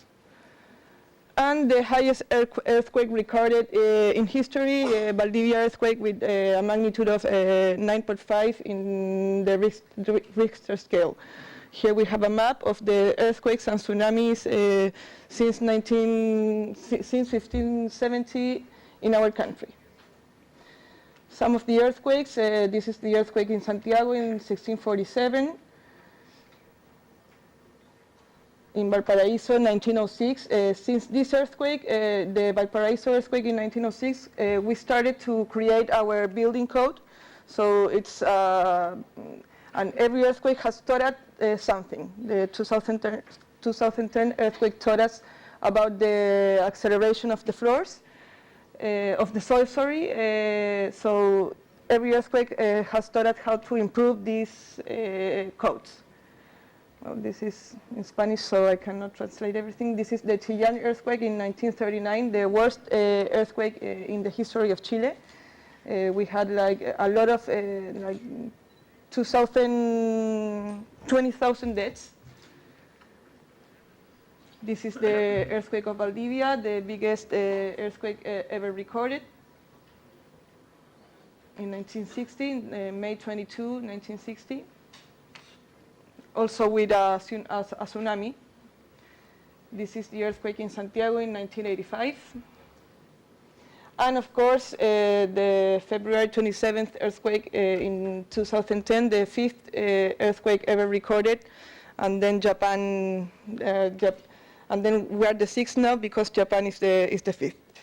There's a rematches here in Concepción, Copquecura, Dichato, Santa Rosa de Pelequén, Iloca, Peyúgue, and some coastal areas. We had not only an earthquake, but also a tsunami that killed, the earthquake killed, the event killed 524 people, and the tsunami killed 150 people.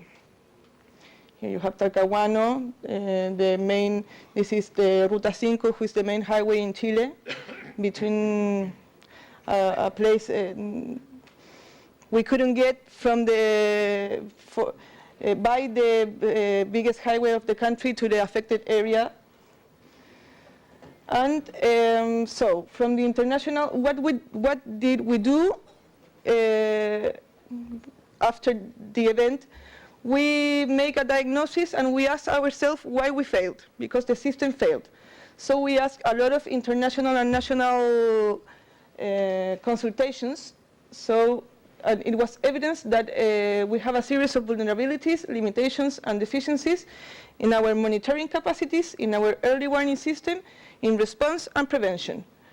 The main recommendation that all the institution gave us was to create and establish a new national emergency and civil protection system that incorporates a disaster reduction strategy with an active participation of the civil society, because we have to include the civil society for they to feel part of all the process. And we have a draft law in the Congress waiting to be approved. So I think, well, there's a missing part of the presentation, but we have three strategic objectives. That is to increase the confidence in ONEMI. We lost the confidence after 2010. We lost all the confidence in ONEMI. Nobody believed anything that we said. Also to strengthen the regional offices and to ensure the excellence in response. So, what are we doing to increase the confidence in ONEMI? We have a school safety integrated plan. We have scholar visit to our office. We are making a lot of tsunami and earthquake evacuation drills in all the country. We have evacuated more than 2 million people in these 3 years. We are making a lot of programs and campaigns like Safe Tourism, a winter campaign, Prepared Family, and recommendations to do for what to do before, during, and after earthquakes. I have some books here of these recommendations in English, so you can take home. It's a very good. There are very good recommendations. We have worked in them for more like for over a year, so with a lot of experts. So I recommend you to take home and to use it.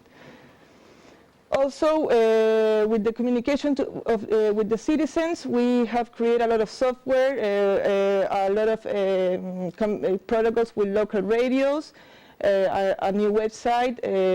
We are in all the social networks. We have Twitter, Facebook, and everything. And also, we are making a lot of protocols, and we are training the amateur radios for they to give information during an emergency. Also, we are building a new NEMI because the old one has structural damages. So we are building a new office with a seismic isolator and all the better standards in the world. This is going to be the general view of our new office that I hope is ready in February. Also, we are strengthening the regional offices. We are improving the standard of them. We have a 24/7 operationalization system. Before that, before 2010, we didn't have 24/7 people working in our offices. So after this was a learned lesson. We have new mobile operational centers, and all the offices has 96 hours of autonomy. Also, we are training all the National Civil Protection System. We have a Mercalli Informants Network that acts. The information of the technical institutions, the seismological service and the oceanographic service, that's like 10 minutes to. We receive that information in 10 minutes. So before that, we have a Mercalli Informant Network. That's if we have any earthquake more than 7 in the Mercalli scale, we make a preventive evacuation of that area. So to earn time before the technical information is ready. Also, we have a new decree that establishes who has to participate in the Emergency Operations Committee. We have an alternative Emergency Operations Committee in the Army, because if our building collapses, the Operations Committee still has 2 sessions, so we have another one. We have an instructive for all the members of the Operation Committee that are the Interior Ministry, Health Ministry, Public Work Ministry, etc. And we have in seismological areas, we are installing 10 seismic stations with satellite connection, 24 stations installed by ONEMI, and 297 accelerometers. We are making a lot of projects in telecommunications redundancy, an emergency warning system, an integrated emergency information system, and we have installed signs and evacuation routes in all the coast. We have a lot of providers network and legit supply kits for all that cleaning tools, childcare, etc. And well, this is going to be our new building, and you're all invited to visit it when it is ready. So, thank you.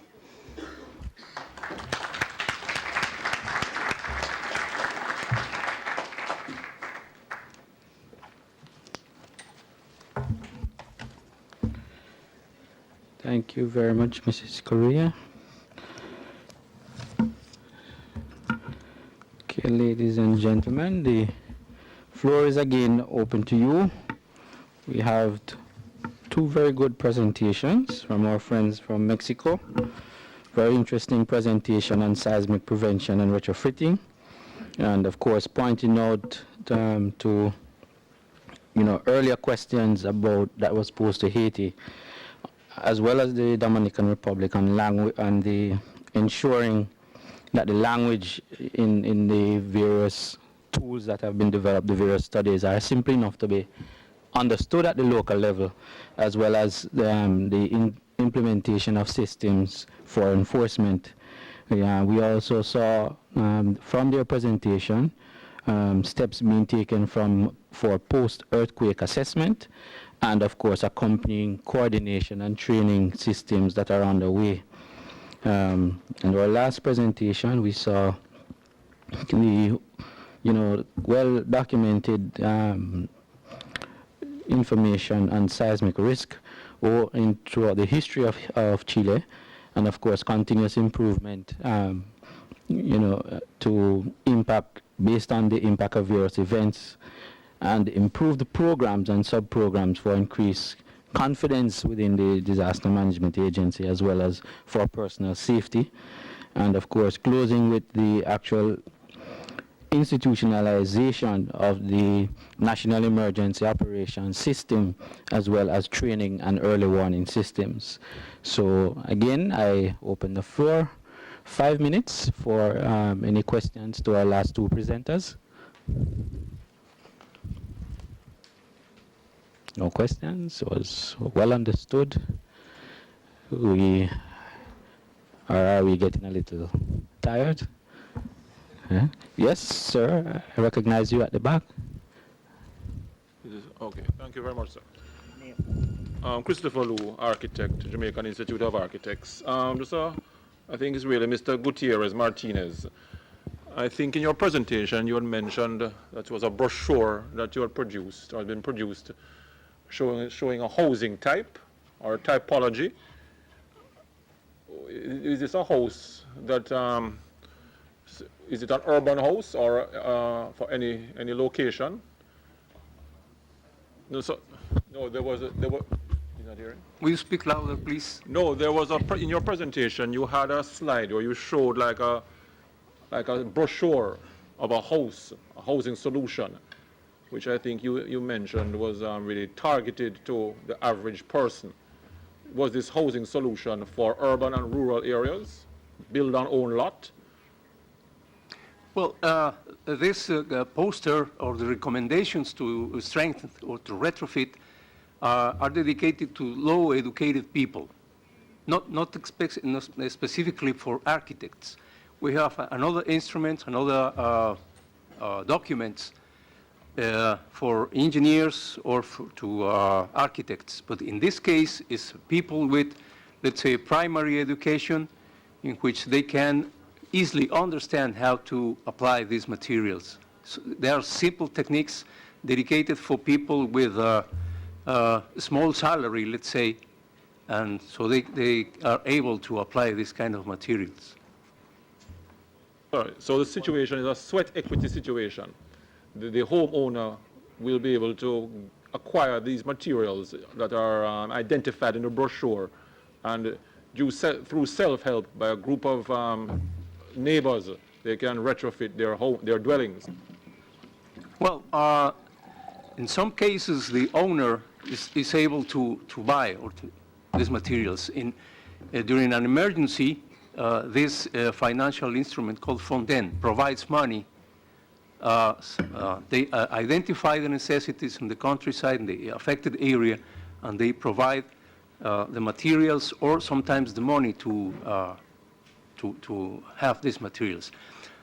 We prefer to provide materials instead of the money.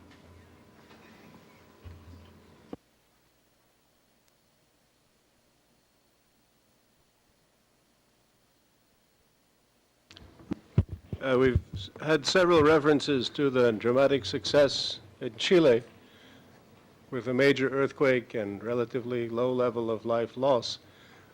Do you credit that to the quality of building code and regulatory implementation? And if so, could you say something about how that's happened? Yes, I would say that our building codes helped us to have a very not much deaths, 524 deaths in an earthquake, in an 8.8 earthquake. It's a very low number. And as I said in my presentation, since the earthquake in 1906 in Valparaiso, we started to create our building code. It's a very strict building code, and it's been perfection and since with all the earthquake that we have. So we have, and this event taught us that we have to make much more.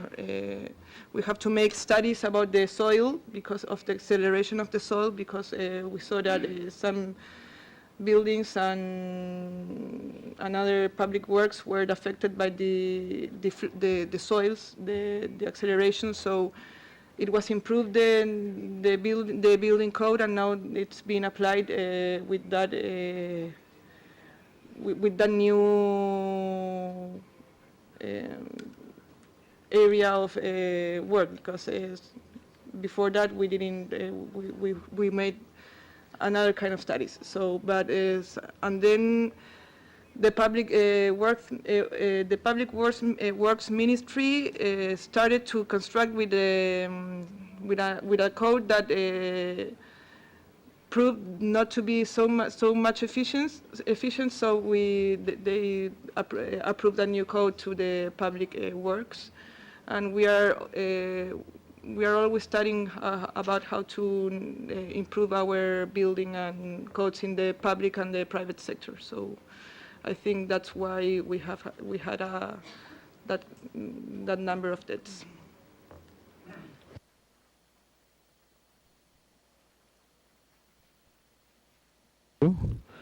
Any more comments or questions? Yes, sir. Bueno, muchas gracias. Yo prefiero hablar en español.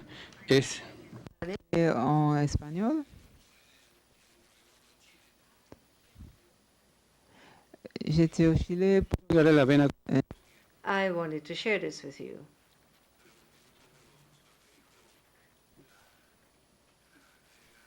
To support what the delegate from my country has already told you. You know, there is a stage to dealing with the construction of buildings, the quality, the technical requirements, the engineering that's required for sound buildings. But, you know, that's one stage. But then there is a time when these disasters, when they occur, you know, and I remember perfectly, as well as all the Chileans present in this room, I recall the confusion, the disorder that came about throughout our country. You know, our country is very long. It covers quite a bit of that coastline, very extensive. And throughout our country, there we remained, there was almost all communication was cut during that time. We who were in the center of the country couldn't tell what was happening in the south. So we felt that it was the end of the world. You know, we didn't have drinking water, there was no passage, we could move from one section to the other. The towers of the most important churches in Santiago had fallen. Some buildings were completely shattered, and in some countries in the south, some very old buildings, some historical buildings even, were made out of a type of mud. All of them were destroyed, fell to the ground completely. So it's as if it were a cascade of rubble. And I remember in the port of Valdivia, there are some photographs which show the containers in the port, the hundreds of containers. The tsunami took them into the city, into the streets, one on top of each other in the main areas of the city. So that is the memory. Those are the memories that I have of an earthquake. So it's very difficult to be a prophet, to be able to anticipate when an earthquake will happen. But we are doing all these studies which will help us perhaps to diagnose when these disasters are likely to occur. However, what was most impressive for me, having experienced these earthquakes, I think it's like the world coming to an end, really.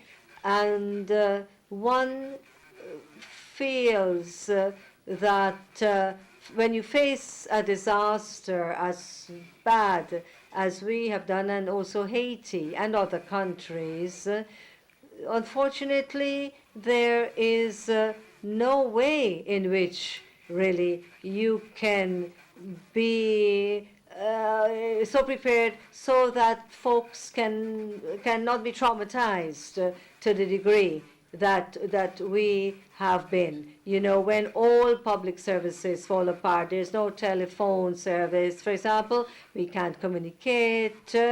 What we were able to fix very quickly in Chile were those the fans, the radio, the people who were able to communicate by radio. They were able to set up networks. They were able to communicate among each other what was going on from one end of the country to the other. And therefore, the anguish that we face is, what is happening. So I think that what can be done is perhaps what is done in California and in other parts.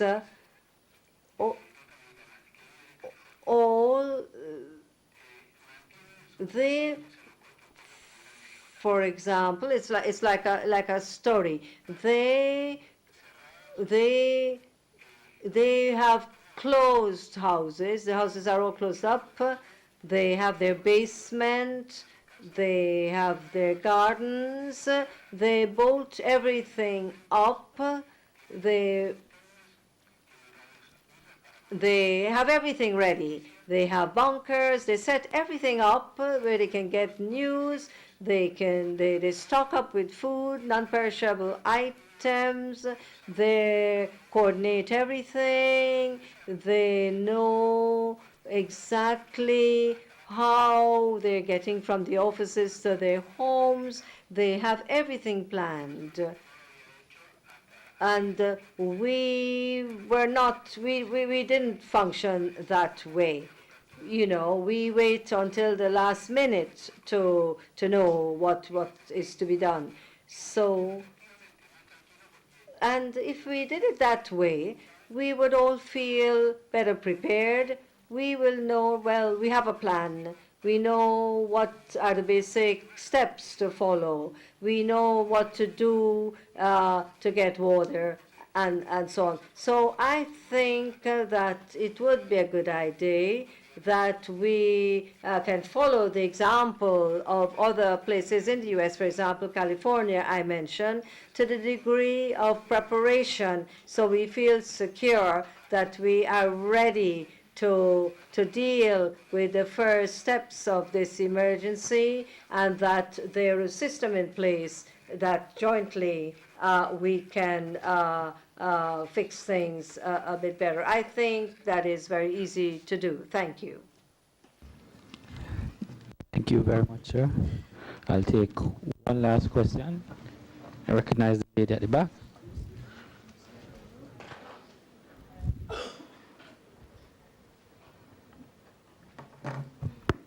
Hello, my name is Kate Spring. I'm with UNAIDS. I'm the country coordinator for UNAIDS. And I was in Haiti during the earthquake. I was in Haiti before and after. And I have two comments. I haven't followed everybody's presentation. But I think from the lesson from Haiti, for me, is to keep people in mind. Because there was a risk that a lot of effort was concentrated on rebuilding, so rebuilding infrastructures. But then somehow the people and their needs became secondary to the exercise. So I would suggest to move faster in such a situation into the longer term solutions, because the intermediate terms tended to take a long time. So then a lot of money was spent into intermediate solutions that were then becoming longer term solutions. So you would find, for example, houses being built for families, which would be, I think, very inadequate if we would apply any measures of like human rights thinking around the kind of offers for the medium-term solutions. The second concept on keeping the people in mind is that I'm working in the HIV sector.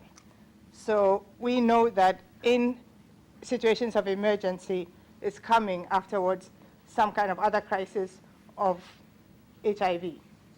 So not to minimize that in the care packets that are offered, and to think about having adequate housing that protects people's rights to sex and sexuality, and to include things like condoms in the care packets.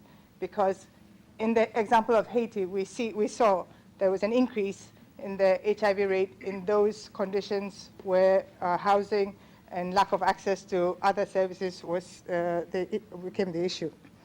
And my final point is that I think prevention is very much a useful concept to integrate in the thinking. And I think a couple of people have mentioned that. I think the Haiti presenter alluded to that. And I think the Chile example also maybe gave some indication that the efforts into building codes were helpful. I think it's a very useful concept. It will be a good source of revenue for government, because if you would, for example, tax the building permits to have a permit before you finish your building, government can make a win-win. You can create some employment and you can get some money. Okay, thank you. Thank you very much.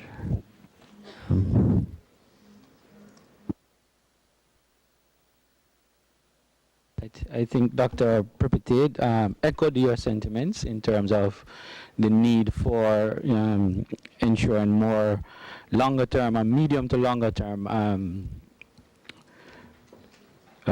review and forward thinking in terms of how we look at it. He did mention the whole business of shelter, but certainly generally in terms of looking at the needs of the persons going forward and ensuring that we are putting systems and procedures in place to address those. And certainly, as you mentioned, not just looking at necessarily the immediate shelter needs, but all the other accompanying social conditions and possible issues that might arise, such as HIV, child protection, and all the other areas that we saw as examples coming out of Haiti and other incidents.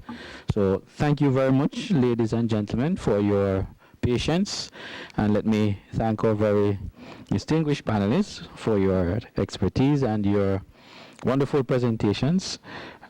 Please give them a round of applause for me.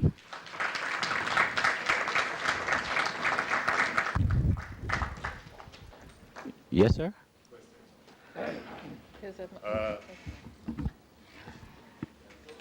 Sound as if it's a very burning question, so I'm going to take it. Sorry. Oh, sorry. A brief question. My name is Thomas Turner. I'm from Grasshopper Business Solutions. We are involved in electronic security.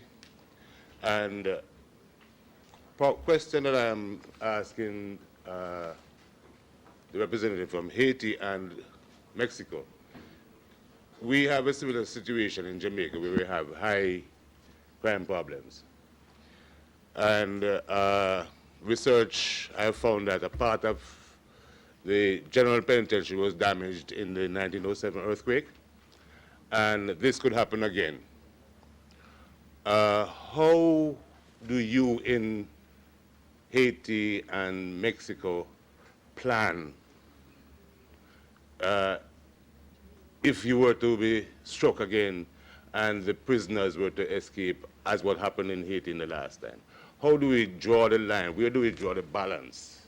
How do we do that in terms of the structural integrity and the security of the country? How do we get around that?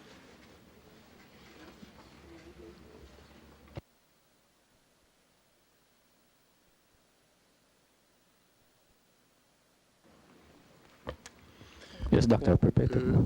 Effectivement, en Haïti, avec le séisme, the main prison was also affected like the other countries, like the other buildings in the capital city. There were prisoners who escaped. Most of the prisoners, in fact, escaped, and this caused a real spike in criminality after the earthquake. Of course, that is a big problem, and that is a problem that affects all of the construction in Haiti. It's not only a question of rebuilding the prisons and in keeping with seismic norms and the types of the soil, but we also reconstruct all of the buildings and taking into account all the micro-zonation decisions.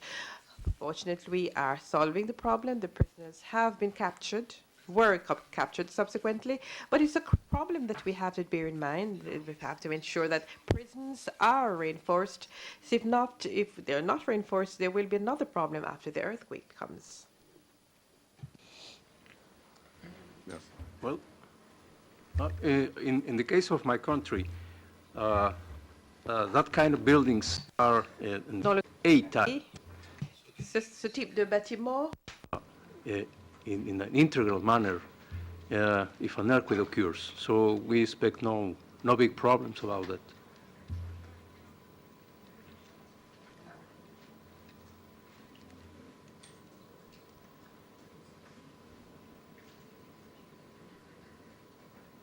Thank you.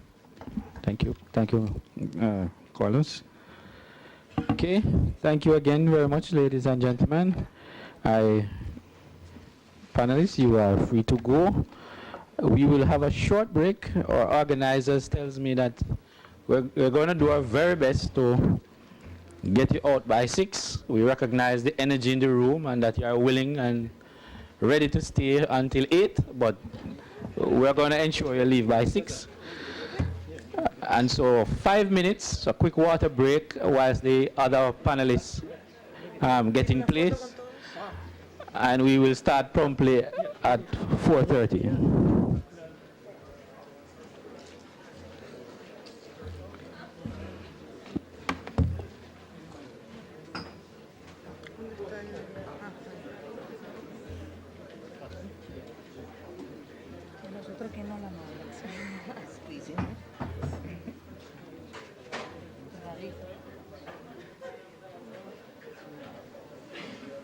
So far, and as I promise I will insist that you not leave here at 8, but at 6 o'clock.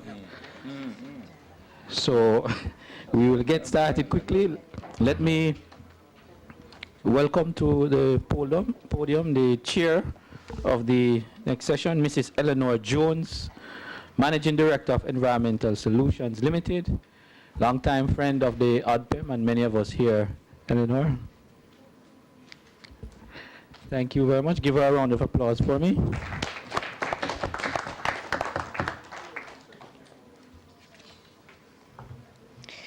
Thank you very much, Mr. Glaze. Good afternoon, ladies and gentlemen. This is a really challenging session. It's at the end of the day, but it's promises to be a very interesting one in the sense that we are going to be bringing on board perhaps a slightly different perspective from we've had all day. We've had a very rich program today, extremely good presentations, very informative, leaving us sort of thinking, wow, we are perhaps in great trouble here in Jamaica.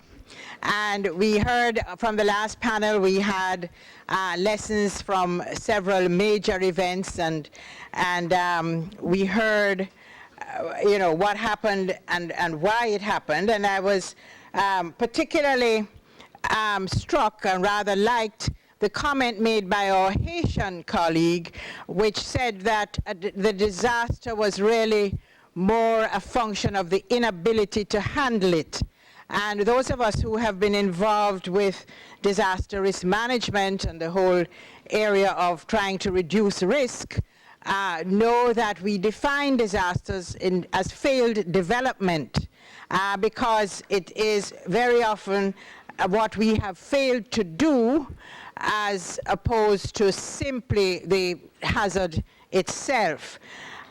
This particular session is entitled Building Resilience, and so we want to look at resilience, we want to look at critical infrastructure, and we're going to be faced, or we're going to be blessed, let's say, with or treated to presentations by, when we look at our panel, we have engineers, we have health practitioners, and we have business. Now, we have not talked today very much about the business sector. We have talked a lot about the government. We have mentioned civil society, not talking a lot about it, but we have mentioned it. And we were treated to a very good presentation on the legal framework or the lack thereof here in Jamaica as a consequence of a report that was commissioned by the Red Cross. The business sector, ladies and gentlemen, is extremely important in this process. And as we talk about resilience, which is really about building coping strategies, building the ability to pick up and run again after an event, it cannot be done. I believe one of our presenters last time, I think might have been Mexico, indicated it cannot be done by the government alone. We tend to think this is government business. It's not.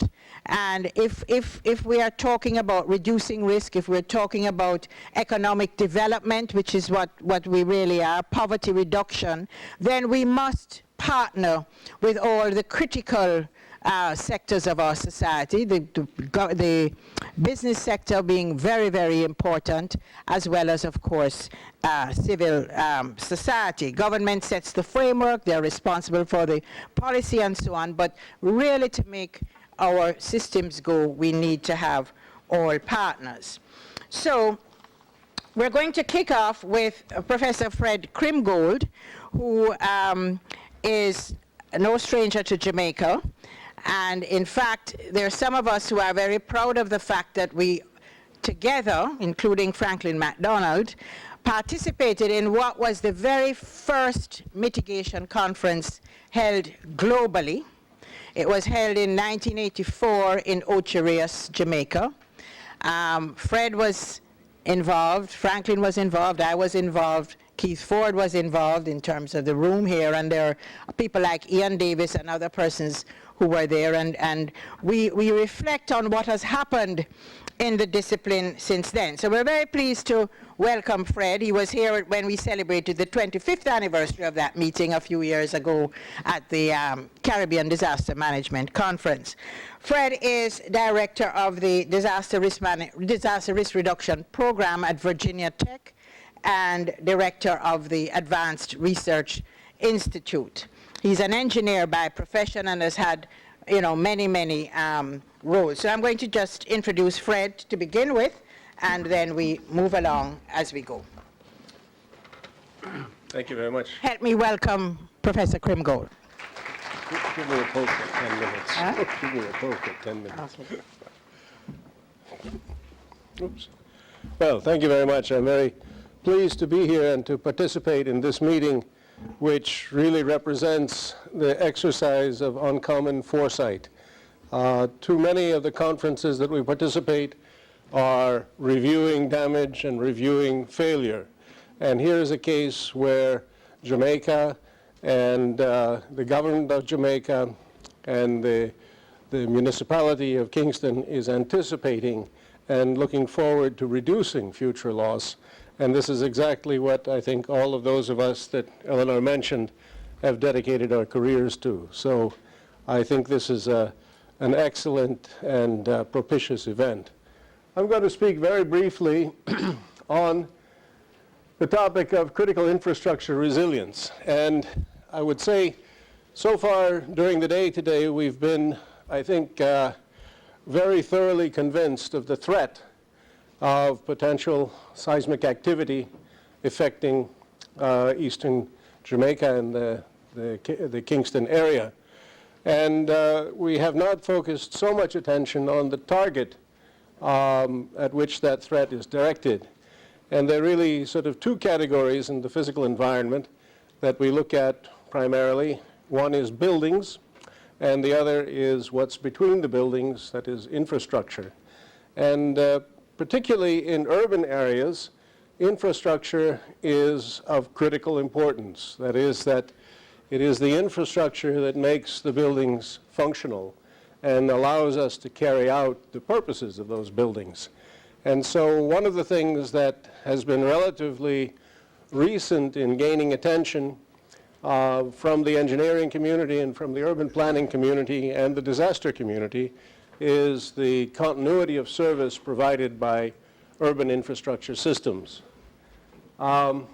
Is there a clicker here? Do you see it? I apologize, I don't see very well. No. It's here, thank you. Oh, it's there. I didn't see it either. And which is the? Just on the right side. Right, just right there? Okay, great. Good. Okay, thanks, sorry. The basic questions that we need to address are laid out here. And essentially it comes down to what are we protecting ourselves against and where is it likely to happen? We've seen that addressed this morning. And then who is it likely to affect and how can we protect them? The fundamental categories of infrastructure are, as we have been dealing with them in our research, are in four sectors. The energy sector, which includes, very importantly, the electricity system, the generating, transmission, and distribution, the fuel system, and the natural gas system. And these are the primary network systems within an urban area that really underlie the functioning of the city. Secondly is transportation, and there we look at road, rail, marine, and air, but primarily our work has been focused on the road network, which includes vulnerable aspects such as bridges and tunnels, but also looking at issues of traffic control and traffic flow in the case of interruption. And then the communications sector, which includes, again, primarily the landline and cellular telephone systems at this point, but also broadcast and internet communications, which are carried over those wired systems. And water and wastewater. And water is clearly from the point of collection to distribution, and the sanitation system, in a sense, runs backwards from those points of distribution back to filtration plants and again, distribution. I'm going to show a very quick set of slides here for a relatively small city in the United States, but simply to illustrate the buildup and complexity of these infrastructure systems in a particular location. And this is a town in Virginia with a population of only 50,000, but actually we found in our research that the smaller the place, the easier the study. And we find that taking on large metropolitan areas simply complicates the work and doesn't necessarily lead to greater understanding and development of principles. The first layer that I'll add here is in transport, rail, and airports. The second is the water utility network, then the sanitary network, then the gas utility network, and the electrical network, and then the emergency management facilities. And already you begin to see that we have a very complicated, even in a simple urban setting, a very complicated set of interactions. And this identifies key points of access and interaction within the system. And finally, we see the entire combination. Now, the point I'm trying to make with this buildup of spaghetti is that within each of these systems, we have a number of specific assets or nodes within networks connected by links. And what we need to do is to understand not only within each node or within each asset what the vulnerabilities are and what the likely performance will be in the event of a probable event, but we also need to understand how the system will function in terms of a continuity of generation to transmission to substation to transformer to user in the case of electricity, and then to understand how these systems interact. The difficulty in looking at this system of systems perspective is that we have enormous complexity. Immediately, when we begin to consider the functioning of, as you saw in the case of a small town, a very large number of distinct facilities and combinations of facilities, we need to look not only at their physical behavior, that is the technical issues of whether or not they remain technically functional, but we also have to understand their geographic relationships, their administrative relationships, and the structures, the administrative structures in each system, the financial structures in each system, and the regulatory systems that govern those individual systems. Now, that means that we have a number of variables facing each other in each of these interactions, and we have multiple interactions of multiple systems. The cascading failure problem can originate with a failure at a point, at a specific node. It can then be communicated through a single system, or it can interact, there can be an interdependency between multiple systems. And that requires the analysis from each individual potential failure point through the system of systems. When we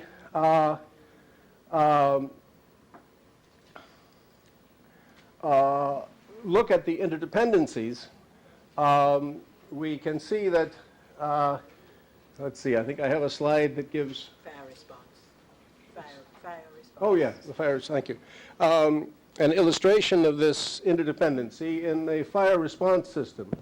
And in this slide, you have the incident on the right side, and you can see that in order to carry out the function of fire suppression, you need, first of all, a functioning communication system, and that might be a 911 or similar reporting system, which is either hardwired or cell phone. That goes to a dispatch center.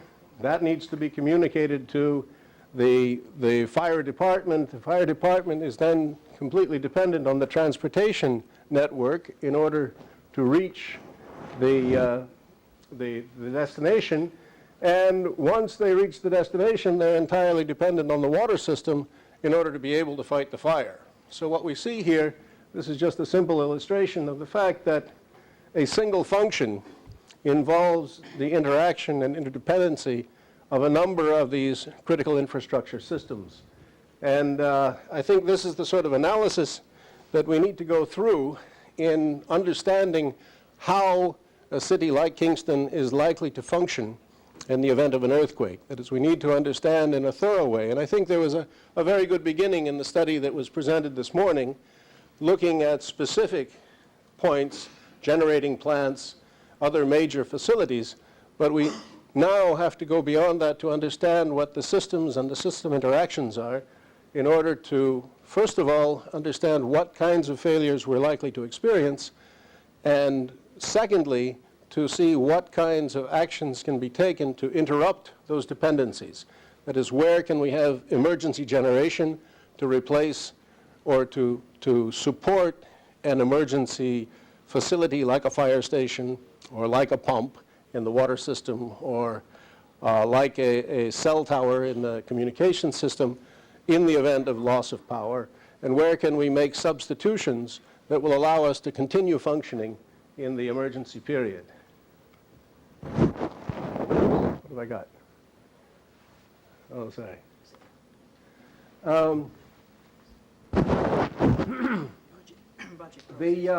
The interesting thing that we're also seeing is that there's a fundamental problem in the management of these traditionally stove-piped systems, in that electricity is the function of one organization and one bureaucracy. Water is the function of another. And very often, there is no systematic or consistent interaction, so that it's very unlikely that these points of interdependency have been examined and resolved between these agencies. And we've been looking in American cities to see where in city government there is a possibility of initiating a systematic review of these types of relationships. And we've come down to looking primarily at the offices of management and budget, because it's in the city budget that decisions can be made about coordinated cross-sector investments that can lead to the resolution of these interdependency issues. This is just a sort of summary representation of the stages of pre-disaster activity and the fact that there's a symmetry of pre-disaster activities and post-disaster activities. And I think my contention is that many of the issues that we need to deal with in terms of planning, design, standard setting, and so on that we see in the mitigation side are mirrored on the recovery side.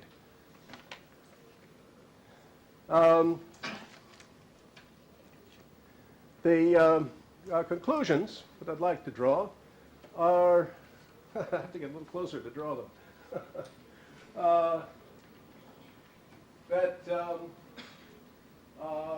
we need to deal with the dependency and complexity. That's one of the great issues that I think is approaching us now in terms of addressing municipality and urban safety issues, is that when we look at them, they are enormously complex. Oh, sorry. Well, I can't read the conclusions. Well, facilities and micro networks is the next one. Facilities and micro networks. Yeah. Now, when we look at solutions, one of the problems we find is that in these network systems that have evolved primarily over the past century, we connect our vulnerabilities. That is, that we extend our vulnerability to the same extent that we extend the distribution of service. And a distinct alternative, which presents itself in the energy area, for example, is to develop a distributed system of service provision. That is, to decentralize and create autonomous, independent services so that we break up the one major generating plant into a number of distributed sources. And this may suggest renewables, but in any event, breaking up these large systems reduces their vulnerability to geographically extensive hazards like earthquakes.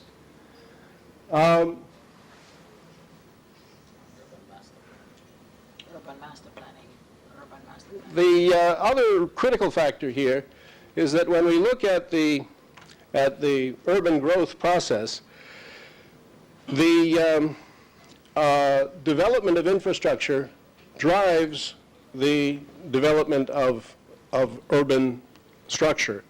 And it's extremely important that there be a master planning function which can take advantage of the geological information and the types of analyses that we've seen in microzonation in the creation of a master plan that guides the development of infrastructure that drives the development of buildings and population.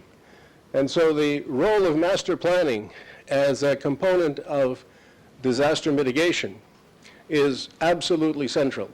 And if that capacity is not established and functioning, we are in a very difficult position for ever reducing, seriously reducing disaster risk. Finally, I think that a topic that has come up in various points of the earlier discussion this morning is that regulation is essential in the case of disaster events that have long return periods, in which people don't necessarily learn from experience, in which the messages of, or the cause and effect relationships of particular choices of site or choices of construction type are not related immediately to distant threats. And so the regulatory process has to be coupled with the budgetary process in a way that expresses the cost, the present cost of future risk. And that's, in my view, the fundamental problem we face in disaster management. Thank you very much.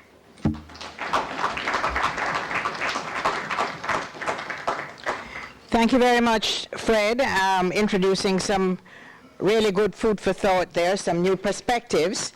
It now gives me great pleasure to welcome Mr. Donovan Betancourt from Digicel, who is going to, see, I pronounce it the Haitian way, who is going to share with us the role of the private sector in disaster risk management and the experience of Digicel in the Haiti earthquake.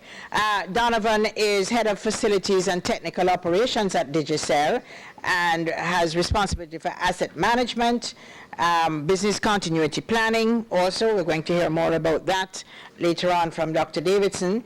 And so let us welcome Donovan to give us a private sector perspective, finally.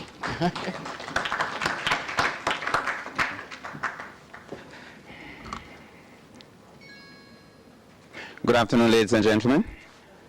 Let me first of all make sure I can get the clicker right. Okay, there you go.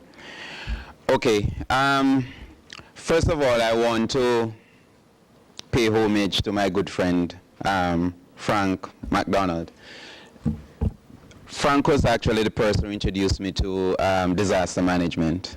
And me being here today is not really a testament of Frank's age, but really to say that I have matured in the discipline, and Frank, I thank you very much It's good to see you back in Jamaica. I want to share with you this afternoon the role of the private sector as I see it, but more importantly to walk you through the journey of Digicel in that Haitian experience in 2010, that earthquake. I think for much of us, and certainly for me, it has been kind of a game changer in terms of how you actually transform the theories into the practice. The truth is, if we look at it in terms of a private sector role, we as private sector see our core functioning or functions as giving that return on investment to our shareholders. That's basically it. I answer every day to my chairman who says he wants his pound of flesh. That's primary. But we're oftentimes having the quandrum of, do we want immediate return, or do we really want to be looking at a sustained return? And oftentimes we take the short road of, we want this immediate return, and sometimes in doing that we lose a lot of business opportunity, and we're probably a prime example. We lose a lot of business opportunities because we see we cannot make 20-30% in the next 2 years. But if we look at it that if we look at a sustained development or long-term planning where you get involved in not just trying to make the return now, but getting involved in your environmental development, your people development, that you can actually reap those returns and have a more sustained return. From Digicel perspective, there are some pillars that we try to follow, and these I've listed here: risk assessment, mitigation, response and recovery, social responsibility, and lessons learned. And I've actually, although I've said pillars, I've put them in a cycle because these are never constant, and we are constantly reviewing them. That's the only constant there, that we're reviewing them and making adjustment as we move along. Now, Digicel is a telecommunications company, and we currently operate in 31 countries. We're actually, Eleanor, we're still a startup, right? Because we're just, this next year will be, I think, 13 years. So in terms of a business cycle, we're still a young company. We operate in as far as the Pacific, where we have businesses in Vanuatu, in Papua New Guinea, and a lot of those countries, Central America and the Caribbean, of course. Our headquarters is actually in Jamaica. And if you look primarily at the areas in which we operate, you will see that all of them pretty much face high environmental risk. But we see this not as we need to get in, get profit, get out, but actually what can we do to develop the country and to make sure that we have a sustained return on our investment. Now, I want to pay a little focus on Haiti. And while we launched in 2001 in Jamaica, our business grew and we went into Haiti in 2006. If you look at our investment rollout, by the time we had that earthquake in 2010, we had established what I think probably then was the largest building in Haiti, which was 11 floor office building, which included most of our switches and all a storefront, etc. We also had, at that time, diversified a lot of our back-end facility, which is part of what we try to do. If you notice, when you speak about our mitigation strategies, that's part of what we did. So we not only look at keeping that one facility, but spreading out our risk in terms of making sure that if we had any form of major disaster, that we were not losing the entirety, but we could at least operate in terms of parts. The staff level at that time was probably just under 1,000, and most importantly, we had at least about 80% of those staff being Asians. And the growth in our tower infrastructure, our cell site, Haiti, given the size of, given the Haitian population spread, we had about 900 sites at the time. And this is a nice little picture of what the building looks like before. So it's pre-hurricane, pre-earthquake, beg your pardon.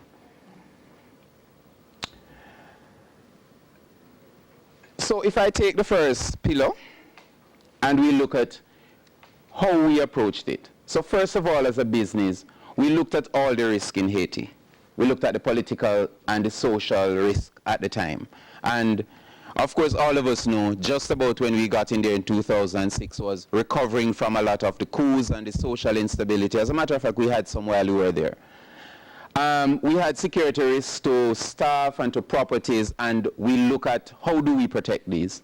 We also were very sure that the predisposition to natural disasters, the hurricanes, the floods, and the earthquake, was very topical to us, and also the inadequacy of the compliance to the building code. And I think everybody pretty much spoke about that in terms of building codes and inadequacy there. But we not only just decided that these were a risk, or that, you know, we can get into Haiti, just operate a business and get out. We look at how could we change these, or how could we make sure that if we were faced with any one of these or any disaster, that we can mitigate. So first of all, we ensure that all our assets are insured.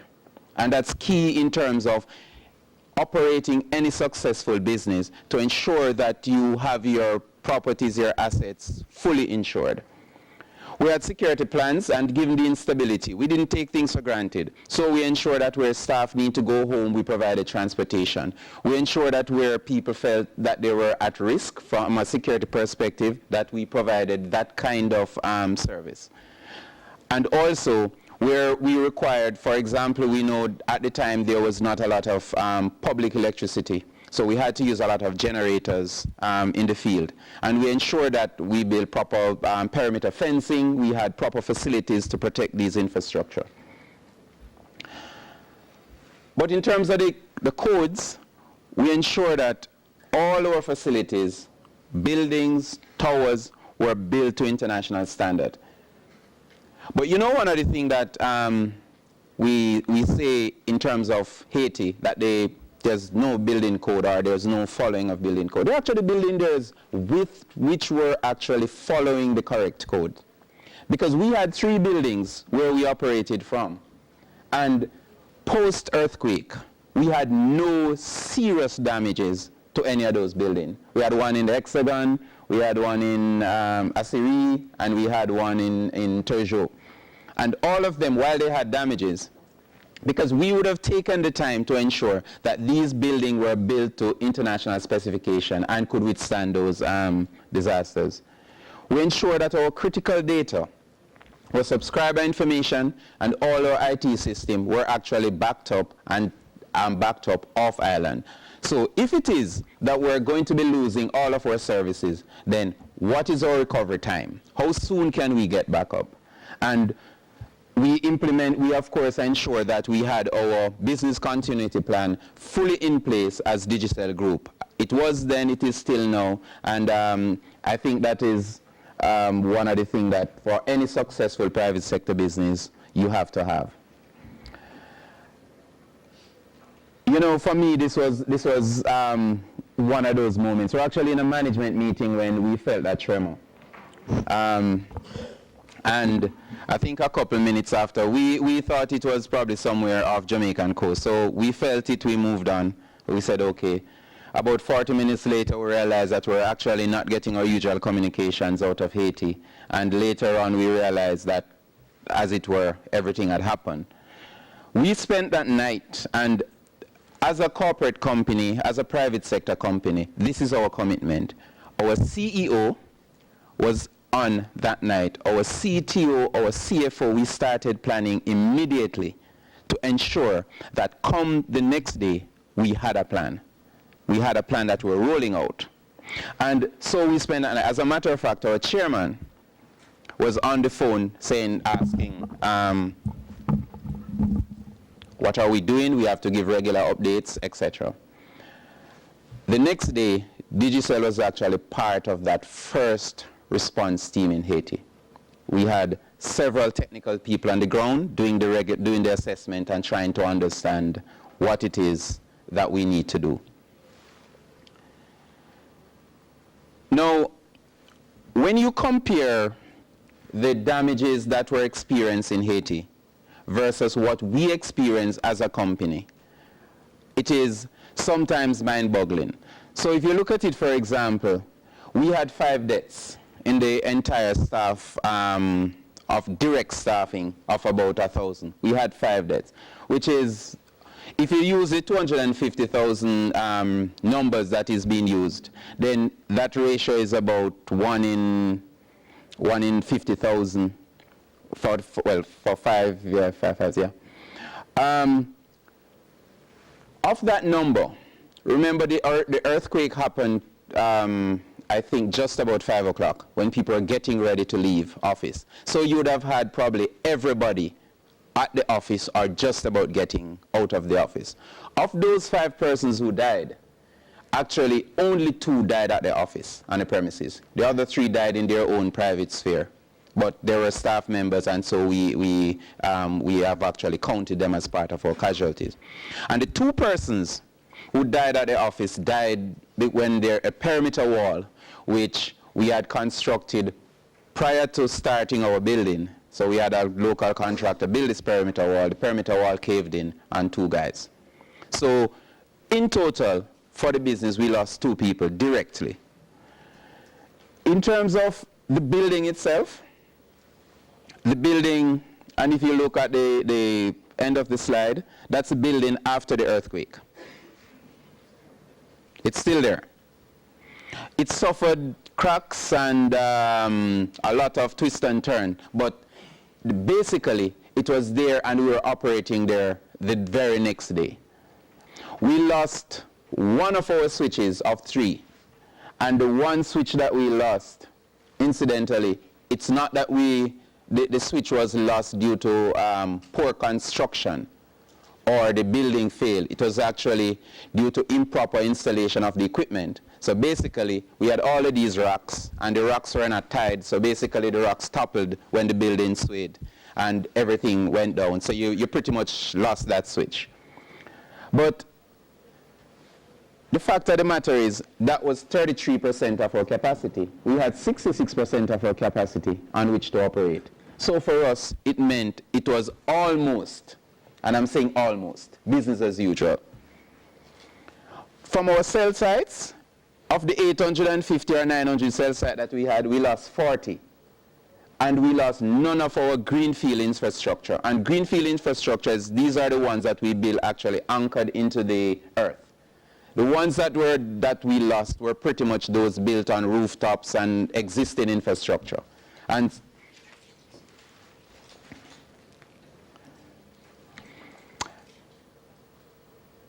okay, now that's the impact. But how did we respond after the incident? So immediately we mobilized our business continuity plan. We had our technical team in Jamaica and from other territories.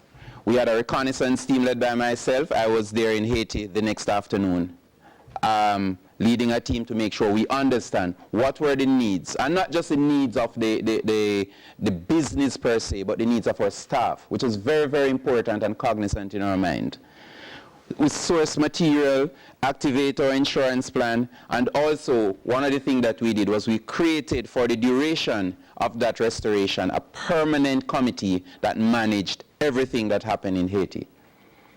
So if you look at our recovery, in 24 hours, we had full communication traffic back to Haiti. In 3 months, we replaced that damaged switch. In 4 months, we had restored the network to prehistoric level. So pretty much what you see is, because we had proper planning, in under 6 months, we were at the levels we were pre-earthquake and now looking to go beyond. But you know, while we talk about preparing the infrastructure, the business, there's a critical component that we had to spend some time and ensure that it happened.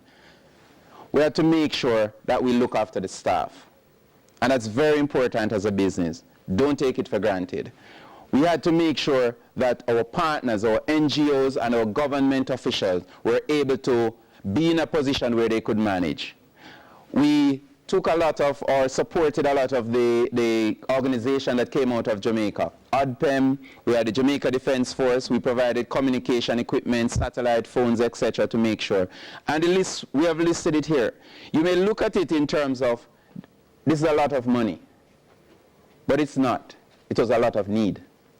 And what we tried to do was to respond to those needs, because whatever profits that we would have made or whatever our long-term plans are was really because of the people, our staff and the people of Haiti. And finally, lessons learned.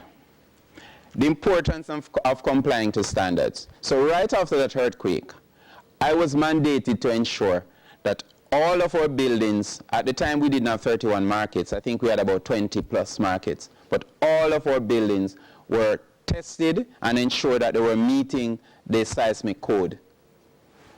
We also had to make sure that we're meeting all local codes in every territory.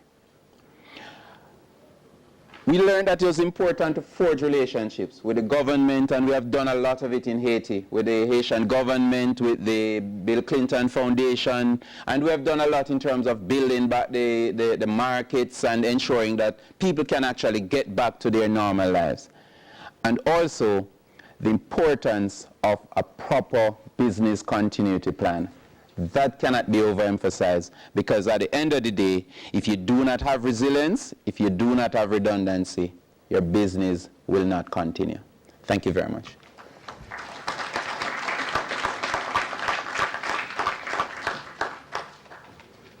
Thank you very much, Donovan.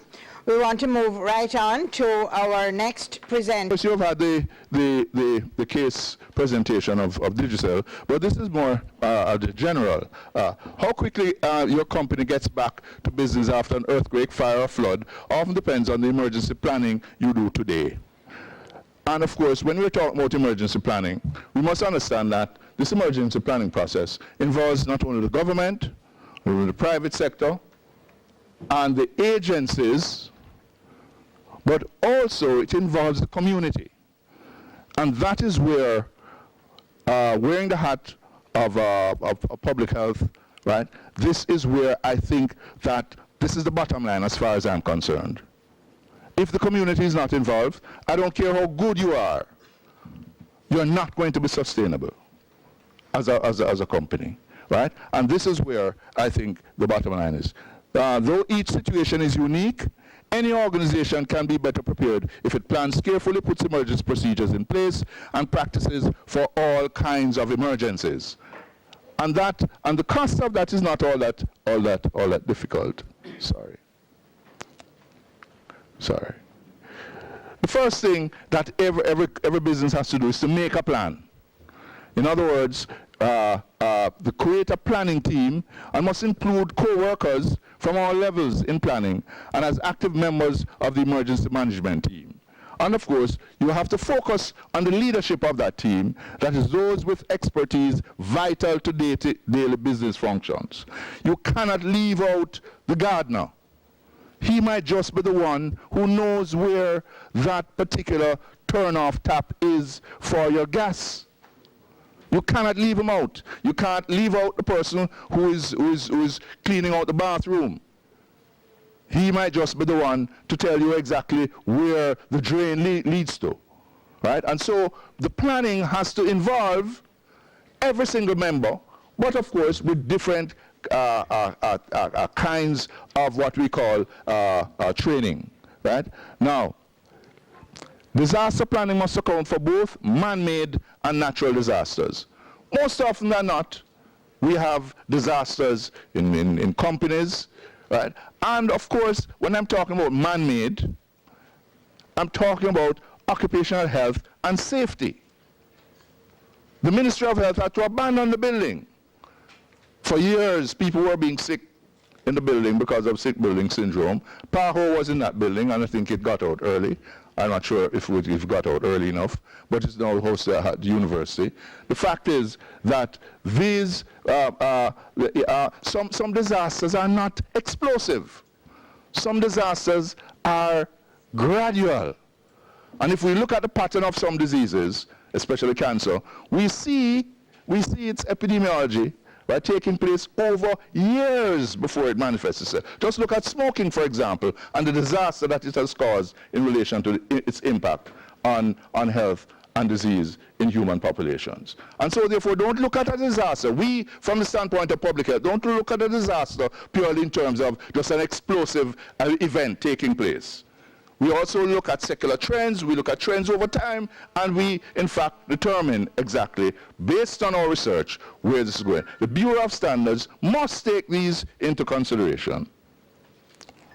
How quickly your company gets back to business after an earthquake, fire, or flood, fire or flood, it often depends on the emergency planning you do today. Though each situation is unique, any organization can be better prepared if it plans carefully, put emergency procedures in place, and practices for all kinds of emergency.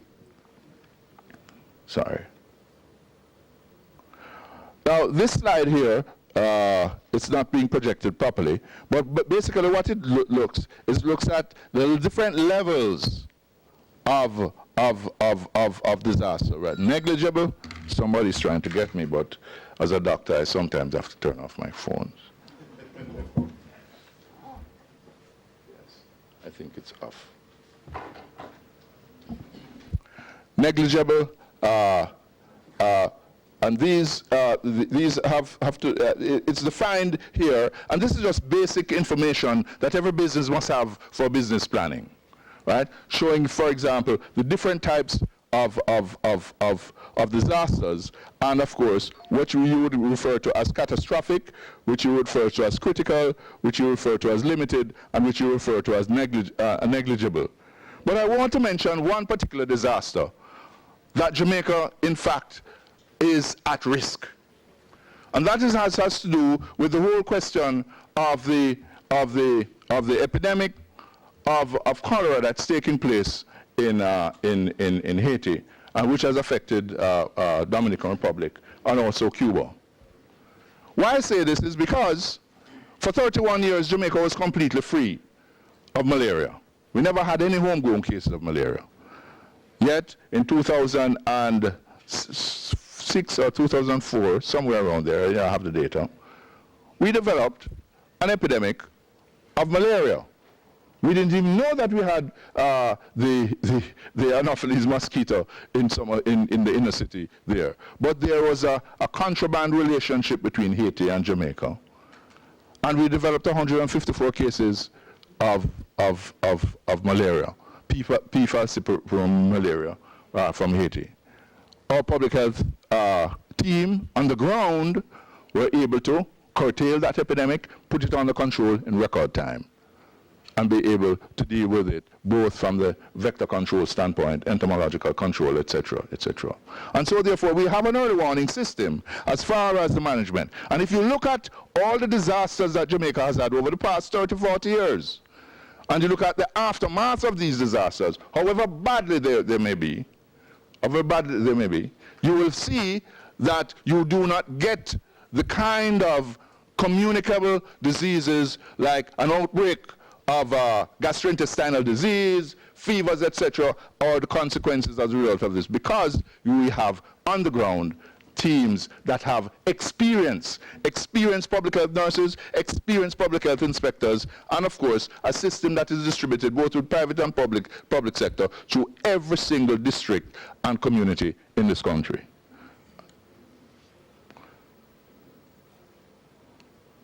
Now, plan to stay in business. Carefully assess how your company functions to determine which staff, materials, activities, and equipment are absolutely necessary to keep the business operating. Review your business process flow chart to identify operations critical to your survival and recovery. Establish procedures for succession of all management. Make a list of your most important customers and proactively plan ways to serve them during and after disaster. Identify key suppliers, shippers, resources, etc., and plan what you will do if your building, plant, or store is not accessible. Frequently review and practice what you intend to do during and after the emergency, and review your plans annually. These are just some basic information that is not rocket science, that every business, if facilitated through a bureau like the Bureau of Standards, can put in place as part of standard practice for, we can put it in our occupational health and safety standards. And when we, or for example, our ISO standards, because we in fact have linked ISO 9000 and 14000 as part of our Bureau's enablement for business to in fact deal with this question. It is integrated with us. Added to that, every new business has to maintain certain standards related to environment, for example, environment impact studies, depending on the nature of business you're going, and also depending on where you're going to set up business. Because we now have data using geospatial information systems, which show you exactly what the geology of is it, where you get the land slips, etc., etc. And all of these now are integrated because we now do what you call joined up governance. We are now sharing information with with NEPA, sharing information with the Trade Board, sharing information with the Ministry of Industry and Commerce, sharing information so that we have what you call a joined up governance database that can give us some indication as to advising business, where to set up business, and where in fact the risks and hazards of landslips, etc., hurricanes, etc., right, can affect that business. And so it is not merely a question of one agency doing X, Y, Z. It is joined up governance, looking at interagency collaboration and sharing information so that the business may be facilitated for the development of their business system. Establish business staff communication, practice the plan, promote family and individual preparedness. We think, from where we sit, that every business is part of the community. And every person who works in that business comes from a community. If you can develop a culture of best practice for occupational health and safety or disaster preparedness and management within the firm, then we think that by just adding maybe another module during their training program, you can also enable that person to be part of the leadership of best practice within the communities. And we see, therefore, business as an entree to the community.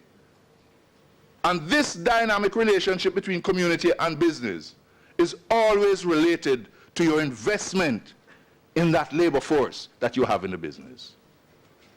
And so, therefore, you have to put in place not only the preparation or the plan and strategy, right, for the individual within the business in order to work related, but also see that person as part of a community. He may be coming from a marginalized squatter settlement. What is it that he should do in relation to the squatter settlement? But when the government says, let everybody in the squatter settlement, because it is prone to all sorts of flooding, you must evacuate. He must give that leadership to the rest of his community, right, to put up your belongings on something and get out. He must know exactly what are the early warning signals for earthquakes, what are the early warning signals for hurricanes, etc., etc. And so, therefore, you can build leadership at the community level if you, in fact, take into account that laborer that you have within your workspace is also part of a community.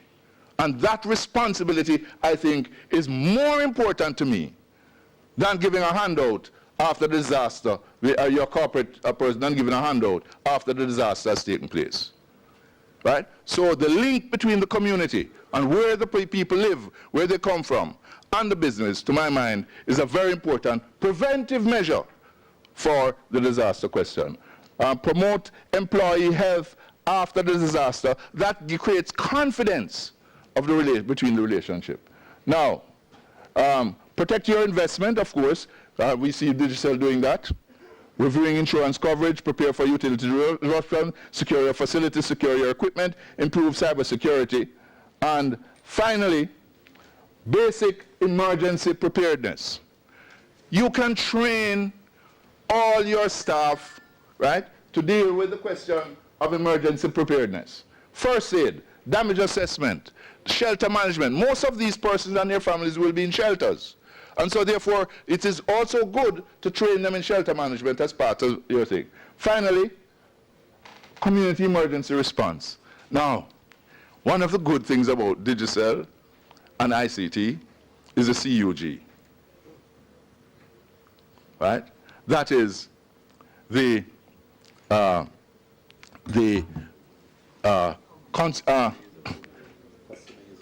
customer user group, right? Closed user group.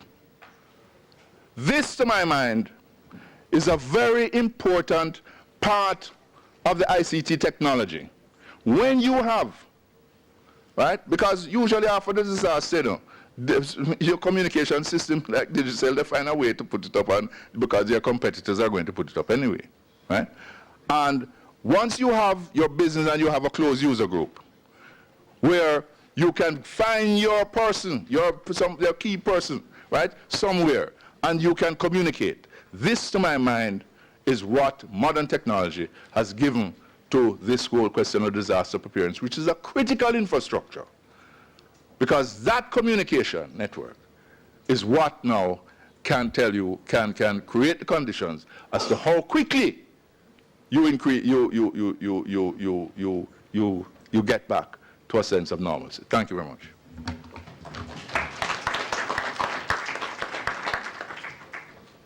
Thank you, Dr. Davidson. And now we're moving right into the building code, just following on standards. And we have Mr. Noel De Costa, who is an engineer and who is a past president of the Institution of Engineers, who started the process of updating the National Building Code from then. He's chairman of the committee working on the Building Act, and he currently sits on the board of Red Stripe. So again, we have private sector represented here. And we have Mr. Dwight Wilson from the Ministry of Local Government and Wilson or Nelson? Wilson. The Ministry of Local Government, who is representing the government side of this. So I think, Noel, you go first, and then Dwight will come after to tell us how quickly we're going to have the building code promulgated.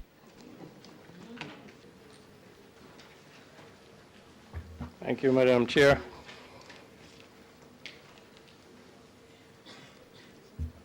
Okay.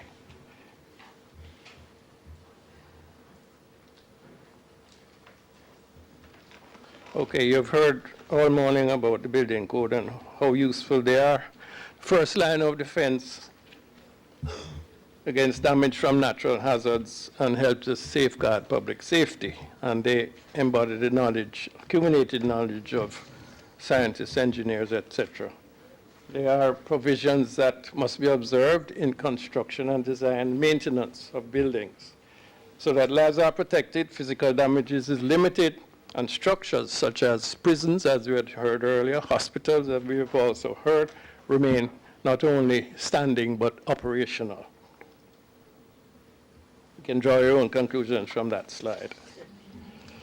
The building codes must be updated regularly to include new technological developments. A retrospective study was done after Hurricane Andrew in Florida.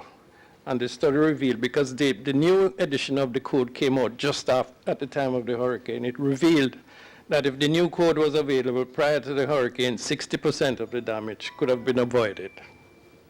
The relevance for Jamaica is that the built environment is a significant component of our national assets, and we need to mitigate against something like what happened in Grenada, where one hazard pretty much wiped out the physical assets. 70% of our buildings, 70%, are informal, designed and built without professional inputs.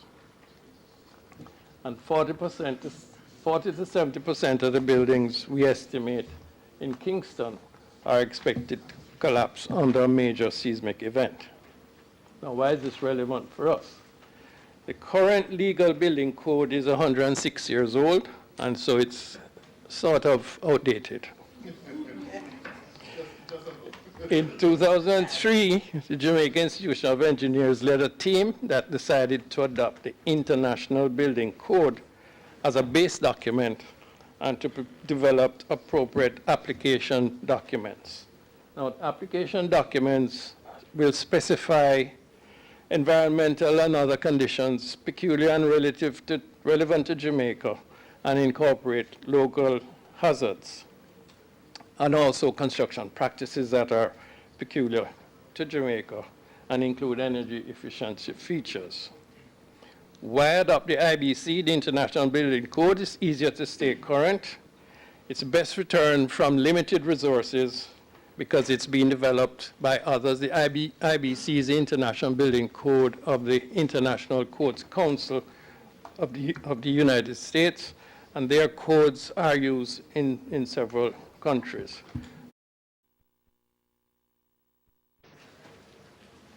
Thank you, Madam Chair.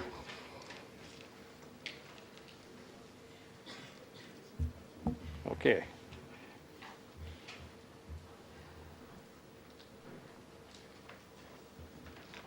Okay, you've heard all morning about the building code and how useful they are.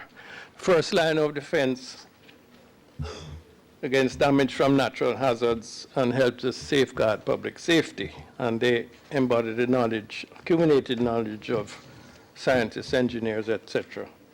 They are provisions that must be observed in construction and design maintenance of buildings so that lives are protected, physical damages is limited, and structures such as prisons, as we had heard earlier, hospitals, as we have also heard, remain not only standing but operational.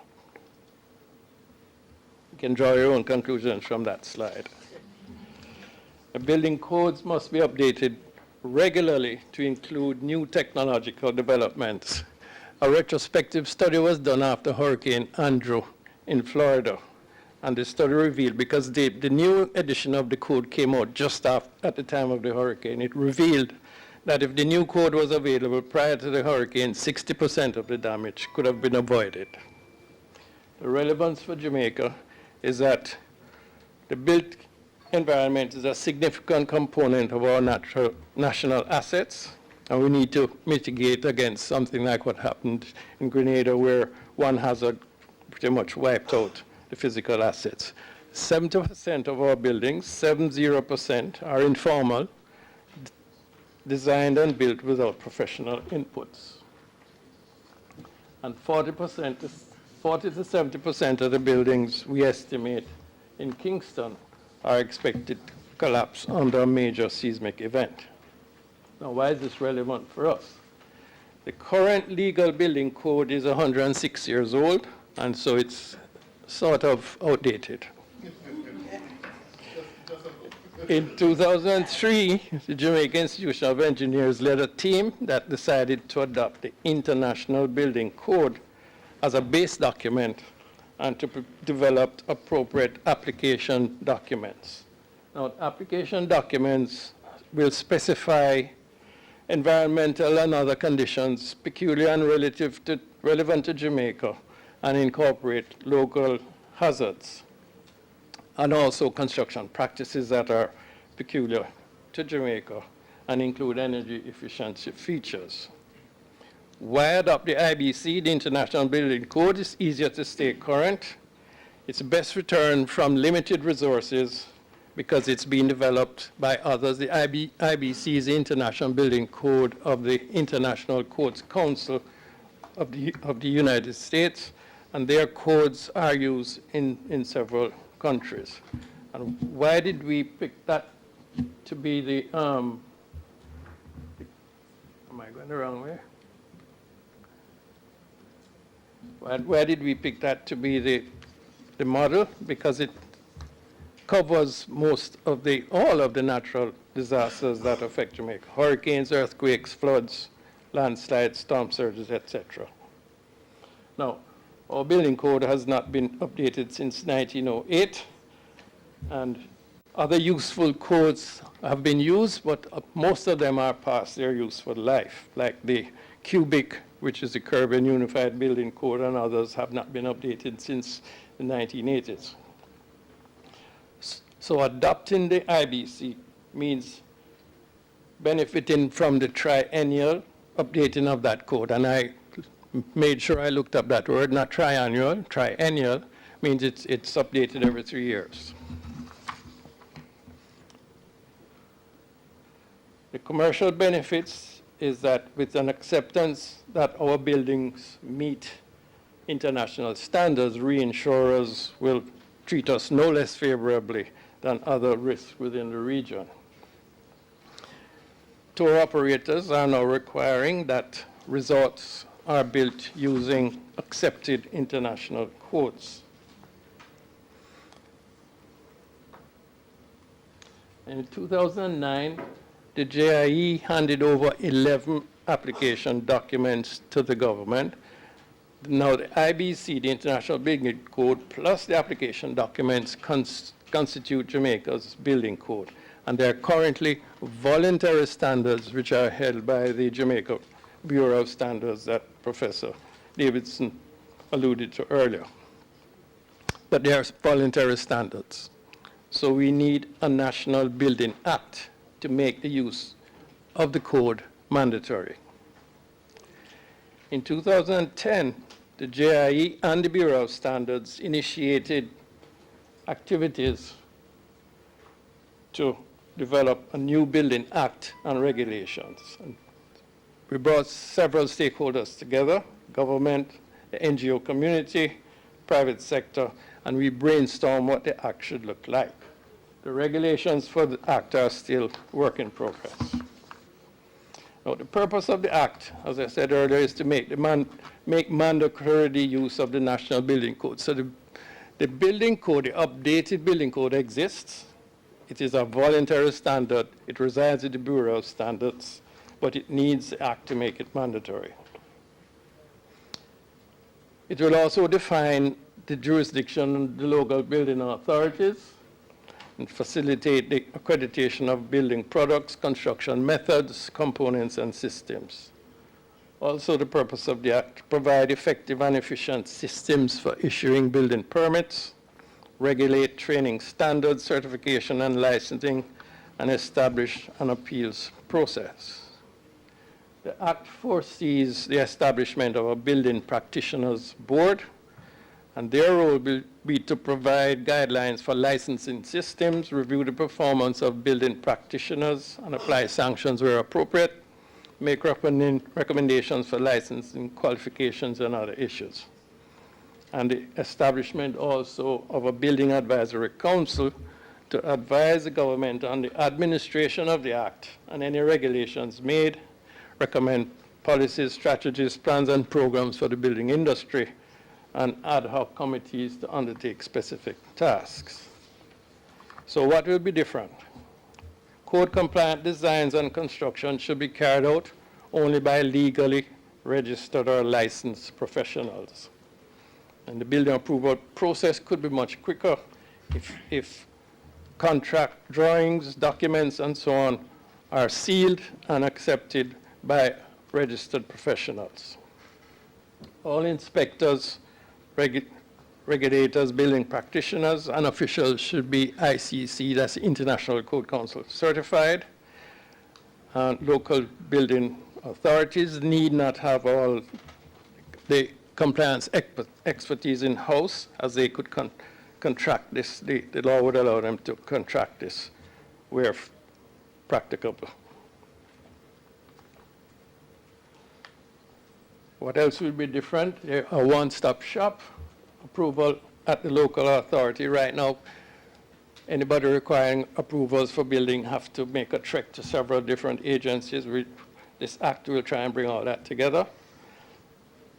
They will issue permits for modifications, change of use, and occupancy, amongst other permits. It foresees a technical tribunal to conciliate disputes versus the long process of litigation, and actions throughout the approval process are to be time-bound. So where are we now?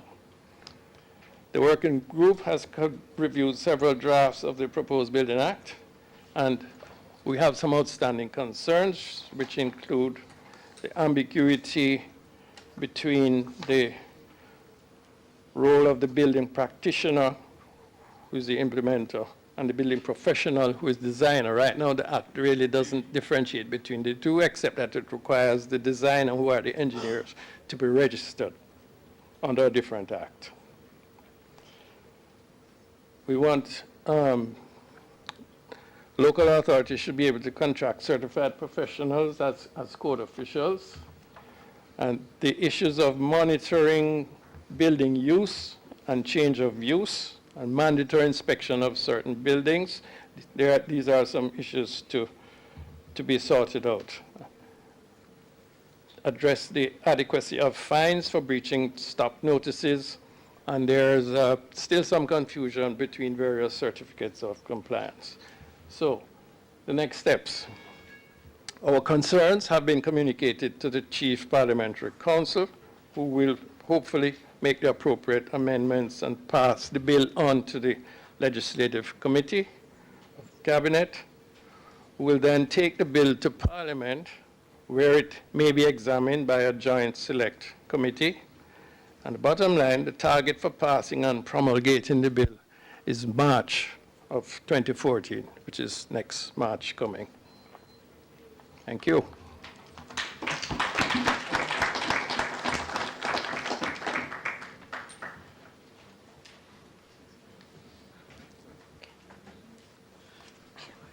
Thank you. No, not really. Well, good evening, everyone.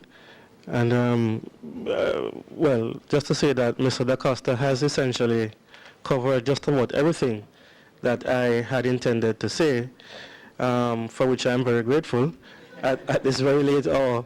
But just to emphasize that the government of Jamaica, through the Ministry of Local Government and Community Development, has taken the matter of the building code very, very seriously indeed.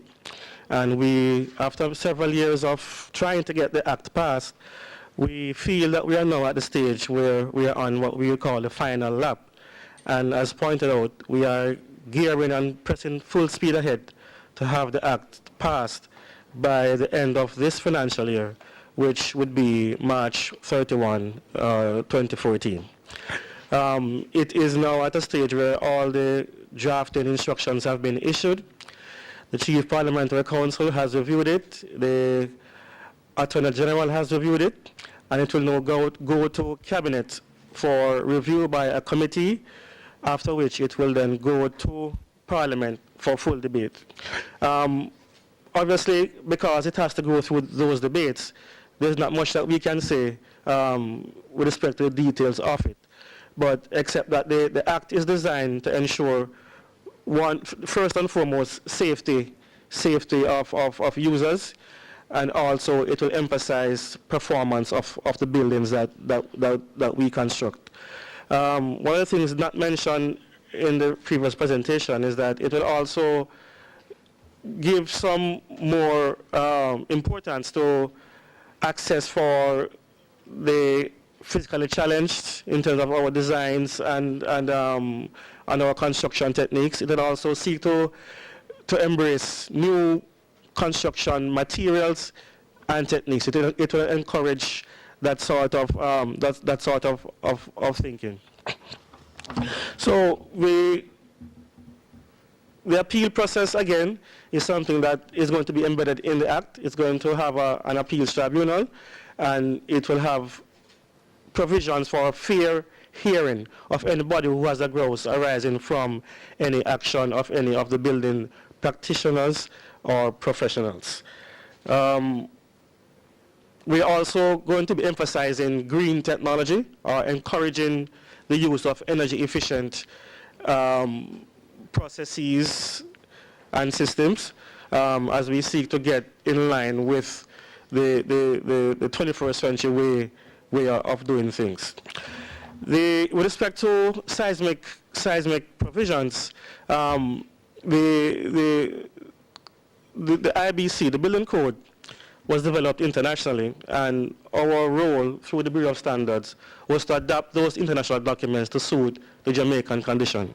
And that was done through the establishment of working groups with committees and subcommittees chaired by different persons and covering different aspects of design and construction.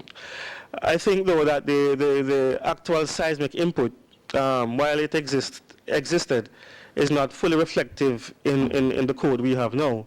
I remember about 2 months ago, there was a similar seminar on seismic retrofitting of buildings in Jamaica. And between the earthquake unit and ODPEM, we are seeking to have the most current and the most accurate information on seismic activity in Jamaica, all the most updated mapping incorporated in the revision of the code and the documents to be developed subsequently. Bear in mind that the code is not a static thing. It is updated every 3 years, and therefore it affords us the opportunity to include in it, well, in particular the Jamaican documents, any new information that we may have regarding design parameters and specific soil conditions, events that may have occurred during that time. So once again, I wish to emphasize that the government of Jamaica has taken this matter very seriously, and we are pressing ahead to have the Act passed by March 31, 2014, and the Act itself will give birth to the building code, which will then become the national standard. Thank you very much. Thank you very much, Mr. Wilson. I think that's a wonderful note on which to end this series of presentations on this session. It's 5 minutes past 6, but we must take some questions or comments. I don't know, to save time, if I should summarize. I mean, we've heard from Mr. Wilson about the government's commitment. Mr. Acosta presented to us what the national code would be, adopting the International Building Code, the Practitioners Board, and why this was important. Dr. Davidson spoke to us very passionately about the public health system and standards, and the fact that we have a whole process of building competitiveness through our standards. He spoke about the importance of involving the community in what we're doing, and certainly in the business continuity planning process, which falls also within the ambit of the Bureau, and the fact that workers within institutions, within organizations, could play a major role in leading community resilience.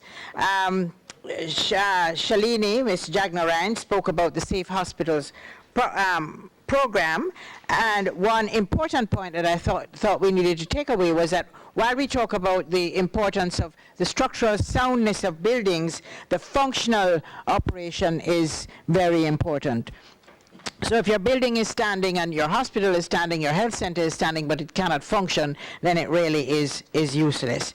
Mr. Betancourt spoke to us about the private sector engagement and how you move theory into practice, the whole business of sustainability, and what was needed and the extent to which his company employed these measures, not only in their work in Haiti, but in general as they're moving forward.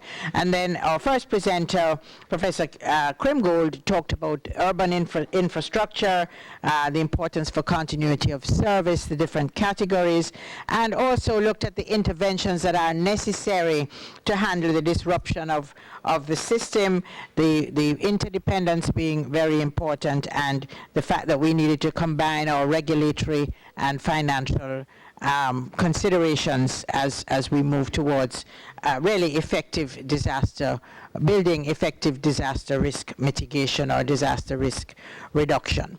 Okay, any questions or comments? Please remember, just identify yourself very quickly. Okay. Pleasant evening. David Darling of the Bureau of Standards. And this question is particularly directed to Mr. Dwight Nelson. Dwight Wilson. Is it? Nelson, sorry. It's Wilson. Dwight Wilson. Thank you very much. I'm reading what I see here. Wilson. Right. No problem.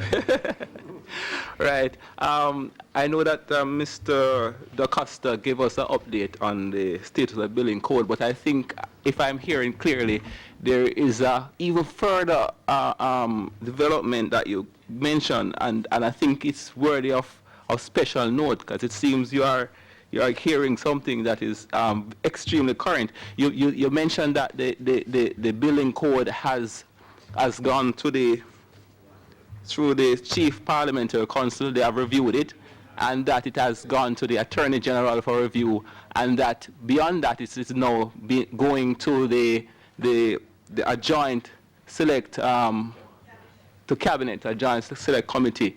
Is that so?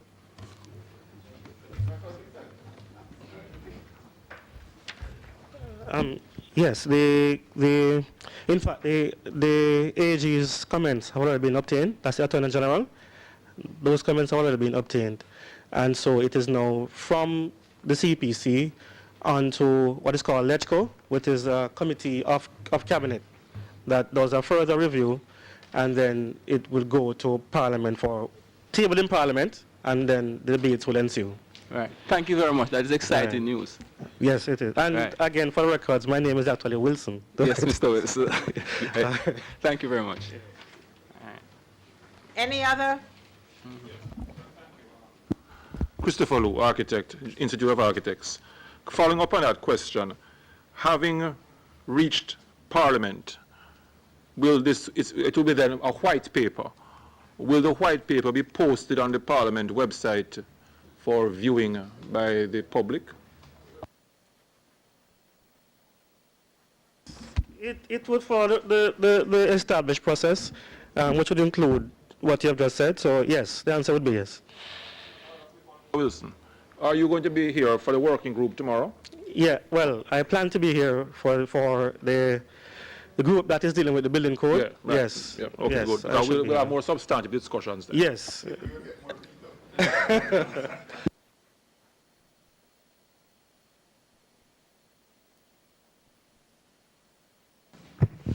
Thank you. Andrea Thomas, United Nations Population Fund. My question is very quick to PAHO. I looked at the hospitals being mentioned and they were graded, and the largest one, Kingston Public Hospital, wasn't mentioned. Could you just let me know what the grading is on that right now? Thanks.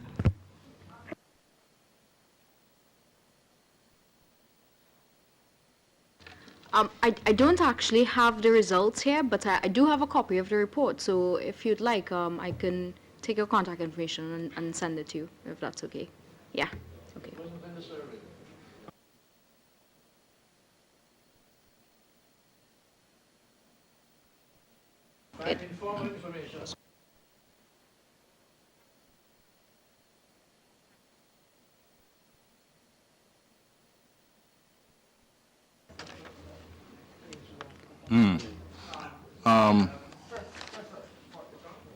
It's on here. Here, this person. I believe.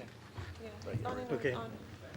I just wanted to make a comment on my colleague from PAHO.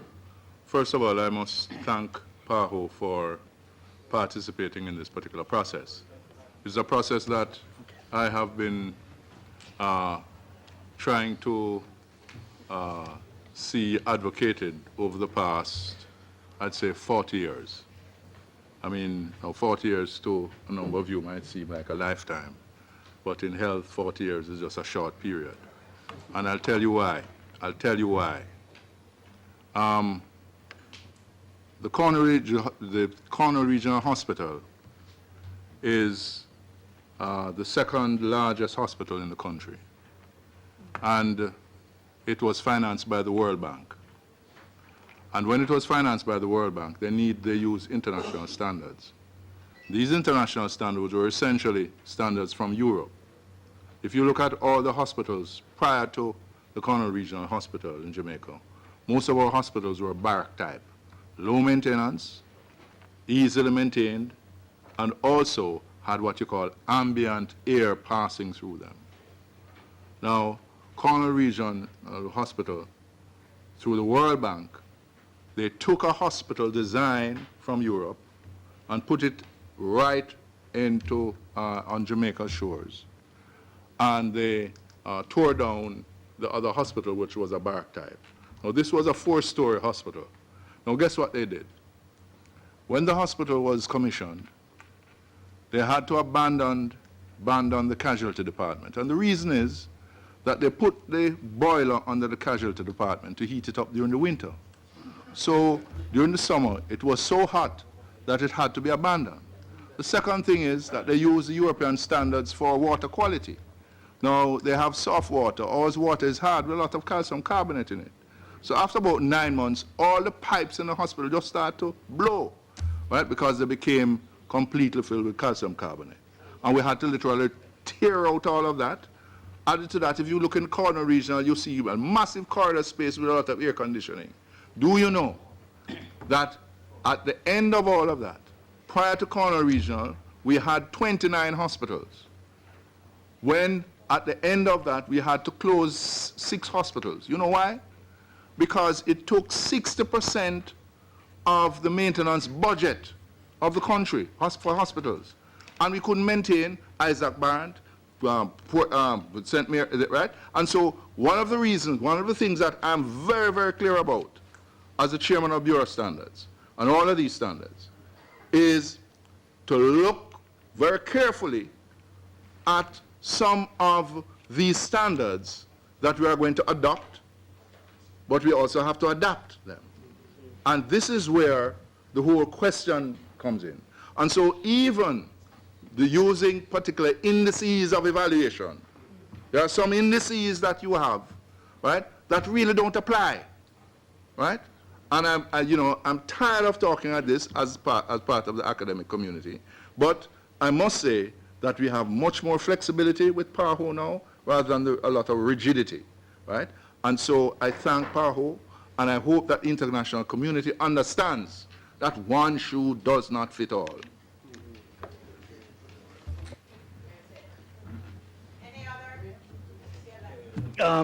Just as a statement of fact, Kingston Public Hospital, Cornwall Regional, and Bustamante Children's Hospital, the major hospitals you might find were missing from the list. They were done prior to the last round. I don't know if they were mentioned in the list, but they were done to the same procedure. So, yeah. Okay. Any other comments? Or are we ready for coffee? Well, first let me thank our panelists. Let me thank the panelists for stimulating presentations and for keeping you all riveted here at this after a very long day. And I want to thank you, the participants, for being as engaged, and we hope that you have learned something, some of it good, and some of it not so good. The not so good we should have learned in terms of what we need to do about it, and that's what tomorrow's session will be all about. So I don't know if Mr. MacDonald or Dr. Williams, if you have any, or Mr. Glaze, Oddpem, anything else you'd like to say just to close out today's session? And take us on to cocktails. And tomorrow's session. Okay, thank you very much, Eleanor. Just wanted to say, thank you for staying the course with us. Although I still see I had to, make sure that I came in because I realized that you were bent on staying until 8. So I make sure I came back in. But thank you very much for staying with us and, keep the energy going in the discussions. I wanted to go home, do the additional homework. I'll come back tomorrow with my hard hat, for the rest.